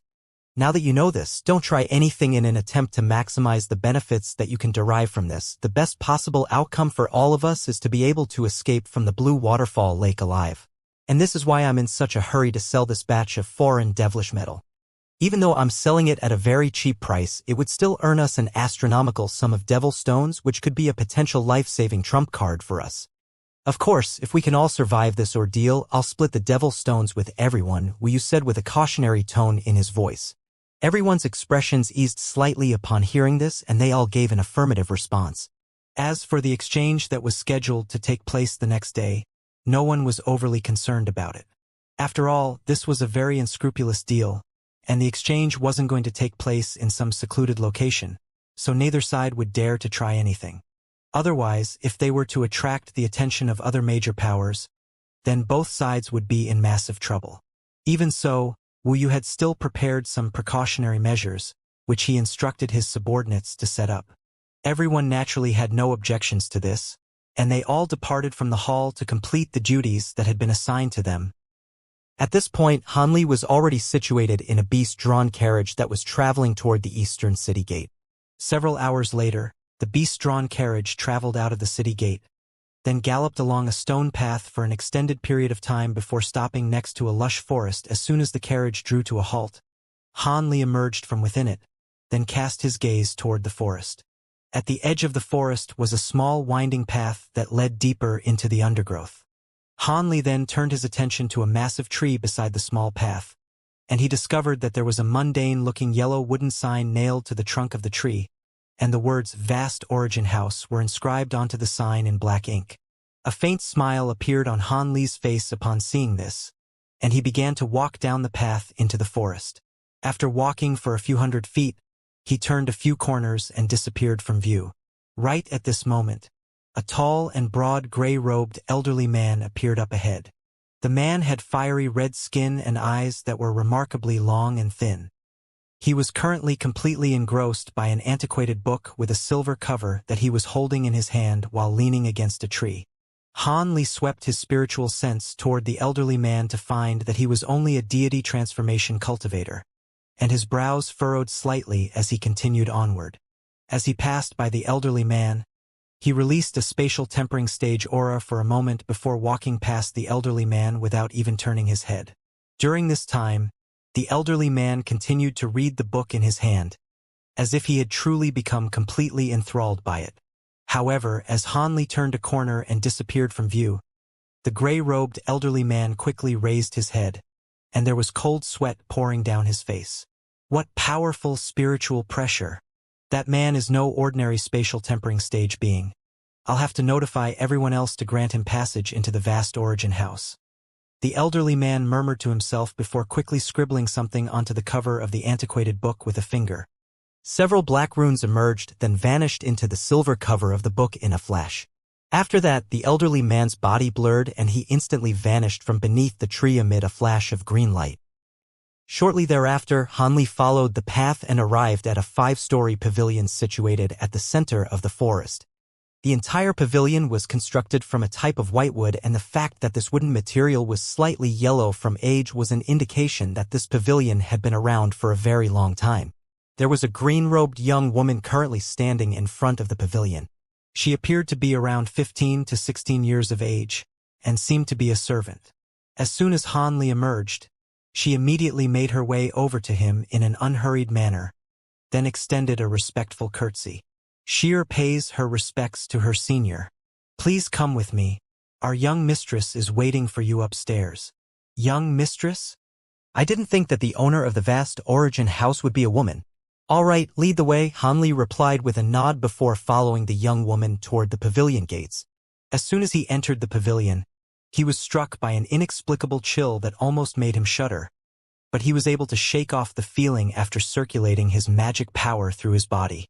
He then released his spiritual sense through the surrounding area and immediately detected some faint restriction fluctuations. It was clear that a powerful restriction had been set up here, and the fact that it had even struck him with a sense of peril was sufficient testament to how dangerous it was. On the first floor of the pavilion, there were only some simple tables and chairs and several pieces of ancient artwork hanging on the walls. Hanli cast his gaze toward the artwork that was closest to him, then glanced at the other pieces of artwork before nodding to himself with a faint smile. The 4 artworks each depicted a rusty copper mirror, a blue longsword that was flashing with a cold light, a shimmering golden spear, and an inky black badge, all of which were extremely lifelike and realistic. A hint of surprise flashed through Xia's eyes upon seeing this.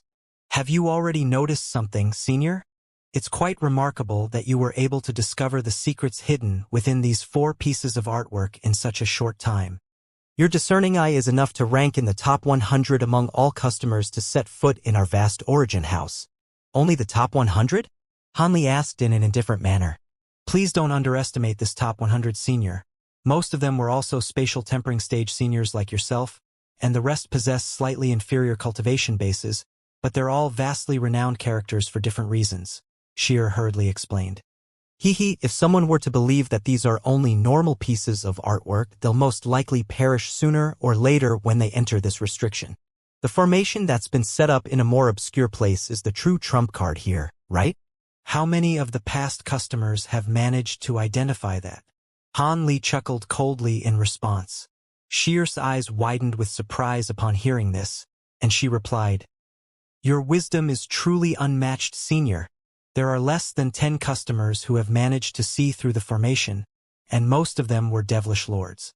Seeing as you're able to do this, there will be no need for you to undergo the trial on the 2nd floor. You'll be able to go and see our young mistress on the 3rd floor right away. Hanli naturally nodded in response. All right.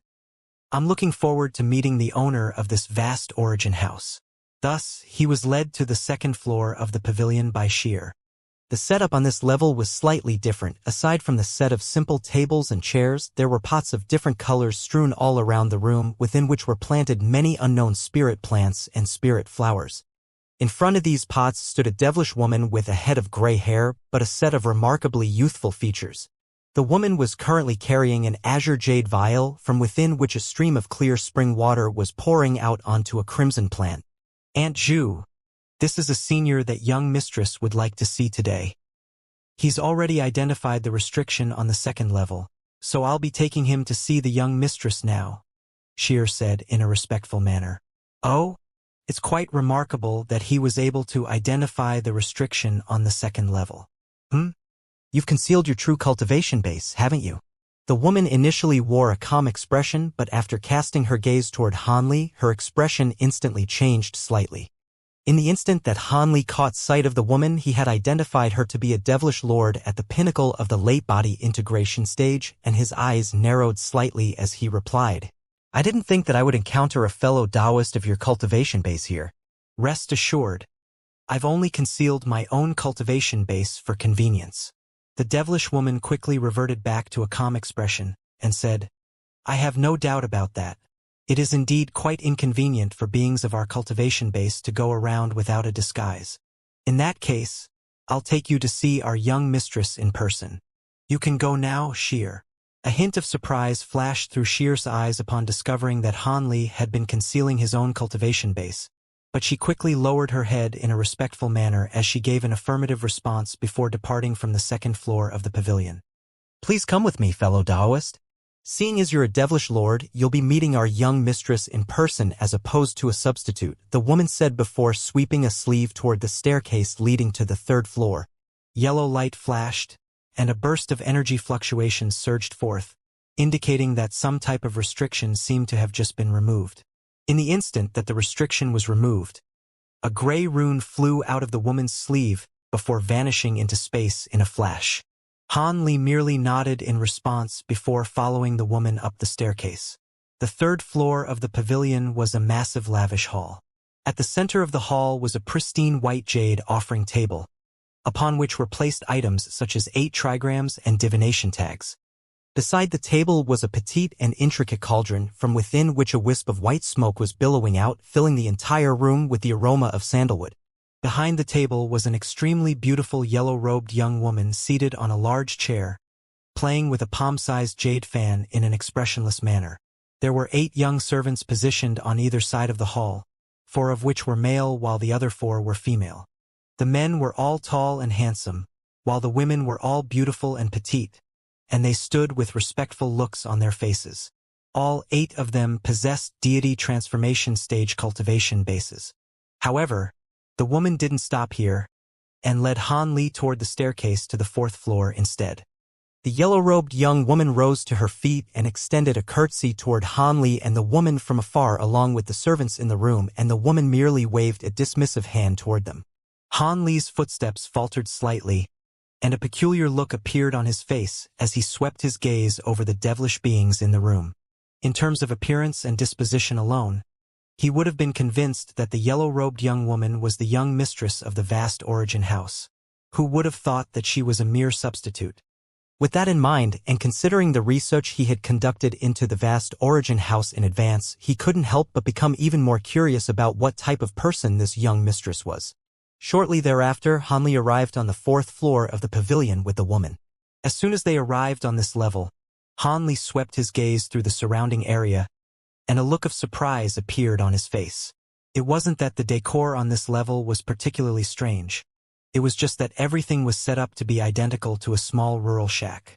There was a small thatched hut situated not far up ahead, within which was a set of simple tables and chairs, and an old wooden bed, upon which was placed a coarse cloth quilt.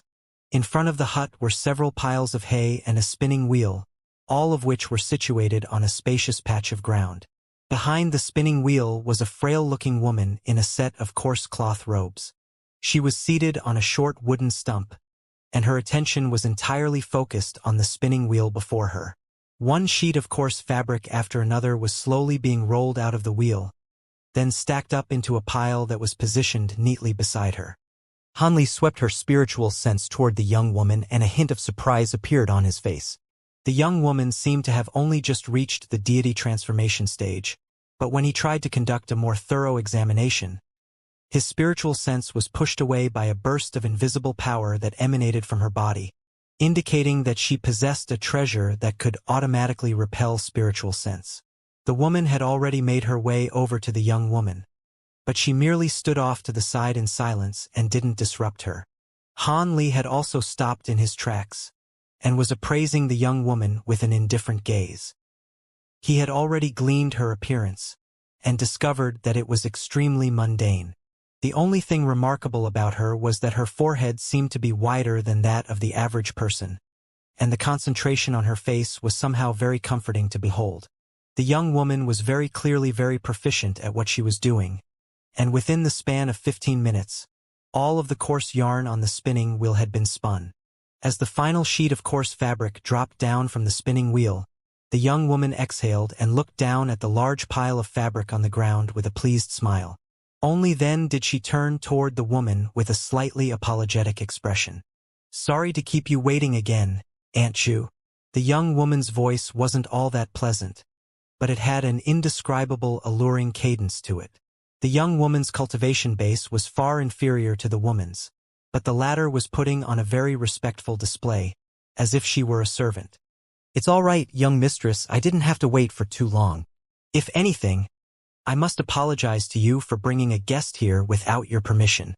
Han Li was quite surprised to see this, and he immediately began to appraise the young woman again, wondering if she were another sacred ancestor clone. "I'm sure the guest that you've brought to me is quite an esteemed one, Aunt Ju. My name is Lan Ing. May I know your name, fellow Taoist?" the young woman said as she turned to Han Li with a calm smile. "My surname is Han. It's rather surprising to me that you're the owner of the vast origin house. Do you think I'm unfit to take on this role, Brother Han?" the young woman asked with a faint smile. "In terms of the cultivation base and appearance, that substitute downstairs seems more fitting to be the young mistress of the vast origin house. Having said that, a substitute is just that, so there's no way she'll be of any help to me," Han Li replied in a straightforward manner. "Truth be told, that servant of mine on the third floor isn't just there for show. She's able to take care of the needs of some normal customers, but she'd be out of her depth when it comes to a guest of your cultivation base," the young woman replied. "I see. I assume most of the guests that visit the vast origin house are attended to by that servant of yours," Han Li said with a faint smile. "I'm doing this out of necessity. After all, she's enough to take care of normal guests, and there aren't many guests that can satisfy the criteria required to see me. You're only the third guest I've seen this year, Brother Han. Please take a seat, and we'll discuss the reason you came here for today. As long as you're willing to offer a sufficient price, we'll be sure to satisfy your needs," the young woman said as she invited Han Li to take a seat. Han Li looked around before making a grabbing motion, drawing a chair toward him before taking a seat on it across from the young woman. "I'm sure you've already conducted some research into our vast origin house, but as a formality, I must inform you of the rules here. I hope you don't mind, Brother Han," the young woman said. "I've only recently arrived at Blue Waterfall Lake, so I don't actually know a lot about your vast origin house. It would be great if you could tell me about this place," Han Li replied in a nonchalant manner. "Our vast origin house doesn't actually directly cater to the needs of our guests. Instead, we're only responsible for providing information. We've been operating for a very long time, and I wouldn't dare to proclaim that we know everything that's happening in our holy realm, but I dare say we know most of the important secrets in the realm. On top of that, all of the past owners of our vast origin house have been very adept in divination, so even if we don't have information on a certain subject matter, we can conduct divination to find out some relevant information. However, using the divination technique will shorten one's lifespan, so the price of that will naturally be very steep. Generally speaking, our vast origin house wouldn't actively encourage a guest to pick the route of divination. On top of that, regardless of what answers you obtain from our vast origin house, you're not to disclose it to anyone else. Otherwise, you'll be blacklisted and will no longer be welcome here. The rest of the rules are rather inconsequential, and I'm sure you wouldn't intentionally break them. Now then, do you have any questions, fellow Taoist?" the young woman asked in a calm manner. Han Li's brows furrowed slightly upon hearing this, but his expression quickly returned to normal as he replied, "What you've told me does match what I've found out already about this place. I have one question. How many of the guests that have visited your vast origin house have left with satisfactory answers?" A proud look appeared on Lan Ying's face as she replied, "I don't know too much about the past, but ever since I've taken over the reins here, we haven't even a single disappointed customer." Han Li was quite taken aback by this answer, but his expression remained unchanged as he nodded in response. "Is that so? It instills me with great confidence to hear that. Seeing as your doubts and concerns have been erased, you can tell me what you'd like to know now," The price of the information will be decided based on how valuable it is, Lanning said with a serious expression. I want to know where I can get a large quantity of premium bloodtooth rice in one transaction in Blue Waterfall City, Hanli replied without any hesitation. Lan Ying's expression eased slightly upon hearing this, and she smiled as she said, Hee, I see. Is there something strange about this request? Hanli asked. That's not the case. Truth be told, around a fourth of the guests that visit our vast origin house ask this exact same question, so we naturally have relevant information on this matter. However, just because this information is regularly purchased doesn't make it any cheaper. Lanning replied with a smile. Hanli was ecstatic to hear this, and he immediately said, as long as the information is reliable, price is not an issue. All right, I've enclosed part of the information within this slip along with the price. Please take a look. If you accept these terms, then I'll give you the rest of the information and we'll complete this transaction right here and now, Lanning said as she tossed what appeared to be a black stone toward Hanli. Hanli caught the stone before pressing it against his own forehead and injecting his spiritual sense into it. Lanning merely sat across from him in silence with a faint smile on her face. Around 15 minutes later, Hanli removed the slip from his forehead as an enlightened look appeared on his face. Who would have thought that there would be people in the City Lord's manor selling large amounts of bloodtooth rice in secret? Judging from the information in the slip, this group of people seems to occupy lofty positions in the City Lord's manor. All right, I'll take this information, and I accept the price. Please disclose the contact method to me, Fairy Lan. Sure. Lanning replied with a nod before sending another stone flying toward Hanli with a sweep of her sleeve. Hanli caught the stone and only injected his spiritual sense into it momentarily to ascertain the contact method, then rubbed his hands together to crush the stone into white powder. After that, he flipped a hand over to produce a palm-sized white jade box. The item in the box should be more than enough as compensation for this information. If there are no issues, then I'd like to ask you about something else, Hanli said as he tossed the jade box toward Lanning. I'd be happy to help, Lanning replied as she drew the jade box into her grasp, then removed the lid and inspected its contents, upon which a pleased smile appeared on her face. Do you know the origins of this item? Hanli asked as he flicked a finger through the air and a green thread shot forth before revolving around the spinning wheel, then swept back toward him before forming a pea-sized ball of green chi that rapidly revolved around his fingertip. In the next instant, the spinning wheel was suddenly reduced to a pile of dust amid a dull thump. Both Lanning and the devilish woman's expressions changed slightly upon seeing this. The spinning wheel appeared to be extremely mundane, but it was actually a devilish treasure of quite a high caliber. Otherwise, Lanning wouldn't have been able to spend so much time spinning yarn with this wheel without growing bored of the process. However, the reaction that she had displayed wasn't due to distress from having the spinning wheel destroyed. Instead, it was due to the fact that the spinning wheel was constructed from a rare type of material known as charred devilish wood, and after being processed using special methods, it was virtually indestructible. Thus, the two women were naturally very alarmed that it had been reduced to dust so easily by that nondescript streak of green chi. Lan Ying's eyes narrowed slightly as she scrutinized the green chi revolving around Hanli's fingertip with a peculiar look in her eyes. Hanli could sense that a wisp of Lan Ying's spiritual sense had enveloped the ball of green chi and that she was carefully inspecting it. The devilish woman had also swept her spiritual sense toward the green chi, and moments later, Lan Ying's expression changed slightly, while the devilish woman remained just as confused as ever. Right at this moment, Hanli's finger tremored slightly, and the ball of green chi vanished into his fingertip. My apologies, but I'm unable to control this thing, so I can only force it out of my body for brief periods at a time. However, I'm sure that was already enough time for you to complete your inspection. Have you managed to identify it? Hanli asked as he appraised Lanning intently.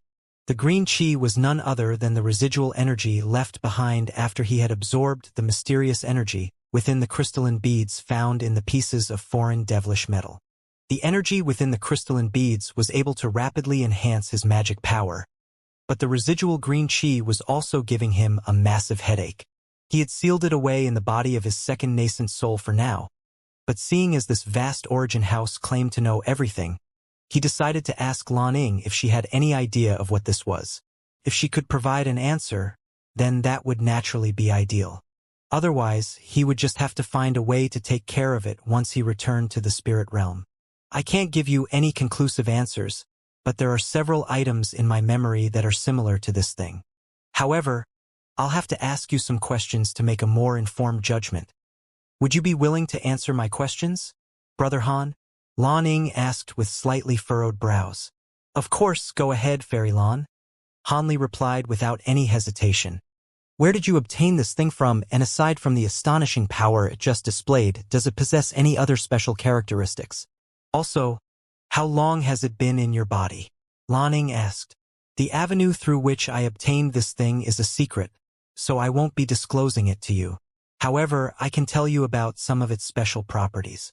As for how long it's been in my body, it's not been a very long time. Less than a century, Han Li replied after a brief moment of contemplation. All right, then please tell me about its special properties. I'll see if I can make a final judgment based on that, Lan Ying replied. A faint smile appeared on Han Li's face, yet just as he was about to say something, his expression suddenly changed slightly, and he abruptly fell silent. A hint of puzzlement appeared on Lan Ying's face upon seeing this, but before she could ask any questions, the woman beside her suddenly strode forward and grabbed a white talisman out of thin air. The woman injected her spiritual sense into the talisman briefly before immediately turning to Lan Ying. Young Mistress, we're receiving a visit from young Mistress Violet, and she's already downstairs.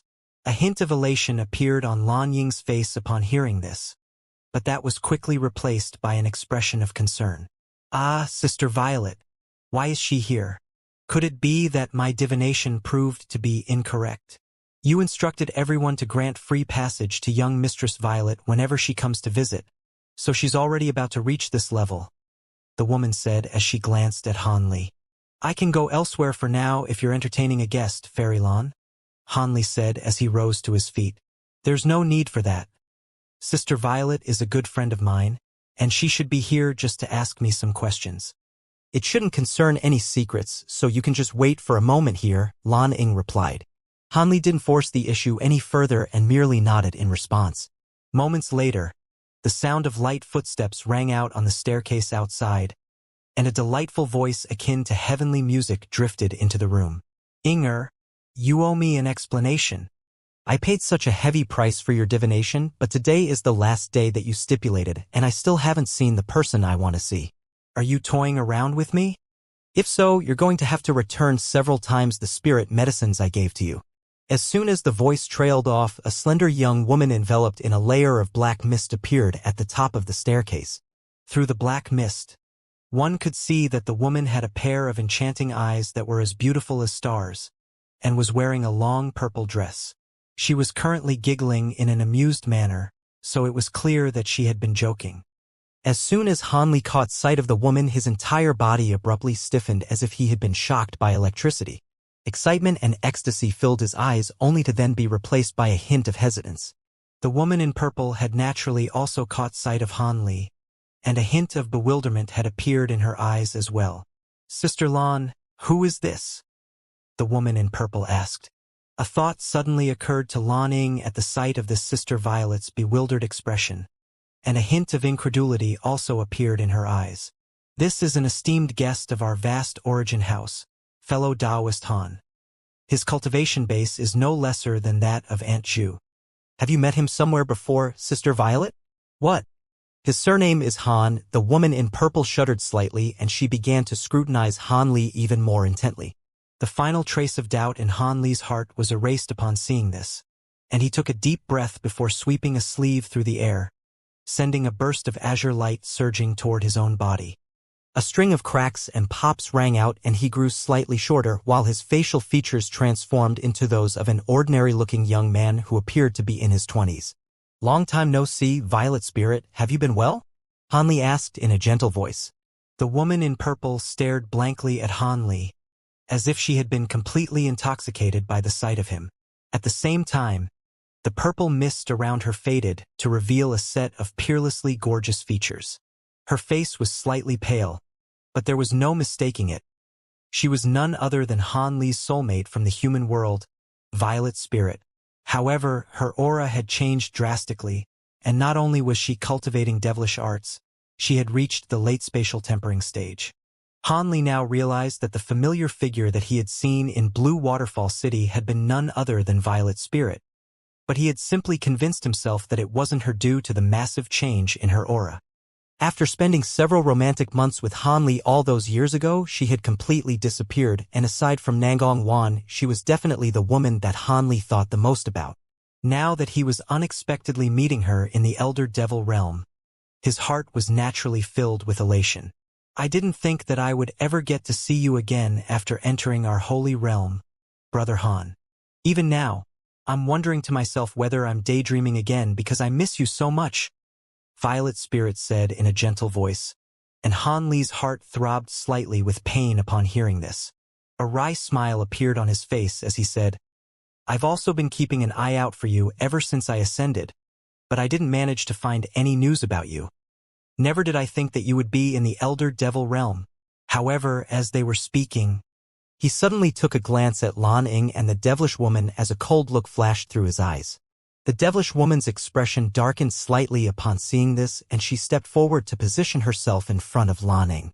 Lan Ying immediately realized what was happening, and she waved a hand toward the woman with a faint smile as she said, So this is the man you've been thinking day and night about, Sister Violet. I had thought that he'd be extremely handsome to make you enamored by him. If it weren't for my divination, you wouldn't have turned up today, and the two of you wouldn't have been reunited. Are you planning to kill the matchmaker now that the match has been made? Stop spouting nonsense, you silly girl. Your divination only worked due to sheer dumb luck. It doesn't count. Brother Han, there's no need to worry about silencing them. Inger is an extremely close friend of mine, and there's no way she'll leak your identity. On top of that, the vast origin house isn't a power that's local to the Elder Devil realm. Instead, it has branches spread over several realms, and there are over 10 stand-in house masters like her in each realm. They even have branches in the human world. Otherwise, the vast origin house wouldn't have been to stand for so many years under the scrutiny of so many sacred ancestors, Violet Spirit explained. Han Li drew a sharp breath upon hearing this, and an incredulous look appeared on his face. They have branches across several realms? Why have I never heard of the vast origin house in the human world? We are known as the vast origin house here, but we're naturally going to use different names in different realms. Otherwise, someone traveling across multiple realms would easily be able to draw the connection. Lan Ying said with a hint of a smile on her face. I see. Forgive me for being presumptuous, Han Li said as he cupped his fist in an apologetic salute.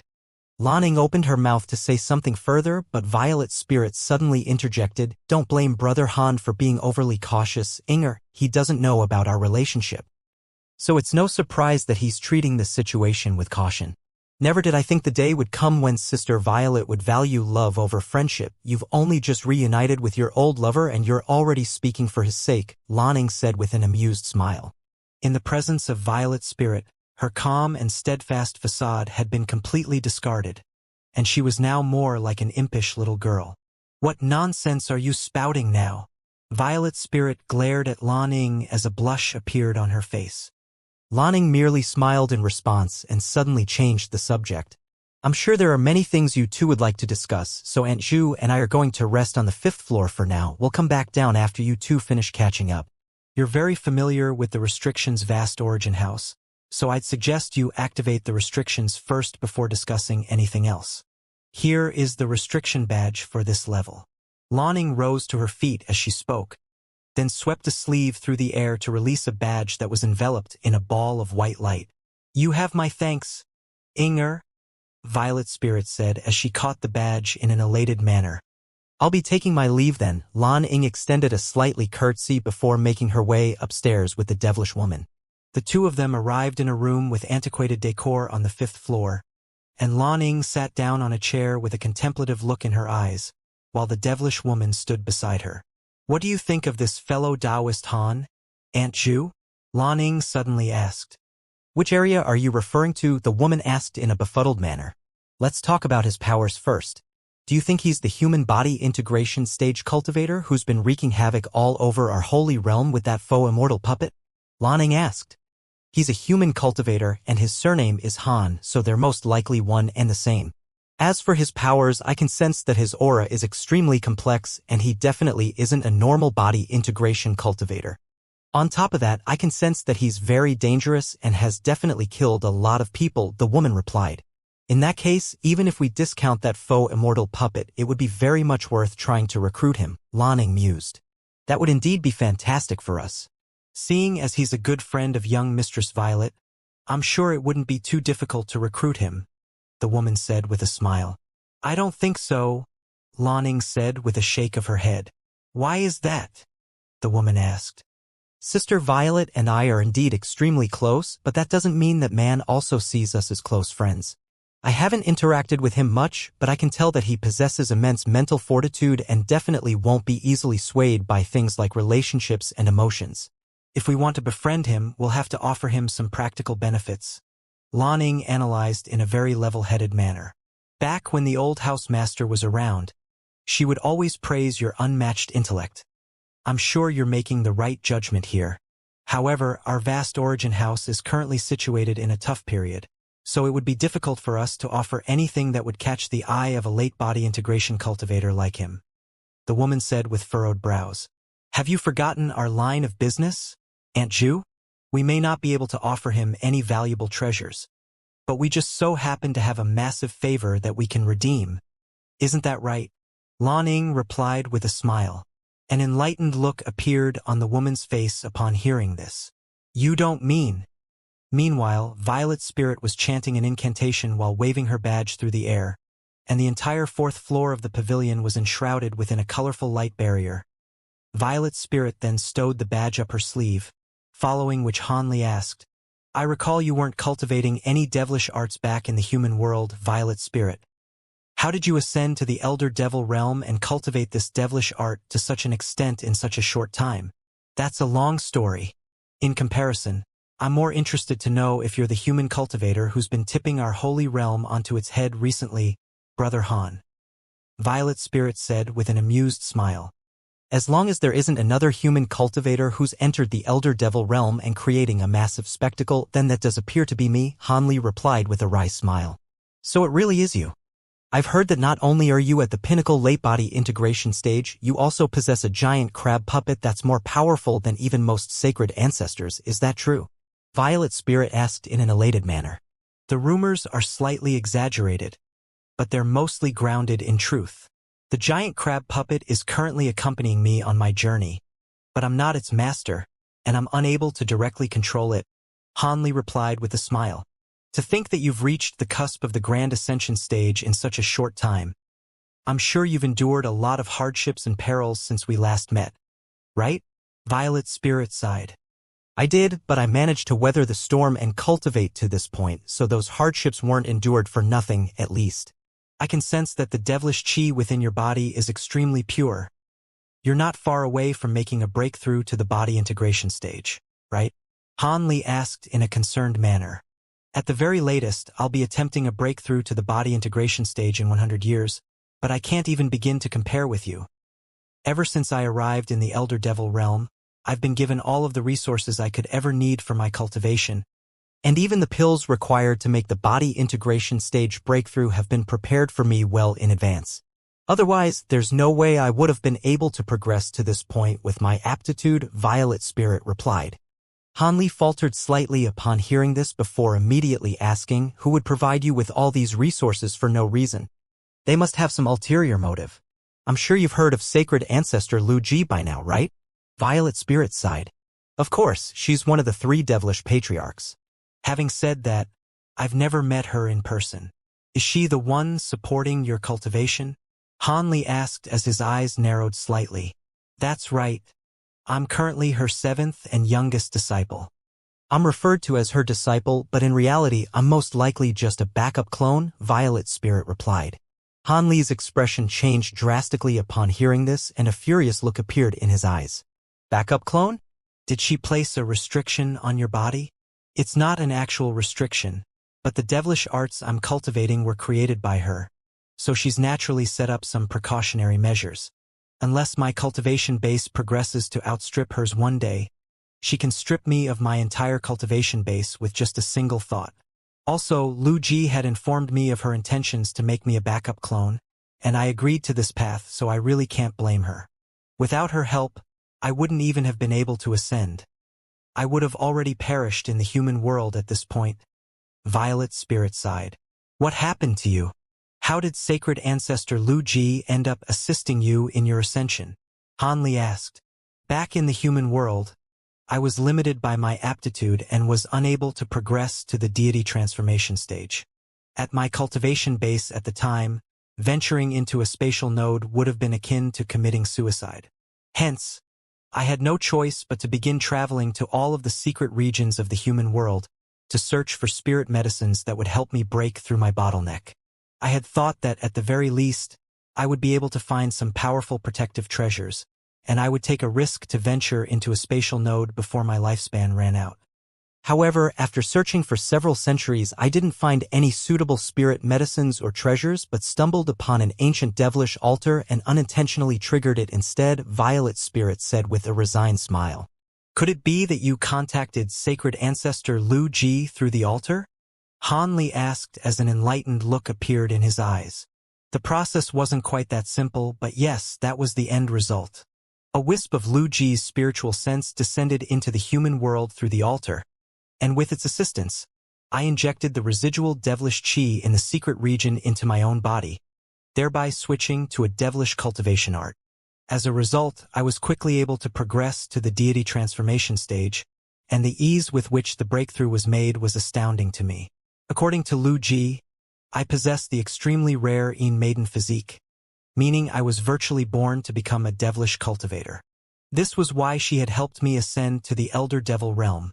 If a normal human cultivator had managed to contact her, she would have simply ignored them. Only after I ascended to the Elder Devil realm and met Lu Ji was I made aware that she had only helped me so I could become a backup clone for her, Violet Spirit said. In that case, there was no need for you to agree to become her disciple. As for the debt you owe her for the part she played in your ascension, you'll just have to repay her some other way in the future, Han Li said with a dark expression. Things weren't that simple. At the time, she gave a choice. Either she would strip away the devilish qi and devilish cultivation art she bestowed upon me, thereby reducing me to a low-grade cultivator again, or I had to become her seventh disciple and backup clone. She had made it very clear that due to the limitation in the cultivation art that she was using, she could only have 6 clones, including her true body, so if nothing happened to any of her clones, then I wouldn't need to fill in. With Lu Ji's lofty status as a devilish matriarch, even her clones are generally very safe, so there's a good chance that I'll simply continue to act as her disciple. Her eldest disciple has already reached the pinnacle of the late body integration stage and lived for tens of thousands of years without having to fill in for one of Lu Ji's clones. If Lu Ji were to ascend to the true immortal realm someday, she wouldn't need any clones, and we would truly be free then. Prior to this, she would supply us with all of the cultivation resources that we required. According to my knowledge, the Elder Devil realm is a far more perilous place than the human world and the spirit realm, so countless high-grade devilish beings perish every year during their search for cultivation resources. If you had been in the same position as me, what would you have chosen, Brother Han? Violet Spirit asked with a slightly dejected look in her eyes. Han Li's expression changed slightly upon hearing this, and he raised his head to the heavens as he heaved a faint sigh. I've always admired your resolute willpower. Perhaps if you had been in my place, you really would have made a different choice. However, on one hand, I would have to fall back to square one and struggle to survive in the perilous Elder Devil realm, while on the other hand, I would at least be able to live for tens of thousands of years without having worry about cultivation resources. The temptation simply wasn't something that I could resist. Hence, I became Lu Ji's 7th disciple. I've forged a bit of a reputation for myself in the Elder Devil realm, and I even have my own subordinates now, Violet Spirit sighed. It's no wonder that you made such a decision. I would have most likely done the same thing. However, you can't just live the rest of your life like this. Haven't you explored any ways to escape these restrictions? Han Li asked. Violet Spirit had clearly already considered this, and a wry smile appeared on her face. The 6 disciples above me are all body integration stage beings. If there were a way to escape Lu Ji's control, they would have done so long ago. Besides, Lu Ji is a devilish matriarch with countless subordinates willing to do her bidding. Even if we could escape her control, how long would we be able to hide for? The only way would be to flee to another realm, but without the abundant devilish chi here in the Elder Devil realm, my devilish arts would be completely ruined. Not only will I have no chance of making further progress, there's a very good chance that my cultivation base could plummet drastically. That is indeed very troublesome, but there is a rather risky solution, Hanli said with a contemplative look in his eyes. You have a solution to this situation, Brother Han? Forget about it. You are indeed quite powerful right now, but you still can't contend with the likes of Lu Ji. Please don't place yourself in harm's way for my sake, Violet Spirit said as she shook her head in a concerned manner. It would indeed be impossible for me to contend with Lu Ji right now, but my cultivation base isn't just going to remain stagnant. Give me some time. I have some confidence that I'll be able to progress to the Grand Ascension stage. When that time comes, I'll be at least close to being able to match Lu Ji in battle, and I'll be able to negotiate with her then, Hanli said with a cold smile. You're confident that you'll reach the Grand Ascension stage? Violet Spirit already had a very lofty evaluation of Hanli's powers, but she was still stunned by this, and even her voice was trembling slightly. There should be a decent chance for me, Hanli replied with a confident smile. Violet Spirit stared blankly at Hanli for a while before replying in a gentle voice. You're not one to make baseless claims, so I definitely believe in you, but let's discuss this matter after you reach the Grand Ascension stage. When that time comes, you should be able to tear through space and enter the Elder Devil realm with ease. Hanli contemplated the situation for a moment before determined that this was indeed something that he couldn't resolve in the near future, so he could only repress his own concern. Alright, your current cultivation base isn't very high, so even if one of Lu Ji's clones does fall, you won't be next in line to replace it, so you'll just have to wait for me for now. We've been discussing me this entire time, why don't you tell me about your experiences, Brother Han? You've progressed to the late body integration stage in such a short time. I'm sure your experiences in the spirit realm have been far more spectacular than mine. Violet Spirit changed the subject in an attempt to distract Hanli from his concerns. Hanli faltered slightly upon hearing this before replying with a smile. I did indeed have many interesting experiences in the spirit realm. Thus, he began to recount his experiences following his arrival in the spirit realm through the spatial node. Of course, there were some secrets that he intentionally neglected to mention. Violet Spirit was completely enraptured by his recount, displaying a vast array of reactions in response to the experiences that Hanli detailed. After Hanli finished his own recount, Violet Spirit also gave him a recount of her time in the Elder Devil realm, and also told him about how she had made Lan Ying's acquaintance. Only then was Hanli made aware that Violet Spirit had once saved Lan Ying's life by chance, which was why they had become as close as sisters. All of a sudden, a thought occurred to Hanli, and he asked Violet Spirit what she had asked Lan Ying to conduct divination about. However, Violet Spirit blushed deeply upon hearing this, and she refused to tell him no matter what. Her display of embarrassment was already enough to tell Hanli everything, so he merely smiled and didn't pry any further into the matter. Instead, he asked if Lan Ying had any way to help Violet Spirit resolve her predicament, in response to which Violet Spirit shook her head in a resigned manner. Even the vast Origin House was powerless to do anything as a devilish matriarch was concerned. The former master of the vast Origin House was Lan Ying's grandmother, who passed away during an accident, which was why Lan Ying had been handed the reins. However, many of the high-grade powerful beings of the vast Origin House had perished during the same incident, so the vast Origin House was currently in an extremely feeble state. Otherwise, if the vast Origin House had been at the height of its powers, even Lu Ji would have been quite wary of it, and perhaps she would have been open to releasing Violet Spirit from her obligations if the vast Origin House had stepped in. Hanli nodded in response upon hearing this explanation. Thus, the two of them chatted for close to half a day, discussing matters surrounding cultivation and daily life. They were completely engrossed in their conversation and didn't notice the passage of time at all. After a long while, the five-colored light barrier enshrouding the room suddenly rippled, and Lan Ying's voice sounded in the room. Have you two finished your chat? It's already night time, so our vast Origin House is about to close soon. Brother Han, regarding the question you asked me earlier, would you like an answer to it now? Looks like we've been chatting for too long and Sister Lan has grown impatient. By the way, why did you come to the vast origin house today? Did you encounter some type of insurmountable problem?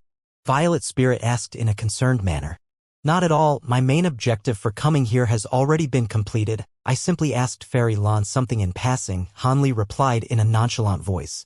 In that case, I'll deactivate the restrictions so you can speak with her. Violet Spirit replied with a relieved nod. Hanli naturally had no objections to this, and Violet Spirit summoned the restriction badge again before waving it through the air. The light barrier around them instantly disintegrated, and the smiling Lan Ying soon emerged from the 5th floor with the devilish woman. After that, Hanli revealed some of the special characteristics of the mysterious green chi within his body to Lan Ying. As expected of the vast origin house master, even though Lan Ying's cultivation base wasn't all that outstanding, she had an extraordinary wealth of knowledge and experience and was quickly able to identify what the green chi was based on the characteristics described. You're saying this is the baleful yin chi imbued within 5 elemental yin-yang true light? Hanli almost jumped out of his seat upon hearing Lan Ying's answer. Looks like you've heard of the 5 elemental yin-yang true light as well, Brother Han. I can't say for absolute certain, but I'm fairly confident that's what it is. It's said that any cultivation art or ability can be fused with 5 elemental yin-yang true light, and it's even known as the mother of all arts. However, if this true light were to remain deep within a profound yin region for too long, then there's a chance that it would transform into this baleful yin chi. Apparently, there was once a devilish patriarch who possessed 5 elemental yin-yang true light in ancient times. After fusing his devilish arts with this true light, his powers were enhanced so significantly that even the other 2 patriarchs combined were no match for him, and he almost ruled over the entire Elder Devil realm. However, he disappeared under mysterious circumstances during a trip to an alternate realm. Otherwise, the Elder Devil realm could be completely different from how it currently is, Lan Ying said. I've seen some records of this in an ancient devilish tome that I've read. However, the main reason that devilish patriarch was able to almost conquer the entire Elder Devil realm was due to the devilish arts he was cultivating at the time. It was known as the #1 devilish art in all of the Elder Devil realm, and countless people have cultivated it, but no one has been able to cultivate it to the extent that patriarch had. In addition to the 5 elemental yin-yang true light, it's no wonder that he was completely invincible at the time. How did you manage to come into contact with this baleful yin chi, Brother Han? Have you already encountered 5 elemental yin-yang true light? I've heard that this light has no set form. It could be a rock, or a piece of wood, or anything you can imagine, Violet Spirit said. I haven't encountered 5 elemental yin-yang true light at all. This baleful yin chi is something that entered my body from a piece of or I obtained, and I've been unable to get rid of it ever since, Hanli said with a wry smile, but his heart was filled with turbulent emotions. 5 elemental yin-yang true light was an ability that one of the 5 extreme mountains was supposed to possess. However, that true light had disappeared from the spirit realm long ago, so this extreme mountain was the one that he was least confident in tracking down. Never did he think that he would find leads related to it in the Elder Devil realm. Even though he was still far away from actually tracking down the 5 elemental yin-yang true light, it instilled him with a hint of hope where there previously hadn't been any. It seemed that he would have to stay in the Elder Devil realm for a while longer. It makes sense that you obtained it from a piece of or, even though 5 elemental yin-yang true light hasn't been sighted in the Elder Devil realm for many years, there are occasionally pieces of or discovered that contain baleful yin chi. However, the powers who have discovered such pieces of or have all dug deeper at the original site, but haven't been able to find anything. It's speculated that there had once been 5 elemental yin-yang true light situated in the underground area nearby, but due to some unknown reason, it seems to have shifted to a different location. The piece of or you obtained most likely stems from one of those regions, Brother Han. Lan Ying replied with a contemplative look in her eyes. Is there any harm to having this thing in one's body for a long time, and is there a way to eradicate it? Violet Spirit hurriedly asked. For some individuals who are using special cultivation arts in our Elder Devil realm, this baleful yin chi is extremely valuable. However, seeing his fellow Taoist Han is a human cultivator, this baleful yin chi will only prove to be detrimental to him and could slowly cause his meridians to atrophy. However, there's no need to be too concerned. There have been others in the past who have also been afflicted by the same issue, so a refinement mantra was invented that could allow one to directly refine this baleful Qi, Lan Ying replied in a confident manner. Violet Spirit's expression eased slightly upon hearing this, and she asked with a smile, "Your vast origin house has always been collecting all types of cultivation arts and secret techniques, so I'm sure you have a copy of this mantra, right?" "I don't actually possess this mantra. It's extremely specific, so very few people will be able to use it. As such, our vast origin house didn't bother to try and obtain it. However, I do know who has the mantra, but if you'd like to obtain it." A hesitant look appeared on Lan Ying's face, and her voice trailed off here. "Is the mantra very difficult to obtain?" Han Li asked. "Truth be told, the mantra is currently in the possession of a late-body integration cultivator. His personality is extremely erratic and his powers are superior even to Aunt Zhu. Our vast origin house has dealt with him on several occasions and we can get into contact with him, but I can't guarantee whether we'll be able to obtain the mantra from him," Lan Ying replied. "That's all right, as long as you can get into contact with him. I'll pay him any price he asks for. I'm sure he wouldn't miss out on such an opportunity just to hold onto a useless mantra," Han Li said with a smile. "In that case, I'll get into contact with him and give you a response," Lan Ying replied with a nod. Violet Spirit also heaved a sigh of relief upon hearing this. "Brother Han, shouldn't you be offering me some compensation for resolving such a major problem for you?" Lan Ying asked with a smile. "Of course, how many devil stones would you like?" Han Li replied with a smile. "Forget it, seeing as you're an acquaintance of Sister Violet's, I'll waive the fee required on this occasion," Lan Ying said. Han Li was rather taken aback to hear this, but after considering the situation for a moment, he nodded with a smile and said, "In that case, I'll accept your kind offer." "You're agreeing just like that?" Lan Ying's eyes widened upon hearing this. "Why wouldn't I agree to something like this? Is there something else you have to tell me?" Han Li asked with a hint of a smile. "I didn't even get a thank you from you. Why does it feel like I didn't even do you a favor at all?" Lan Ying grumbled as she pouted with displeasure. Han Li merely smiled in response and remained silent. An amused smile appeared on Violet Spirit's face upon hearing this, and she interjected, "Let's skip all these silly games and lay everything out in the open. You want to take this opportunity to recruit a powerful ally for your vast origin house, right? Sister Lan?" "Brother Han, Sister Lan really is like a sister to me. If possible, please lend her your assistance in the future when required. As long as it's within my capabilities, I'd naturally be willing to lend Fairy Lan my assistance. But let me make this clear. I don't want anything to do with the vast origin house. I'm only willing to offer my assistance to you, fellow Taoist Lan," Han Li said as a serious look appeared on his face. Lan Ying was ecstatic to hear this. "You have my thanks, Brother Han. Also, I won't be staying in the Elder Devil realm for much longer. And once I return to the spirit realm, it won't be that easy for me to come back," Han Li cautioned. "Have you forgotten that our vast origin house spans several realms?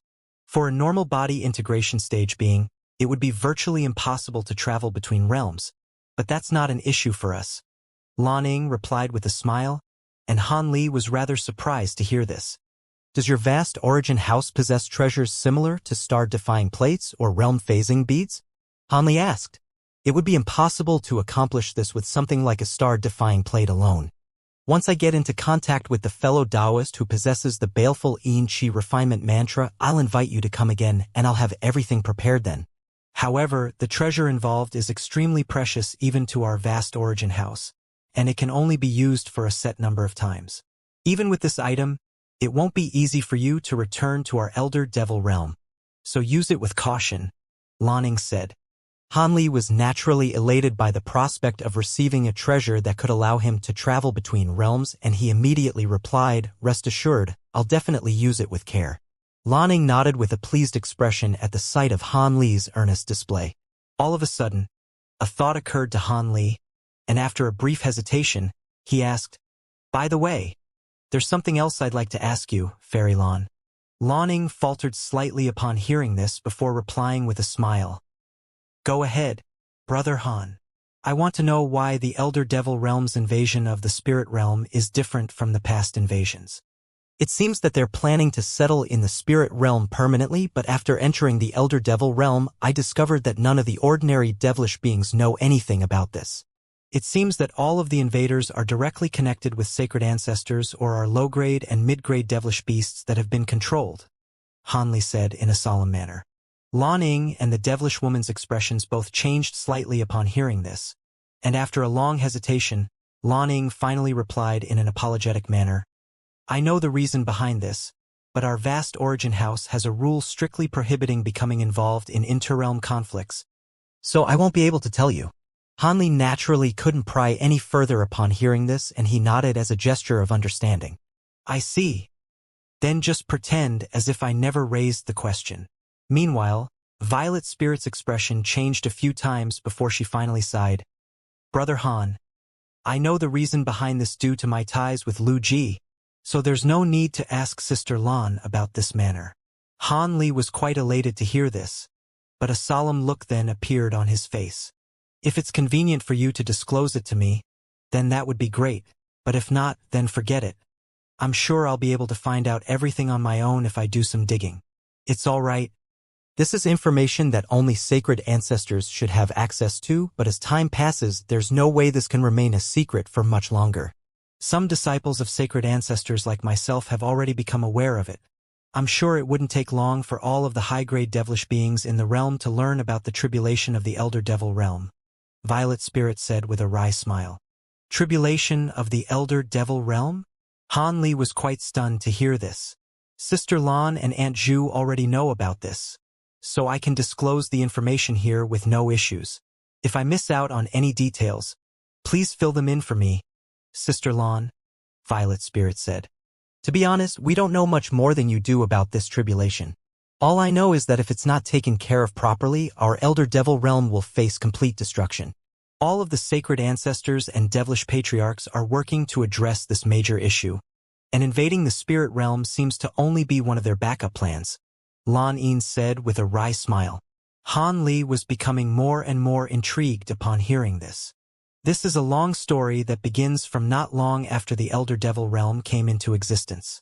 It's said that at the time, there were many now extinct races residing in all of the realms, and beings of the upper realms like true immortals and true devils were occasionally able to communicate with the beings of the lower realms. However, during that period, a stem-borer queen was suddenly born in a seemingly ordinary race of ancient insects.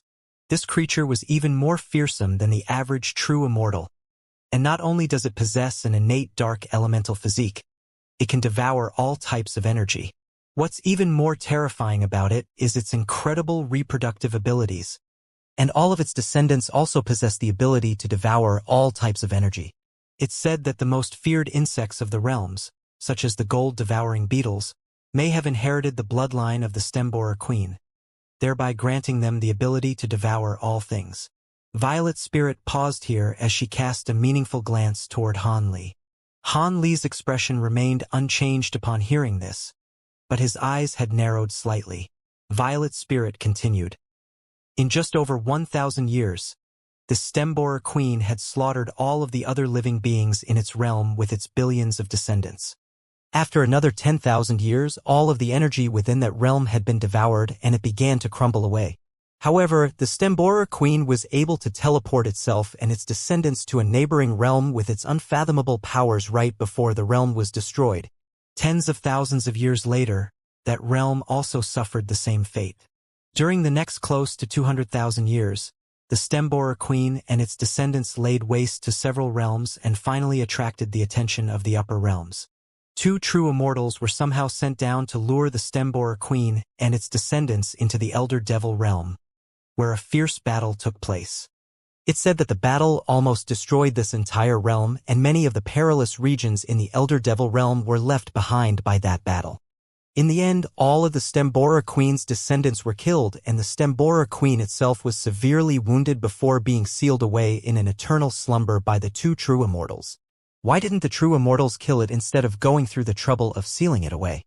Could it be that it's recently awakened? Han Li asked with furrowed brows. Everything happened too long ago, so it's unclear why the true immortals didn't kill the stem borer queen. Perhaps it had some type of life-saving trump cards that made it unkillable. Alternatively, it could be because the two true immortals were too severely wounded at that point to kill the stem borer queen. In any case, the stem borer queen did indeed reawaken over 10,000 years ago, and it's produced more offspring.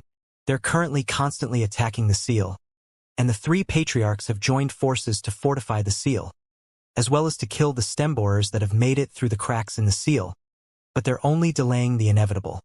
The stem borers take no prisoners or slaves, so once the stem borer queen breaks free from the seal, the elder devil realm will be doomed.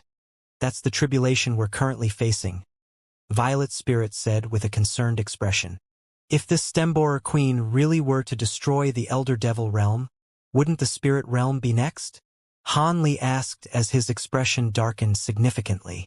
There are several realms neighboring the Elder Devil realm, including the Spirit realm, so if the Elder Devil realm were to be destroyed, there would indeed be a chance that the Spirit realm would be next. Even if that doesn't turn out to be the case, the Spirit realm will eventually get its turn, once the nearby realms are all destroyed, Lanning said. Han Li fell into a contemplative silence for a long while before musing, so that means if we can take care of the stem borer queen, not only will the devilish army retreat from the spirit realm, a major future tribulation for the spirit realm would also be circumvented. Indeed, if the threat of the stem borer queen could be eradicated, the elder devil realm can cease its invasions of the spirit realm altogether. However, this would be impossible to accomplish unless true immortals were to intervene. Violet Spirit sighed. This is indeed something that we won't be able to do anything about for now. Thankfully, it sounds like the seal will be able to last for a while longer, so we'll just have to wait and see. Han Li also sighed in a resigned manner. This was a major issue concerning multiple realms, so it would be best to leave it to the Grand Ascension stage beings. A mere body integration cultivator like him was ill-equipped to shoulder such a heavy burden. With that in mind, Han Li moved on to other topics and chatted with everyone for a while longer before departing with Violet Spirit in accompaniment. After Han Li and Violet Spirit emerged from the pavilion and made their way out of the lush forest, they were met by 8 armored devilish guards who were standing in front of a lavish beast-drawn carriage. Brother Han, you're returning to the city anyway, so why don't you come with me on my carriage? I have something to discuss with you along the way, Violet Spirit said. Sure. I wanted to talk to you about something as well, Han Li replied with a nod. After the two entered the carriage, Violet Spirit issued an instruction and the coach driver immediately spurred the black devilish beasts that were drawing the carriage into motion. At the same time, red light flashed on the carriage, indicating that a restriction had been activated, and inside the carriage, Han Li said, Violet Spirit, there are some things that I couldn't directly ask Lanning, but I know that you have some forces in the Blue Waterfall Lake. I'd like you to find out some information about a local devilish man by the name of Wu Yu. I suspect he may be. Violet Spirit listened to Han Li's request, and a hint of surprise gradually appeared on her face. Several hours later, Han Li returned to the inn that he was staying in. He had drawn a lot of attention in the city due to his extravagant purchases of foreign devilish metal, but no powers dared to send people to spy on him as they were aware that he was a late spatial tempering stage being. After all, someone of at least the same cultivation base would have to be sent to spy on him, and no powerful being of that caliber would be willing to stoop to something like that. The next morning, Han Li emerged from the inn once again to attend his agreed meeting with Wu Yu. He was originally very interested in the crystalline beads within the foreign devilish metal, and now that the metal was potentially tied to 5-elemental yin-yang true light, he was naturally determined to get his hands on them. Even though the foreign devilish metal provided by Wu Yu may not necessarily contain any of those mysterious crystalline beads, the sheer amount still filled Han Li with anticipation. Thus, he arrived at the same hall as the one he had visited a day ago, and a pair of familiar devilish beings immediately greeted him in an ecstatic manner. Please come in, Senior Han, Brother Wu Yu is waiting for you inside. Han Li nodded in response before making his way into the hall, and the pair of devilish beings quickly closed the door before standing on guard outside in a careful manner. Inside the hall, Han Li was greeted by Wu Yu and his subordinates, and Wu Yu made no attempt to hide his elation as he rose to his feet before making an inviting hand gesture toward Han Li. You're finally here, Brother Han. I've been waiting for quite some time. I haven't arrived any later than the agreed time, so you must have come here early. fellow Taoist Wu Yu. Alright, that's enough chit-chat. Let's begin the transaction right away. I hope your foreign devilish metal can satisfy me. Han Li cut straight to the chase as soon as he sat down. His brusque demeanor would most likely evoke displeasure within anyone else, but Wu Yu was also very eager to get the transaction underway. Thus, he swept a sleeve through the air to release several badges, all of which vanished into the surrounding space. A light barrier instantly appeared around them, following which Wu Yu flipped a hand over to summon a blue storage bracelet. Here's all the foreign devilish metal. Please examine them to see if they're up to your standards, Brother Han. He then immediately tossed the storage bracelet toward Han Li without any hesitation. Han Li was rather surprised by this, but it quickly occurred to him that Wu Yu had most likely set up some prophylactic measures, so he wasn't concerned that Han Li wouldn't pay for the foreign devilish metal. Han Li nodded in response as he caught the storage bracelet, then pressed it against his own forehead before injecting his spiritual sense into it. Wu Yu merely looked on in silence, awaiting Han Li's verdict. Around 15 minutes later, Han Li finally opened his eyes, but his expression didn't betray any emotion whatsoever. Wu Yu's expression stiffened slightly upon seeing this, but thankfully what Han Li said next came as quite a relief to him. These are indeed all premium pieces of foreign devilish metal. Here are the devil stones that you asked for, Han Li said as he produced a black storage bracelet, then tossed it toward Wu Yu with a flick of his wrist. Wu Yu was ecstatic to see this, and he immediately caught the bracelet before also injecting his spiritual sense into it. Mere moments later, he withdrew his spiritual sense from the storage bracelet, then stowed it away with a pleased expression. He then cupped his fist in a salute toward Han Li and said, "You are a man of your word, fellow Taoist Han. Our transaction is now complete. In that case, I'll be taking my leave," Han Li said as he rose to his feet in a calm manner. "Of course, I'll deactivate the restriction right away." Wu Yu made no effort to keep him, and he also stood up before making a hand seal, upon which the light barrier around them disintegrated amid a dull thump. Thus, Han Li began to depart from the hall, but right as he reached the entrance, he suddenly stopped and turned back toward Wu Yu. "Fellow Taoist Wu Yu, would you be willing to tell me where you obtained this foreign devilish metal from? I'll be willing to give you an additional third of the devil stones I just gave you for this information." Wu Yu's heart jolted upon hearing this, and his expression changed a few times, but he didn't immediately give a response. Meanwhile, expressions of greed appeared on the faces of all of his devilish subordinates. After a long contemplative pause, Wu Yu repressed the impulsive urge to accept the offer and shook his head in a forlorn manner. "I appreciate the offer, but unfortunately, this is not something that I can tell you, so I'll have to turn you down." "I see." Han Li gave Wu Yu one final meaningful look before departing. Wu Yu stood on the spot with his brows furrowed slightly with concern. Even though Han Li hadn't said anything just now, the look in his eyes struck Wu Yu with an indescribable sense of foreboding. "Brother, if he wants to know where we obtained this foreign devilish metal from, then why don't we just tell him the location of our private mine? We're leaving the city anyway, so even if he wants to investigate the matter, we'll be long gone before he discovers anything. We're missing out on a huge sum of devil stones here," a devilish woman urged. "It's not that simple. We have no information about this man. He is indeed not from this city, but if we were to disclose the location of the private mine to him, he could expose us to the powers in the city. Alright, now that we've received the devil stones, let's split up and leave Blue Waterfall City right away. Once we exit the city, leave this area along the routes we planned out in advance. Once we're completely safe, we'll reunite at Lion Cliff City," Wu Yu said in an implacable manner.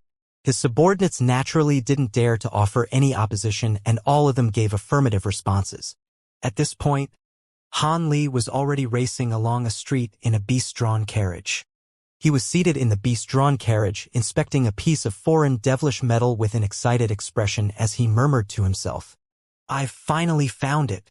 Within the storage bracelet that he had just obtained were over 20 pieces of foreign devilish metal that contained the mysterious crystalline beads. This confirmed the notion to Han Li that Wu Yu and his group definitely had what he was searching for. If it weren't for the fact that their transaction had taken place in a very densely populated part of Blue Waterfall City, he would have captured them by force and used a soul search technique on them to find the information he wanted.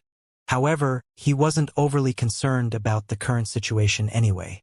During the transaction, he had already placed spiritual sense marks on Wu Yu and his group, so he would be able to track down and capture them as soon as they tried to leave Blue Waterfall City. With that in mind, Han Li stowed the piece of foreign devilish metal away amid a flash of spiritual light, then repressed his own excitement as he closed his eyes to meditate. Time quickly flew by, and several hours later, he returned to the inn.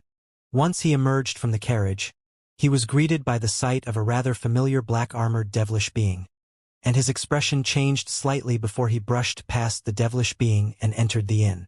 Meanwhile, a hint of elation appeared on the devilish being's face at the sight of Han Li, and he followed Han Li into the inn in a respectful manner.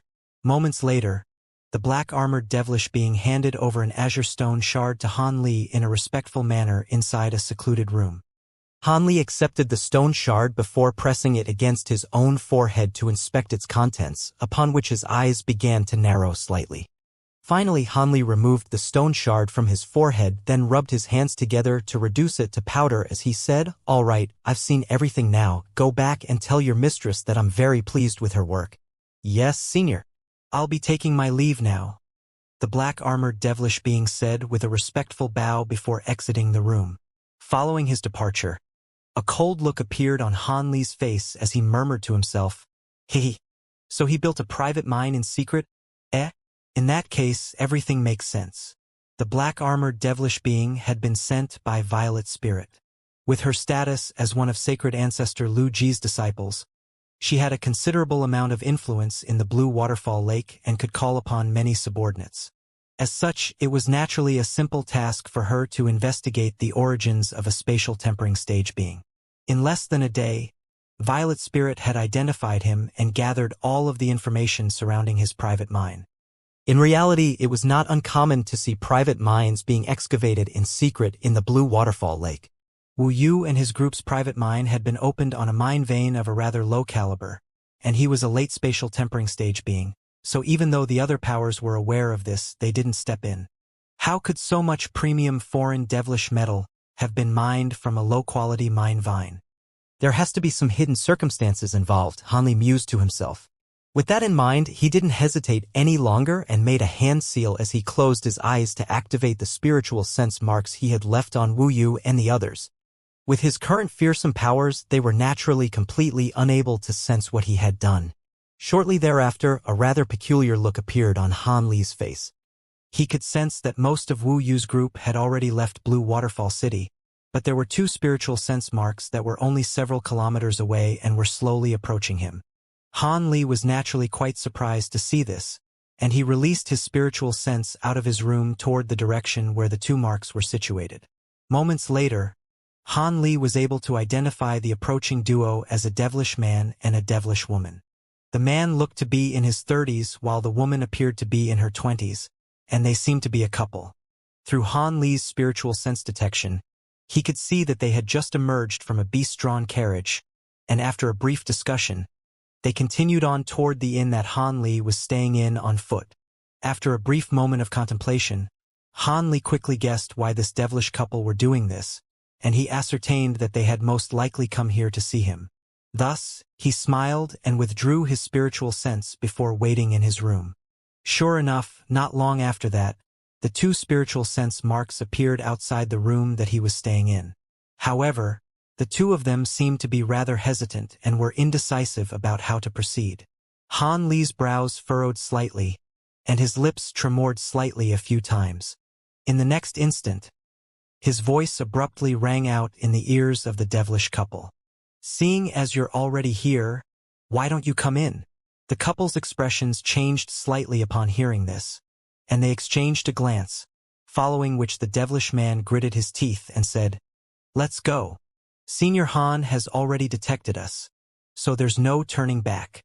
The devilish woman nodded with a wry smile after a brief hesitation, and thus, the two of them entered the room. They were immediately greeted by the sight of a rather small hall, and Han Li was seated on a chair inside the hall, appraising them with an indifferent expression. "We pay our respects to Senior Han." The devilish couple hurriedly bowed toward Han Li in unison. "No need for formalities. Why have you two followed me here? Is there something you wish to discuss with me?" Han Li asked. Your wisdom is truly unmatched, Senior. We do indeed have something we'd like to tell you, the devilish man said with a fawning smile. Go on then, I have many things to attend to, so I don't have much time to waste, Hanli prompted. The devilish couple exchanged another glance upon hearing this, following which the devilish man mustered up his courage, and said, Senior Han, does your previous offer still stand? Previous offer? Oh, you're talking about what I said to Wuyu before I left, right? Of course it does. Are you too interested in disclosing the information to me? Hanli asked in a calm manner. We are. We actually know more than Wuyu about the specific area where the foreign devilish metal was mined, as we were there in person when this batch of foreign devilish metal was excavated. If you're willing to issue the promised devil stones to us, we'd be more than happy to reveal this information to you, Senior, the devilish man replied in an elated manner. Wuyu doesn't know you came here, right? Hanli asked instead of giving a direct response. Indeed. It's not that we wanted to do this behind Wuyu's back. Wuyu was the one who wronged us first. We were overseeing the proceedings at the mine when the batch of foreign devilish metal was excavated. So they'd been planning to dump everything on our heads if we were to be caught. They want us to be their scapegoats, and if we hadn't overheard them discussing this by chance, we'd still be completely in the dark. On top of that, Wuyu is only going to split a very small portion of the devil stones with us, and we're naturally unwilling to settle for this after taking such a huge risk. The devilish man said in an indignant manner. I don't care about what happens between you and Wuyu, as long as you provide me with satisfactory information, I'll give you the amount of devil stones I promised earlier, Hanli said in an emotionless manner. Thank you, Senior, I'm sure the information we have will satisfy you, the devilish man immediately replied in an elated manner. All right, then go ahead, Hanli prompted. This batch of foreign devilish metal was excavated from the first private mine that we opened, and it was discovered by myself and my Dao companion. However, it was found at the deepest part of the mine in an extremely secluded area, so without proper guidance, it's very difficult to find the entrance to that area. We only stumbled upon it after running the mine for close to 100 years. The exact location is... Thus, the devilish man began to disclose the information that he had, and Hanli occasionally interjected to ask some questions. After all of his questions had been answered by the devilish couple, Hanli nodded with a pleased expression and said, The information you've provided to me will save me a lot of trouble, so I'll be issuing you the devil stones that I promised. However, if I find that the information you provided me with is false, you won't be alive to spend the devil stones. Is there anything you'd like to add? Hanli said in a cold voice as a red storage bracelet that was filled with devil stones appeared in his hand. Rest assured, Senior, we wouldn't dare to lie to you, the devilish man said with a fawning smile as he glanced at the storage bracelet in Hanli's hand with a hint of yearning in his eyes. Hee, I certainly hope so. All right, you can go now, Hanli said as he flicked a wrist, tossing the storage bracelet toward the couple.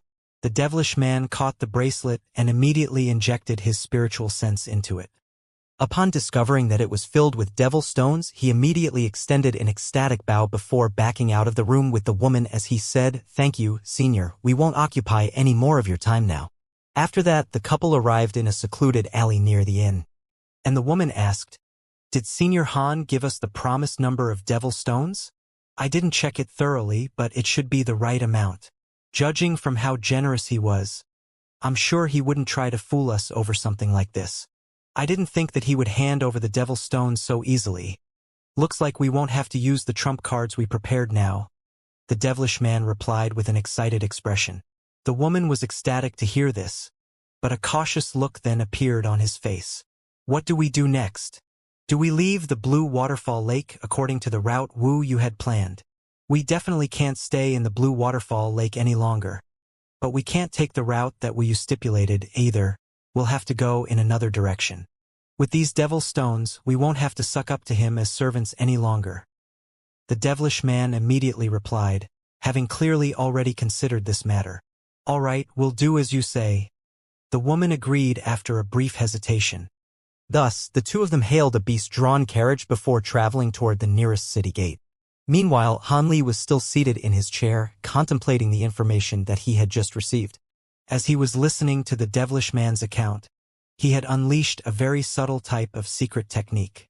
This secret technique wasn't as effective as a soul search technique, but it was very potent for determining whether someone was telling the truth. Otherwise, with his cautious nature, there was no way that he would have handed over the devil stones so easily. As long as the information that the devilish man had revealed to him was truthful, he didn't care if some details had been withheld. Of course, he had chosen to take this route as capturing the couple and using a soul search technique on them could attract attention from other high-grade devilish beings staying in the inn, which would be quite troublesome. After contemplating the situation for a while longer, Hanli suddenly rose to his feet and murmured to himself, "So be it. Time is of the essence, so I'll let him go and visit the private mine right now." Thus, Hanli immediately rose to his feet and exited the inn before hailing a beast-drawn carriage toward a certain city gate.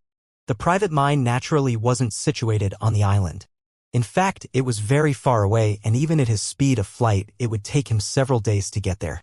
3 days later, Han Li was flying through the air as a streak of azure light. Instead of a rippling lake, there was an undulating dark green mountain range down below. All of a sudden, a mountain that was as straight as a giant sword appeared up ahead. The mountain was over 100,000 feet tall and appeared to be extremely majestic. An elated look appeared on Han Li's face at the sight of the mountain, and he immediately descended toward it. The azure light faded, and Han Li landed on a giant rock at the peak of the mountain, then closed his eyes and released his enormous spiritual sense downward. A short while later, he reopened his eyes before making a hand seal, and a series of yellow runes suddenly appeared over his body, following which he abruptly vanished from atop the giant rock. In the next instant, yellow light flashed deep within the belly of the mountain, and Hanli re-emerged. He looked around at the dim environment, and his brows furrowed slightly as he swept a sleeve through the air to release a ball of white light. The ball of light drifted up to hover above his head, and everything around him was illuminated to be as bright as day. Even though Han Li would be able to see everything using his spirit eye ability, this was naturally far more convenient. Only then did Han Li discover that he was situated in a dilapidated mine tunnel and that the stone faces around him were all riddled with pits and bumps.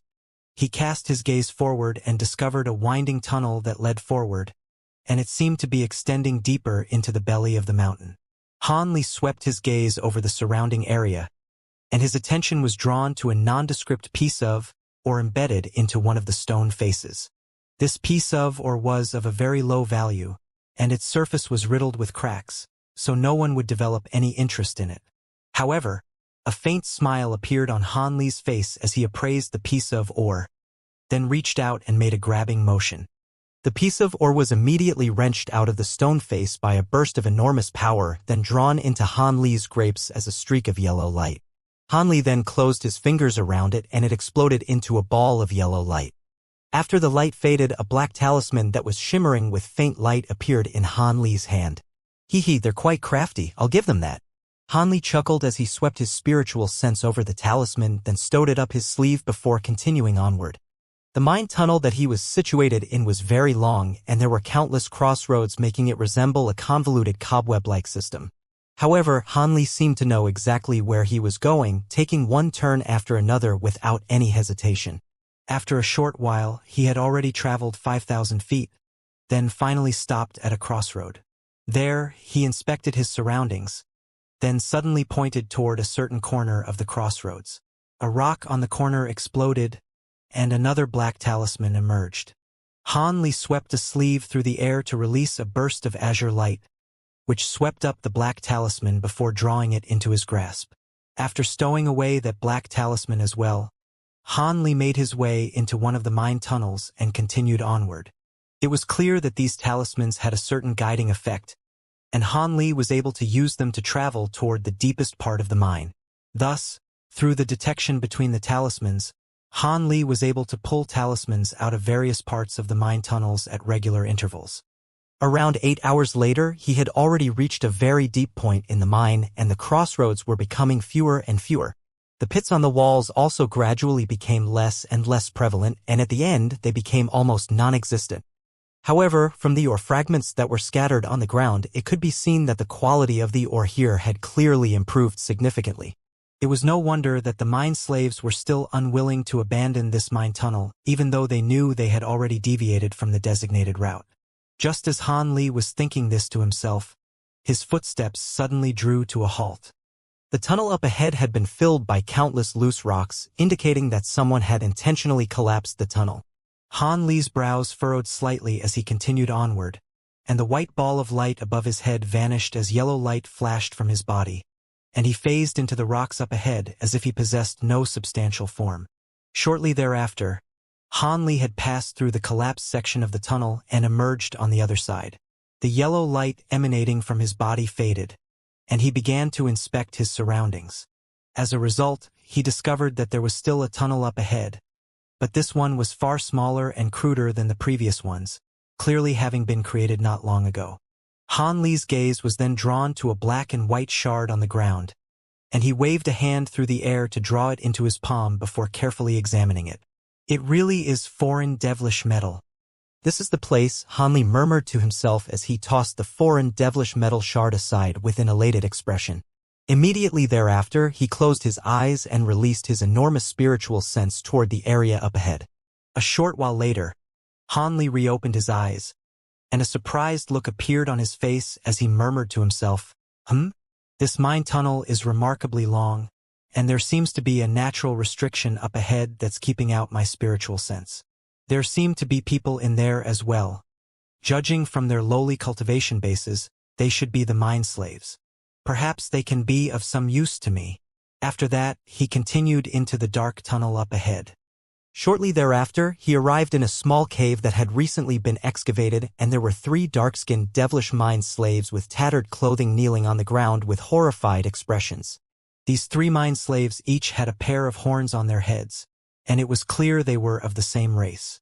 So you're saying everyone aside from the 3 of you have been slaughtered? Han Li asked with a calm expression. One of the mine slaves shuddered and hurriedly replied, Yes, Senior.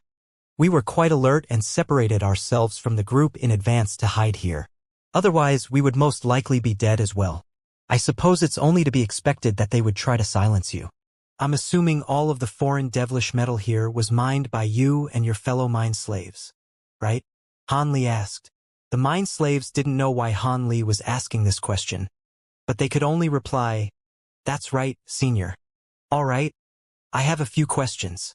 If you can offer satisfactory answers, I can save you. Otherwise, you'll eventually starve to death in this collapsed mine tunnel, Han Li said. As long as you're willing to save us, we'll be sure to tell you everything that we know, Senior. One of the mine slaves immediately replied, and his 2 companions were also ecstatic to hear this. Firstly, when did you discover the foreign devilish metal? And was there anything abnormal about the mining process? Han Li asked. We discovered the foreign devilish metal here over 2 months ago. There were over 100 of us at the time, but the soil here was as hard as iron, so it took us a very long time to mine all of the foreign devilish metal in this area.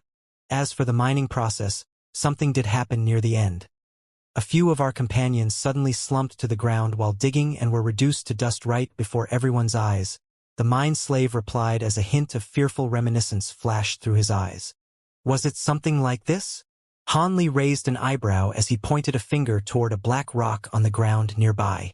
A green thread shot forth from his fingertip amid a flash of green light, instantly piercing through the rock before flying back toward him. In the next instant, the rock was reduced to a pile of gray powder.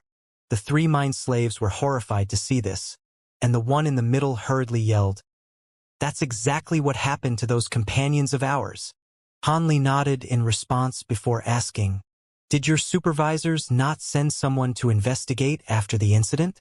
Someone did indeed come to investigate, but they didn't discover anything abnormal there, and nothing happened to the people who mined there after the incident. Thus, no one bothered to investigate any further as the lives of us mine slaves aren't worth anything in their eyes anyway. The mine slave in the middle said with a wry smile. So the abnormal occurrence only took place once before stopping. That's rather interesting. Point out the sites where the incidents took place to me later, Han Li instructed. Yes, Senior. It's our honor to be able to assist you, Senior. The 3 mine slaves naturally didn't dare to object, and they all offered respectful replies. All right, I have one final question. Tell me if the foreign devilish metal in this area really has all been mined, Han Li said with a serious expression. Han Li's question clearly came as quite a surprise to the 3 mine slaves. and they exchanged a few glances before the remaining 2 mind slaves settled their eyes on the middle mind slave again. The mind slave's expression changed several times, and he knew that he wouldn't be able to hide their secret any longer. Thus, a wry smile appeared on his face as he replied, "Originally, all of the foreign devilish metal in this area had already been mined, but during the past few days that we've been trapped in here, we stumbled upon another area that was filled with foreign devilish metal while attempting to dig a tunnel out of here. However, the 3 of us alone naturally weren't able to mine the area, so we could only seal it up with mud and rocks for now. If you're interested, we can take you to see it." "I see. I'm assuming Wu Yu and the others either didn't know about this or didn't dare to delay any longer and decided to abandon the area. In any case, I'll stand to benefit from this. Before that, show me where the incidents took place first," Hanli instructed. "Yes, senior." The mind slave in the middle felt this request to be rather strange, but he naturally didn't dare to offer any opposition. Thus, the 3 mind slaves rose to their feet in an uneasy manner before leading the way. Around an hour later, the sites of the incidents had been shown to Hanli, as had the new area of the mine that the 3 mind slaves had discovered. "Your information has proven to be very useful, so I'll give you a way out," Hanli said with a pleased expression as he swept a sleeve through the air to release a vast expanse of azure light. Azure light flashed before the eyes of the 3 mind slaves, and their surroundings suddenly changed, following which they found themselves in front of the collapsed section of the mine tunnel again. After that, spatial fluctuations erupted beside them, and Hanli emerged nearby. The 3 mind slaves were both elated and fearful to see this, as they didn't know if Hanli would keep his promise.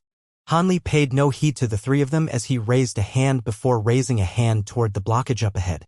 In the next instant, a ball of golden light emerged from his palm, then transformed into a dazzling pillar of light that shot forth through the air. A dull thump rang out as a gust of scorching wind surged through the area, and a tunnel with a diameter of around 10 feet was blown into the massive pile of loose rocks. The edge of the tunnel was red-hot, but it then quickly cooled off and turned black again. "You can get out of this place through this tunnel," Hanli said to the 3 mind slaves before vanishing on the spot in a wraith-like manner. The mind slaves were overjoyed to see this, and they all extended respectful bows toward the spot where Hanli had just disappeared before entering the tunnel one after another. The edge of the tunnel was still very hot, but the 3 of them gritted their teeth and forged ahead regardless. At this point, Hanli had already returned to the sites of the incident and drawn several wisps of green qi out of the nearby ground. After that, he carefully stored the green qi into a small vial before arriving at the hidden mine tunnel again. The green qi naturally baleful in qi, but the mind slaves that had acted as its hosts had all been killed, so the baleful in qi hid itself underground again and didn't harm any more mind slaves. Thankfully, Wu Yu and the others were too fixated on mining foreign devilish metal to carefully examine this place. Otherwise, if they had discovered the baleful in qi here, perhaps another twist in the tale would have followed. As for this new mine tunnel, it was actually situated only just over 100 feet away from the original mine tunnel. According to the locations where the baleful yin qi had seeped out, Hanli had concluded that if there were any 5 elemental yin-yang true light to be found here, it would most likely be under this new mine tunnel. Thus, he immediately returned to this tunnel after dismissing the 3 mine slaves, then swept a sleeve through the air to release around a dozen balls of azure light. The balls of light then transformed into a series of azure ape puppets, each of which was around 10 feet tall and were giving off cold auras. Hanli issued an instruction to these puppets through his spiritual sense, and they immediately strode into the mine tunnel to mine the foreign devilish metal there. After that, Hanli pondered the situation for a moment before releasing a small golden beast out of his sleeve. It was none other than the leopard Kirin beast, and it had clearly been taking a nap in the spirit beast bracelet. As soon as it emerged, it opened its bleary eyes in a disoriented and rather adorable manner. Hanli was quite amused by this, and he instructed, "Keep a lookout and don't let any outsiders come in here." After that, yellow light flashed from his body, and he sank directly into the ground. Only then did the leopard Kirin beast fully understand the situation, and it immediately sprang to its feet to stand on lookout while also overseeing the azure ape puppets. All of the Azure Ape puppets possessed core formation stage power, allowing them to easily tear through the hard soil to extract the pieces of foreign devilish metal buried within it. It would have taken over 100 mine slaves around a month to completely mine this tunnel, but the puppets were able to do this in less than 6 hours. Thus, the leopard Kirin beast collected all of the foreign devilish metal into a storage bracelet before waiting on the spot along with the Azure Ape puppets. Around 2 hours later, the leopard Kirin beast was growing very impatient, and just as it was planning to take a stroll, the entire mine tunnel suddenly tremored violently. Countless rock fragments rolled down from the stone walls, and it was as if the tunnel were about to collapse at any moment.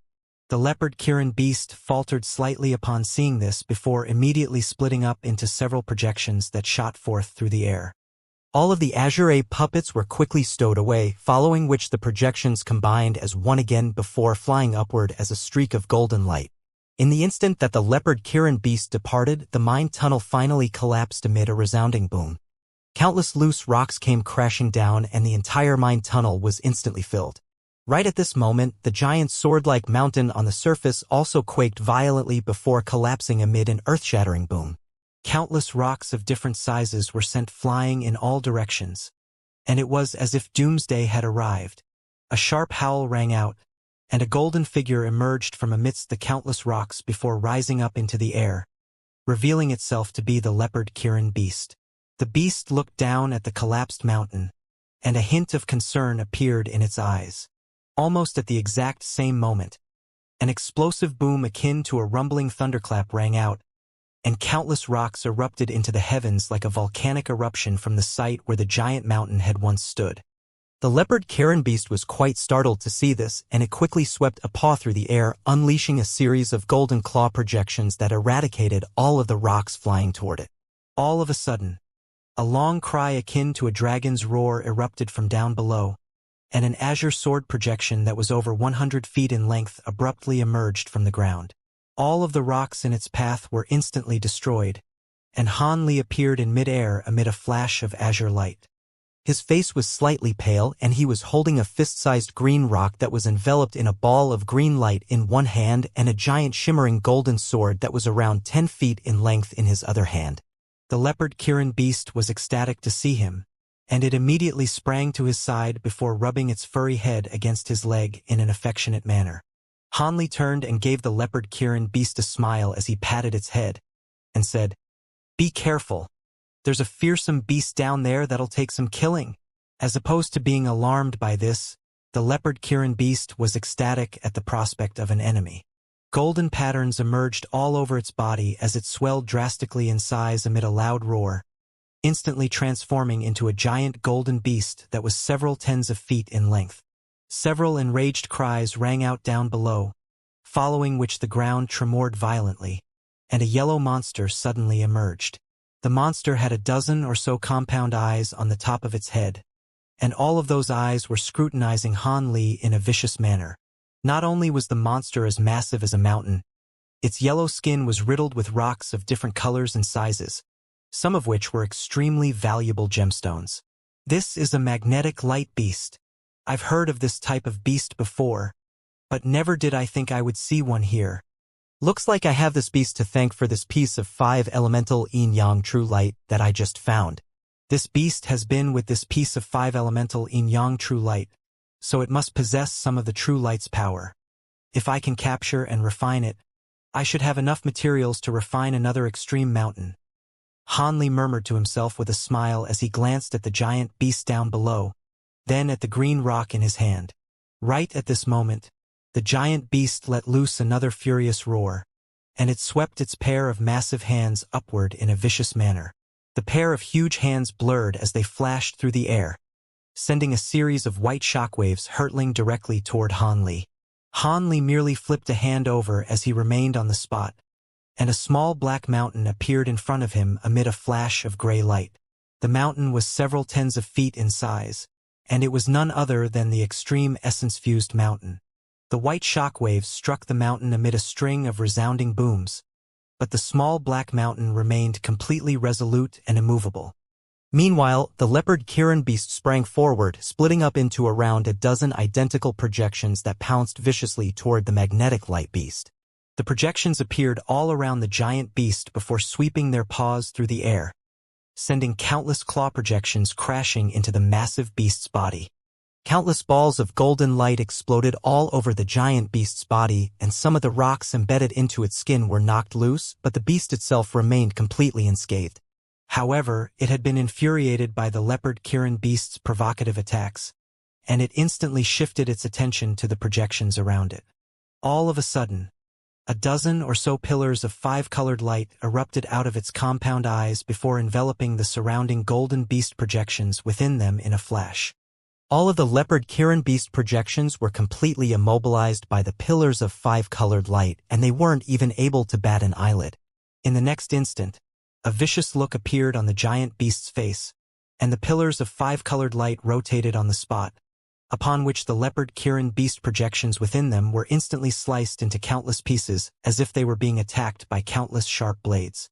However, all of the projections merely vanished without even a single drop of blood being shed, clearly indicating that none of them were the leopard Kirin beast's true body.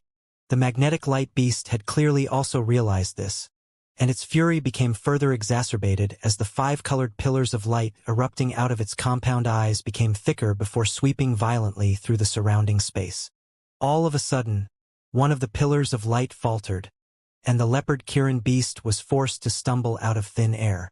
The giant beast was ecstatic to see this, and it immediately focused all of the pillars of light onto the leopard Kirin beast. The pillars of light combined as one to form an extremely thick pillar of light that hurtled directly toward the leopard Kirin beast. The leopard Kirin beast was very alarmed by this, and it attempted to flee the scene, but the space around it had become as hard as iron and steel, rendering it unable to escape in a short time. The thick pillar of light was about to envelop its body, and it began to panic as it hurriedly cried for help. In this critical juncture, Han Li's voice rang out from up above. So now you know to be scared? Even I was caught off guard and almost wounded by this thing. You're still no match for it at this point.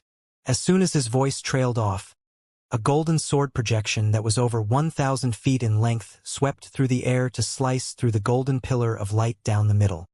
The leopard Kirin beast was instantly freed, and it immediately sprang toward Han Li as a golden shadow. After just a few flashes, it appeared beside Han Li with a dejected look on its face. Han Li was holding the huge golden sword in one hand and the green stone in the other, and he gave the pitiable leopard Kirin beast a reassuring smile. However, before he could say anything, the magnetic light beast suddenly flew into a thunderous rage. Around a dozen more pillars of five-colored light erupted out of its compound eyes, and the rocks all over its body also came crashing down toward Han Li like a meteor shower. These were downright diminutive compared to the magnetic light beast's enormous frame, but even the smallest ones were as large as human heads, and the largest ones were the sizes of houses, so this was a very formidable storm. However, Han Li's expression remained completely unchanged upon seeing this, and he quickly stowed the giant golden sword away before pointing a finger at the small black mountain before him in an unhurried manner. All of a sudden, several silver runes flashed on the surface of the mountain, and it swelled to several thousand feet in size, shielding both Han Li and the leopard Kirin beast behind it. The five-colored pillars of light and storm of rocks were all kept at bay by the gray light being released by the black mountain, and Han Li took a deep breath before opening his mouth to release a ball of azure chi which vanished into the mountain in a flash. In the next instant, a loud buzzing sound rang out from the entire mountain, and waves of gray light began to surge out of it in a frenzy, forming a giant halo with a diameter of around 500 meters. The halo was extremely dense and descended like a substantial object.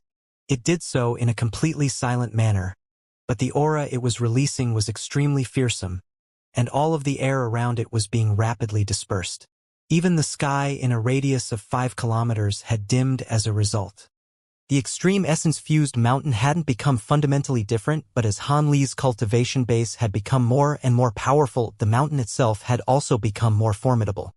The magnetic light beast hurriedly attacked the giant halo with its compound eyes and the rocks on its body, all to no avail, and a hint of fear finally appeared in its eyes. It seemed to be aware that it was in a dire situation, and it suddenly let loose a loud roar before slumping down onto the ground. Immediately thereafter, 5-colored light swirled over its body and it suddenly began to turn transparent as if it were transforming into a translucent crystal. At the very center of the crystal was a massive ball of green light, within which was a green rock that was very similar to the one in Han Li's hand. Except this one was many times larger and a lot lighter in color. Is it about to make a final struggle? This would be a good opportunity to see which one is more powerful among the legendary 5 elemental yin-yang true light and my divine essence fused light. Han Li murmured to himself as an excited gleam appeared in his eyes. After that, more gray light erupted out of the black mountain at his behest, and the gray halo expanded drastically once again to encompass virtually the entire sky. Right as the massive halo was about to descend upon the magnetic light beast, the giant beast curled up into a ball and a ball of piercing 5-colored light erupted out of the green stone within its body. Through the giant beast's translucent body, the light was magnified by over 100-fold, forming a dazzling disk of light that was no smaller than the gray halo, and it rose up into the air amid a sharp screeching sound. In the next instant, an earth-shattering boom rang out as the 2 gargantuan objects clashed, sending shockwaves sweeping forth in all directions. At the same time, countless gray threads erupted into the air amidst the shockwaves, and the halo and disk both vanished in a flash. Han Li was quite stunned to see this, as the magnetic light beast was only at the mid-body integration stage. Yet the attack manifested by its 5 elemental yin-yang true light was able to match the power of his divine essence-fused light. This meant that even if the 5 elemental yin-yang true light's ability to fuse with all cultivation arts and abilities were to be discounted, it would still be more powerful than divine essence-fused light as a pure weapon alone. It was no wonder that the refinement method of the integrated 5 extremes mountain stated that the 5 elemental yin-yang extreme mountain would be the most difficult one to refine. With that in mind, Han Li was even more determined to slay this beast, and he immediately made a hand seal, upon which he transformed into a giant golden ape that was over 1,000 feet tall amid a flash of golden light. He then made a grabbing motion, and the black mountain before him quickly shrank down to just over 100 feet in size before being drawn into his furry grasp.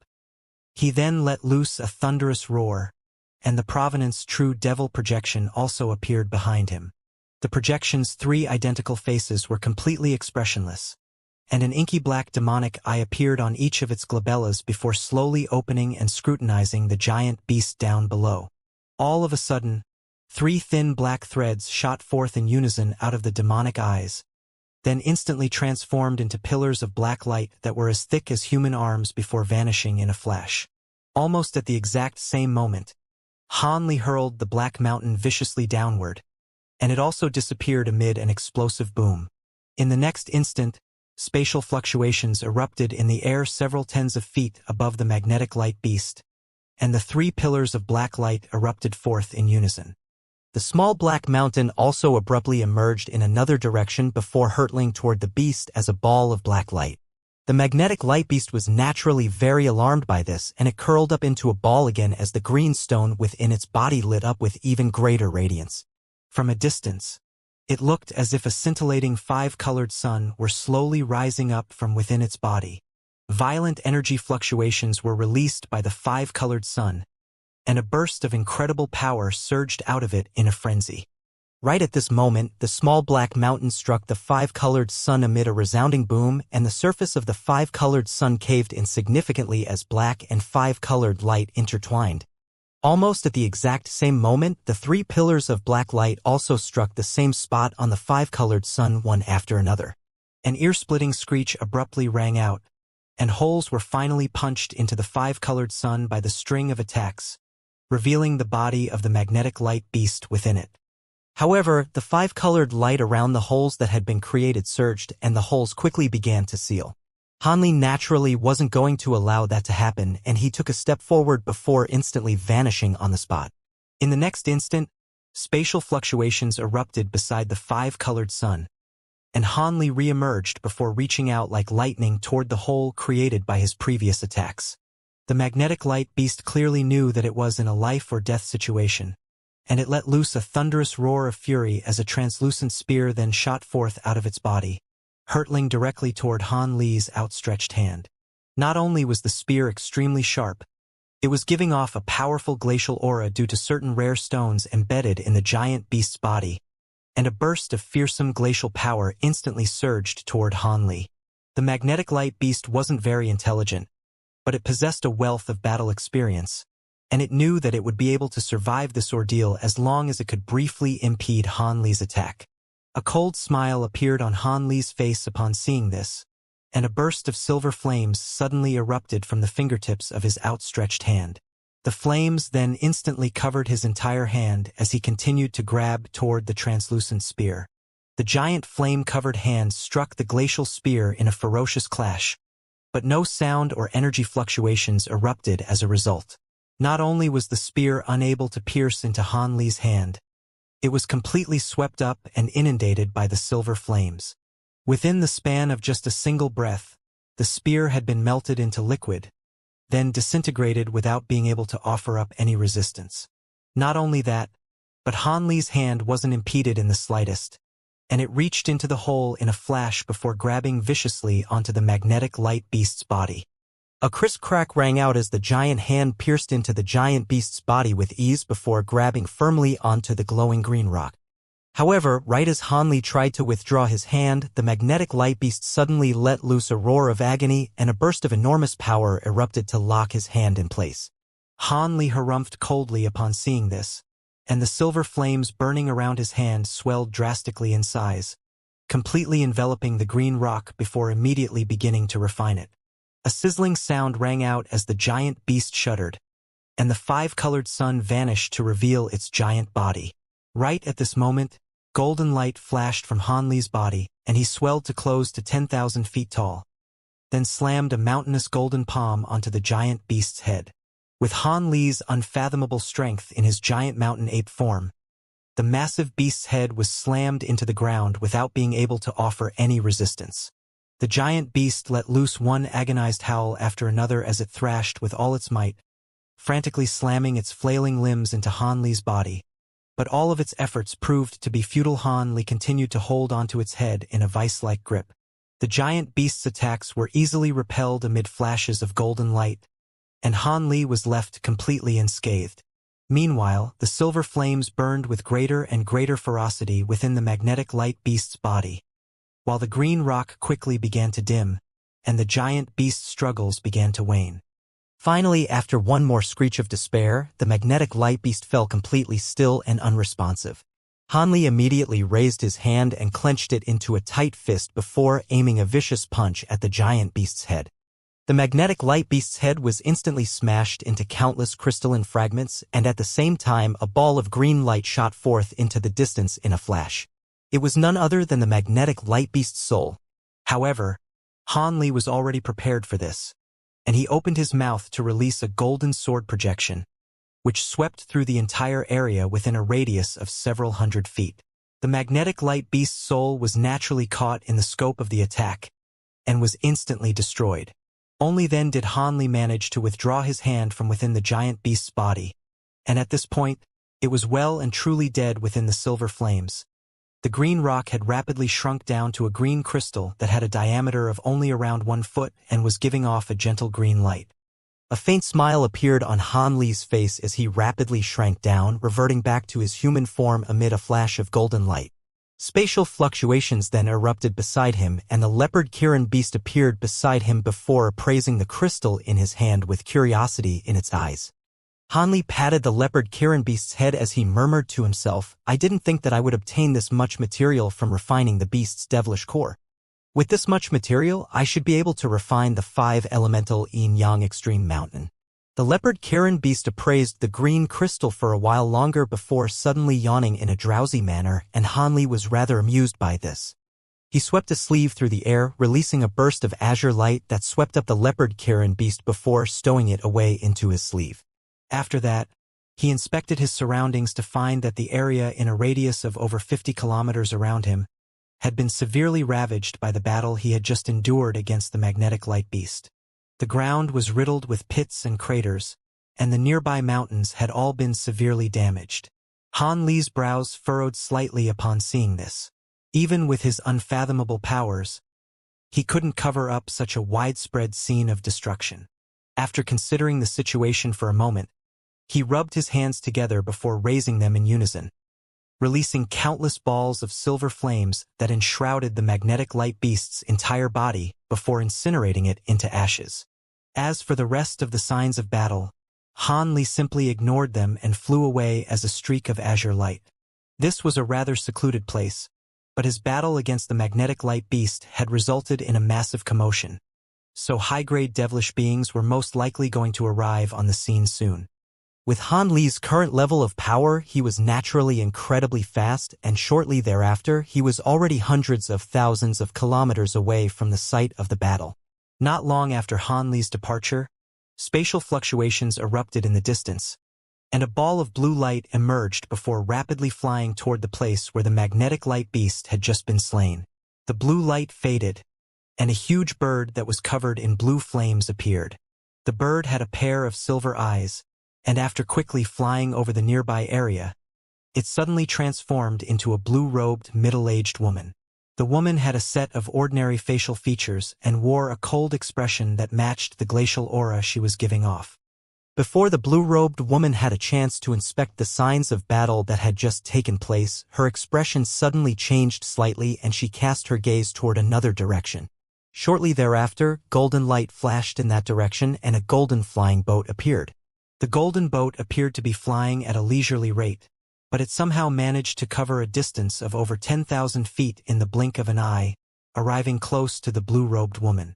"You seem to be a little late, Lu Ji," the blue-robed woman said in an indifferent manner. "I'm not the one who's late. It's you who's early, Sister Lan Pu."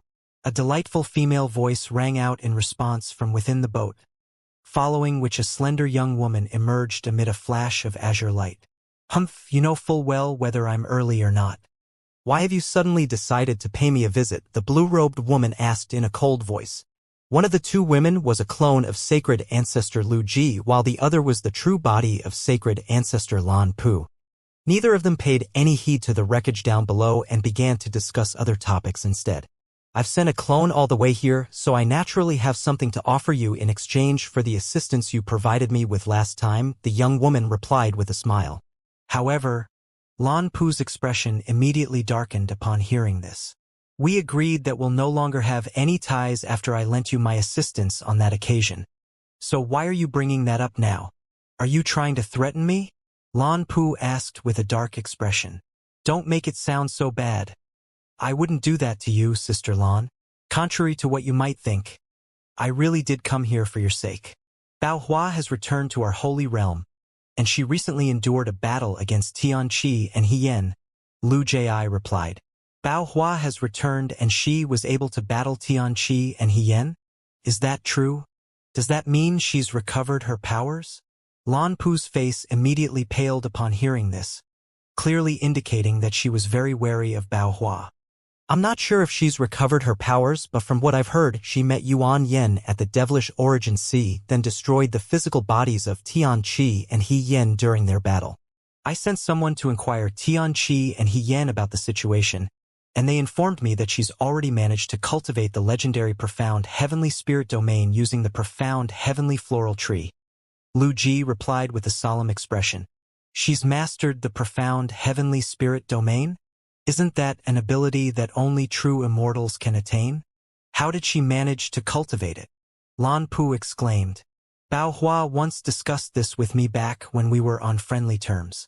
According to her, she once obtained an incomplete cultivation art for the profound heavenly spirit domain that had most likely descended into our holy realm by chance during ancient times.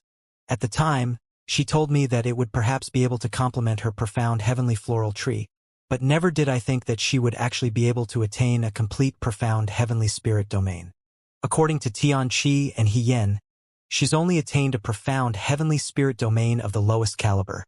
But it definitely is a complete domain." Lu Ji sighed in a concerned manner. Lan Pu seemed to know Bao Hua very well, and after a moment of contemplation she analyzed, "Hold on, if she's already recovered her powers and attained a profound heavenly spirit domain, why did she go into hiding? With her personality, she would already be actively hunting you down to recover her position of matriarch. She's most likely only recovered a portion of her power, and she must have incurred some damage during her battle against Tianqi and He Yan as well. Hee. It seems that great minds think alike, Sister Lan. This gives us even more reason to track her down and kill her while she's still vulnerable. Otherwise, if she recovers to her full power, you and I will both be on her hit list. If we manage to kill her, you can have all of her other treasures. I only want the profound heavenly floral tree and the cultivation art for the profound heavenly spirit domain. According to my knowledge, Bao Hua has a treasure that's extremely useful for transcending tribulations. Lu Ji said. Humph, if Bao Hua hasn't recovered her powers yet, why are you including me in this? Why don't you just hunt her down with your clones instead? Don't tell me you're doing this out of the kindness of your heart. Lan Pu harumphed coldly in response. If I could do this alone, then I wouldn't have come to find you. As I'm sure you're aware, the true bodies of us three patriarchs are all busy dealing with the major tribulation of our realm. I do indeed have 6 clones, but one of them was recently killed by Bao Hua, and the new clone is currently cultivating in seclusion, so I won't be able to use it for at least a century. 2 of my clones are currently overseeing the battle in the spirit realm, and among my remaining 3 clones, one of them is a trump card of mine that I won't reveal to anyone unless it's absolutely necessary. And another one is looking after my cave abode, while the final one is speaking to you right now. On top of that, I've heard that Bao Hua was last sighted near the Blue Waterfall Lake, and you're by far the most powerful being in this area. If you're willing to deploy your forces to search for her, we'll be able to find her in no time, Bao Hua explained. Lan Pu was silent for a long while, but was unable to resist the temptation of Lu Ji's offer in the end, and she gritted her teeth as she said, I see. In that case, I really am obligated to help you. As long as Bao Hua really is residing nearby, I'll definitely be able to find her. However, in addition to all her other treasures, I want a copy of cultivation art of the profound heavenly spirit domain as well. Lu Ji was ecstatic to hear this, and she immediately agreed. That's not an issue. All right, I'll go back and mobilize my forces to track down Bao Hua.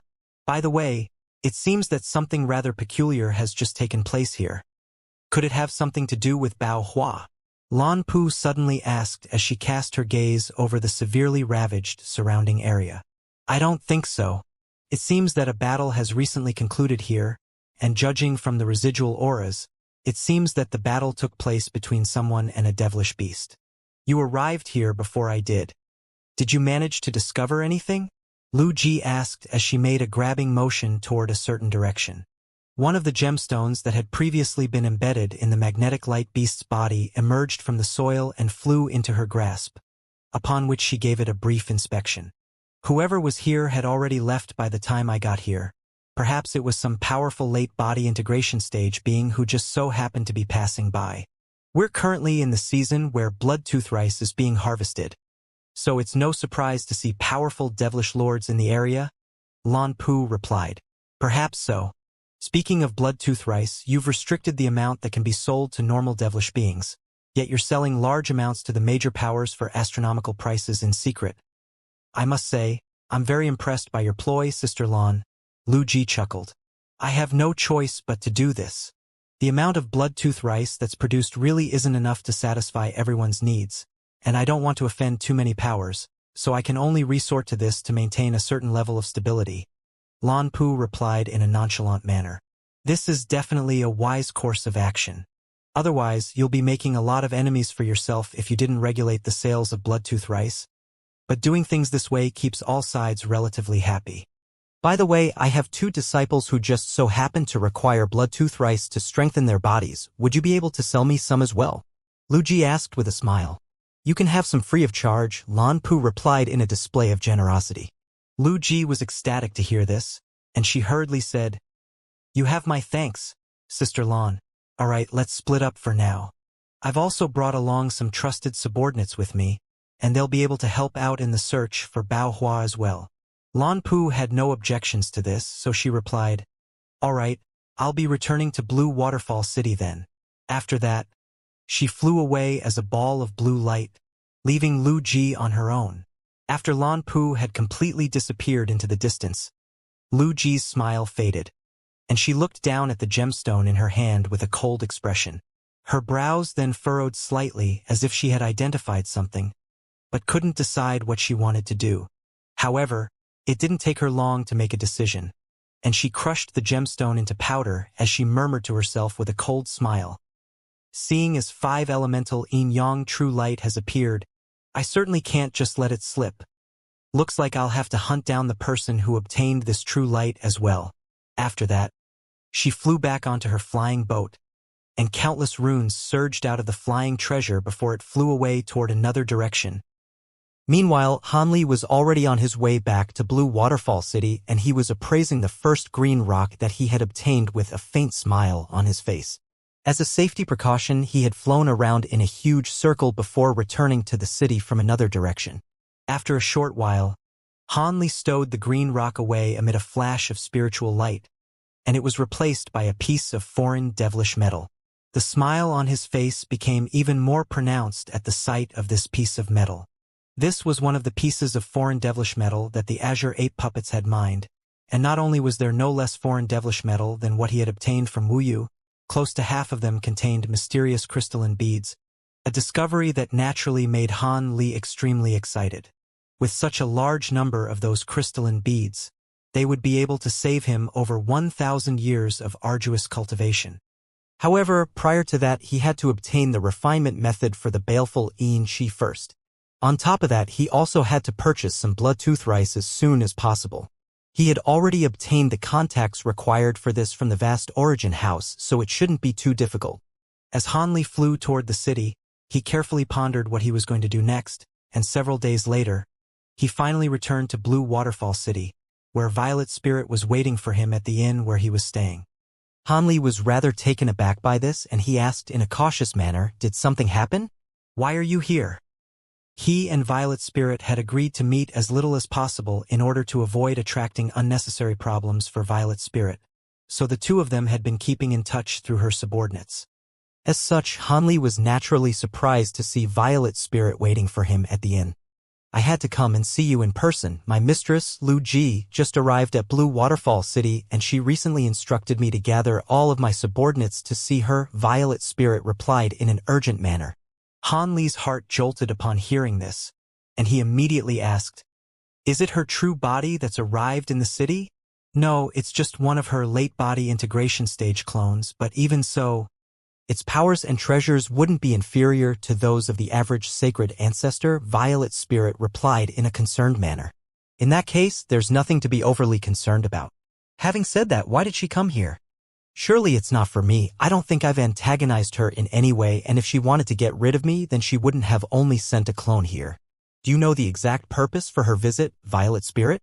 Hanli asked with furrowed brows. "The instructions I was issued weren't very specific. It seems that she wants me and my subordinates to help her search for someone in this nearby area. I'm also of the opinion that she isn't here for you, but it would be best for you to take extra care during this time," Violet Spirit said in a concerned manner. A hint of warmth flowed through Han Li's heart at the sight of Violet Spirit's concerned expression, but he remained very calm as he said, "All right, I understand.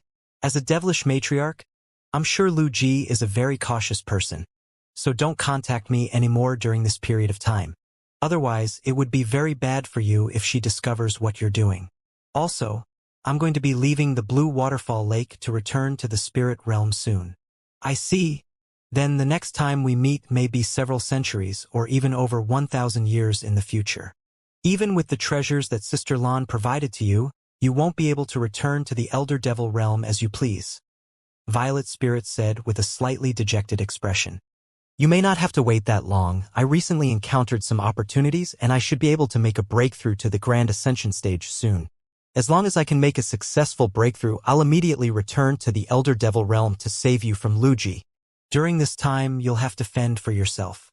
If anything happens and Lu Ji plans to refine you into one of her clones, inform the vast origin house so they can relay the message to me, and I'll return to the Elder Devil realm for you right away," Hanli vowed without any hesitation. A gentle look appeared in Violet Spirit's eyes upon hearing this, and she said, "I am eternally grateful for your promise, Brother Han. With your exceptional aptitude, I'm sure you'll be able to reach the Grand Ascension stage and climb to the pinnacle of the spirit realm. I'll be praying for your success. That's all I came here to tell you. I'll be taking my leave now." As soon as Violet Spirit's voice trailed off, She extended a salute toward Han Li before immediately departing. Han Li looked on at her departing figure and was struck by the urge to say something, but only managed a faint sigh in the end as a hint of dejection also crept into his eyes. 2 days later, Han Li was standing atop a peak of a small mountain near Blue Waterfall City, looking on at the massive boundless Blue Waterfall Lake in silence. It was currently early morning, so the sky was still quite dim and the water vapor permeating over the lake made the air very moist and humid. All of a sudden Han Li raised an eyebrow and said, "Seeing as you've arrived, why don't you show yourself, fellow Taoist? Are you afraid that I've set up an ambush for you?" Spatial fluctuations erupted up above, and a gray-robed man in a conical bamboo hat appeared before replying. "Hee, this is quite a significant deal, so it certainly couldn't hurt to be careful. Have you brought all of the blood-tooth rice I requested?" Han Li asked as he turned around to face the gray-robed man. "Of course, I had to pay quite a heavy price to gather the staggering number that you requested, so I'm going to have to raise the price by 20%, the gray-robed man replied. Han Li's expression instantly darkened slightly upon hearing this. "Oh? I've never heard of anyone raising the price at the point of transaction. If you want to go with the original price, then I can only give you a third of what you requested. You can't expect me to incur a loss for you, fellow Taoist." The gray-robed man chuckled in a nonchalant manner. After pondering the situation for a while, Han Li harumphed coldly in response. "Humph! You expect me to believe that you'll be incurring a loss? So be it, I still have other matters to attend to, so I don't have time to waste here. I'll give you the extra 20%. However, you have to ensure that the quality of the blood-tooth rice is up to standard." "Haha, rest assured, fellow Taoist, all of the blood-tooth rice I've brought with me are of a premium standard," the gray-robed man replied in an ecstatic voice. "I certainly hope so," Han Li said in an indifferent manner before sweeping a sleeve through the air, sending a black bracelet flying directly toward the gray-robed man. "Oh? You're handing over the devil stones first? You seem to have a lot of trust in me, fellow Taoist." The gray-robed man was rather taken aback by this gesture, but he immediately drew the bracelet into his grasp before injecting his spiritual sense into it. Han Li merely gave a cold smile and offered no response. Moments later, a pleased look appeared on the gray-robed man's face, and he stowed the bracelet away as he said, "You must be a very powerful man to be able to bring out so many devil stones at once. Seeing as you've kept your end of the deal, I certainly won't revoke on my end. Brother Fong, bring out the blood-tooth rice." As soon as his voice trailed off, green light flashed in the air even higher above him, and a green humanoid figure appeared in a wraith-like manner. The green figure sent a green storage bracelet flying toward Han Li with a flick of his wrist, and Han Li immediately drew the bracelet into his grasp before pressing it against his forehead to inspect its contents. Han Li's inspection was clearly far more thorough than that of the gray-robed man, and only after a long while did he finally remove the bracelet from his forehead. "It's a little expensive, but the quality you've provided really is quite outstanding. Of course, truth be told, I've had to delay my transactions with several other buyers to gather this batch of premium blood-tooth rice, so the price increase really was necessary." The gray-robed man chuckled in response. "All right, seeing as the transaction is complete, I'll be taking my leave now," Han Li said as he cupped his fist in a salute, then instantly flew away as a streak of azure light. After Han Li had disappeared into the distance, the gray-robed man remarked, "To think that he's able to fly away so easily despite the flight restrictions in place. It seems he's even more powerful than we anticipated. Seeing as we couldn't target him, then we'll naturally just treat this as a normal transaction.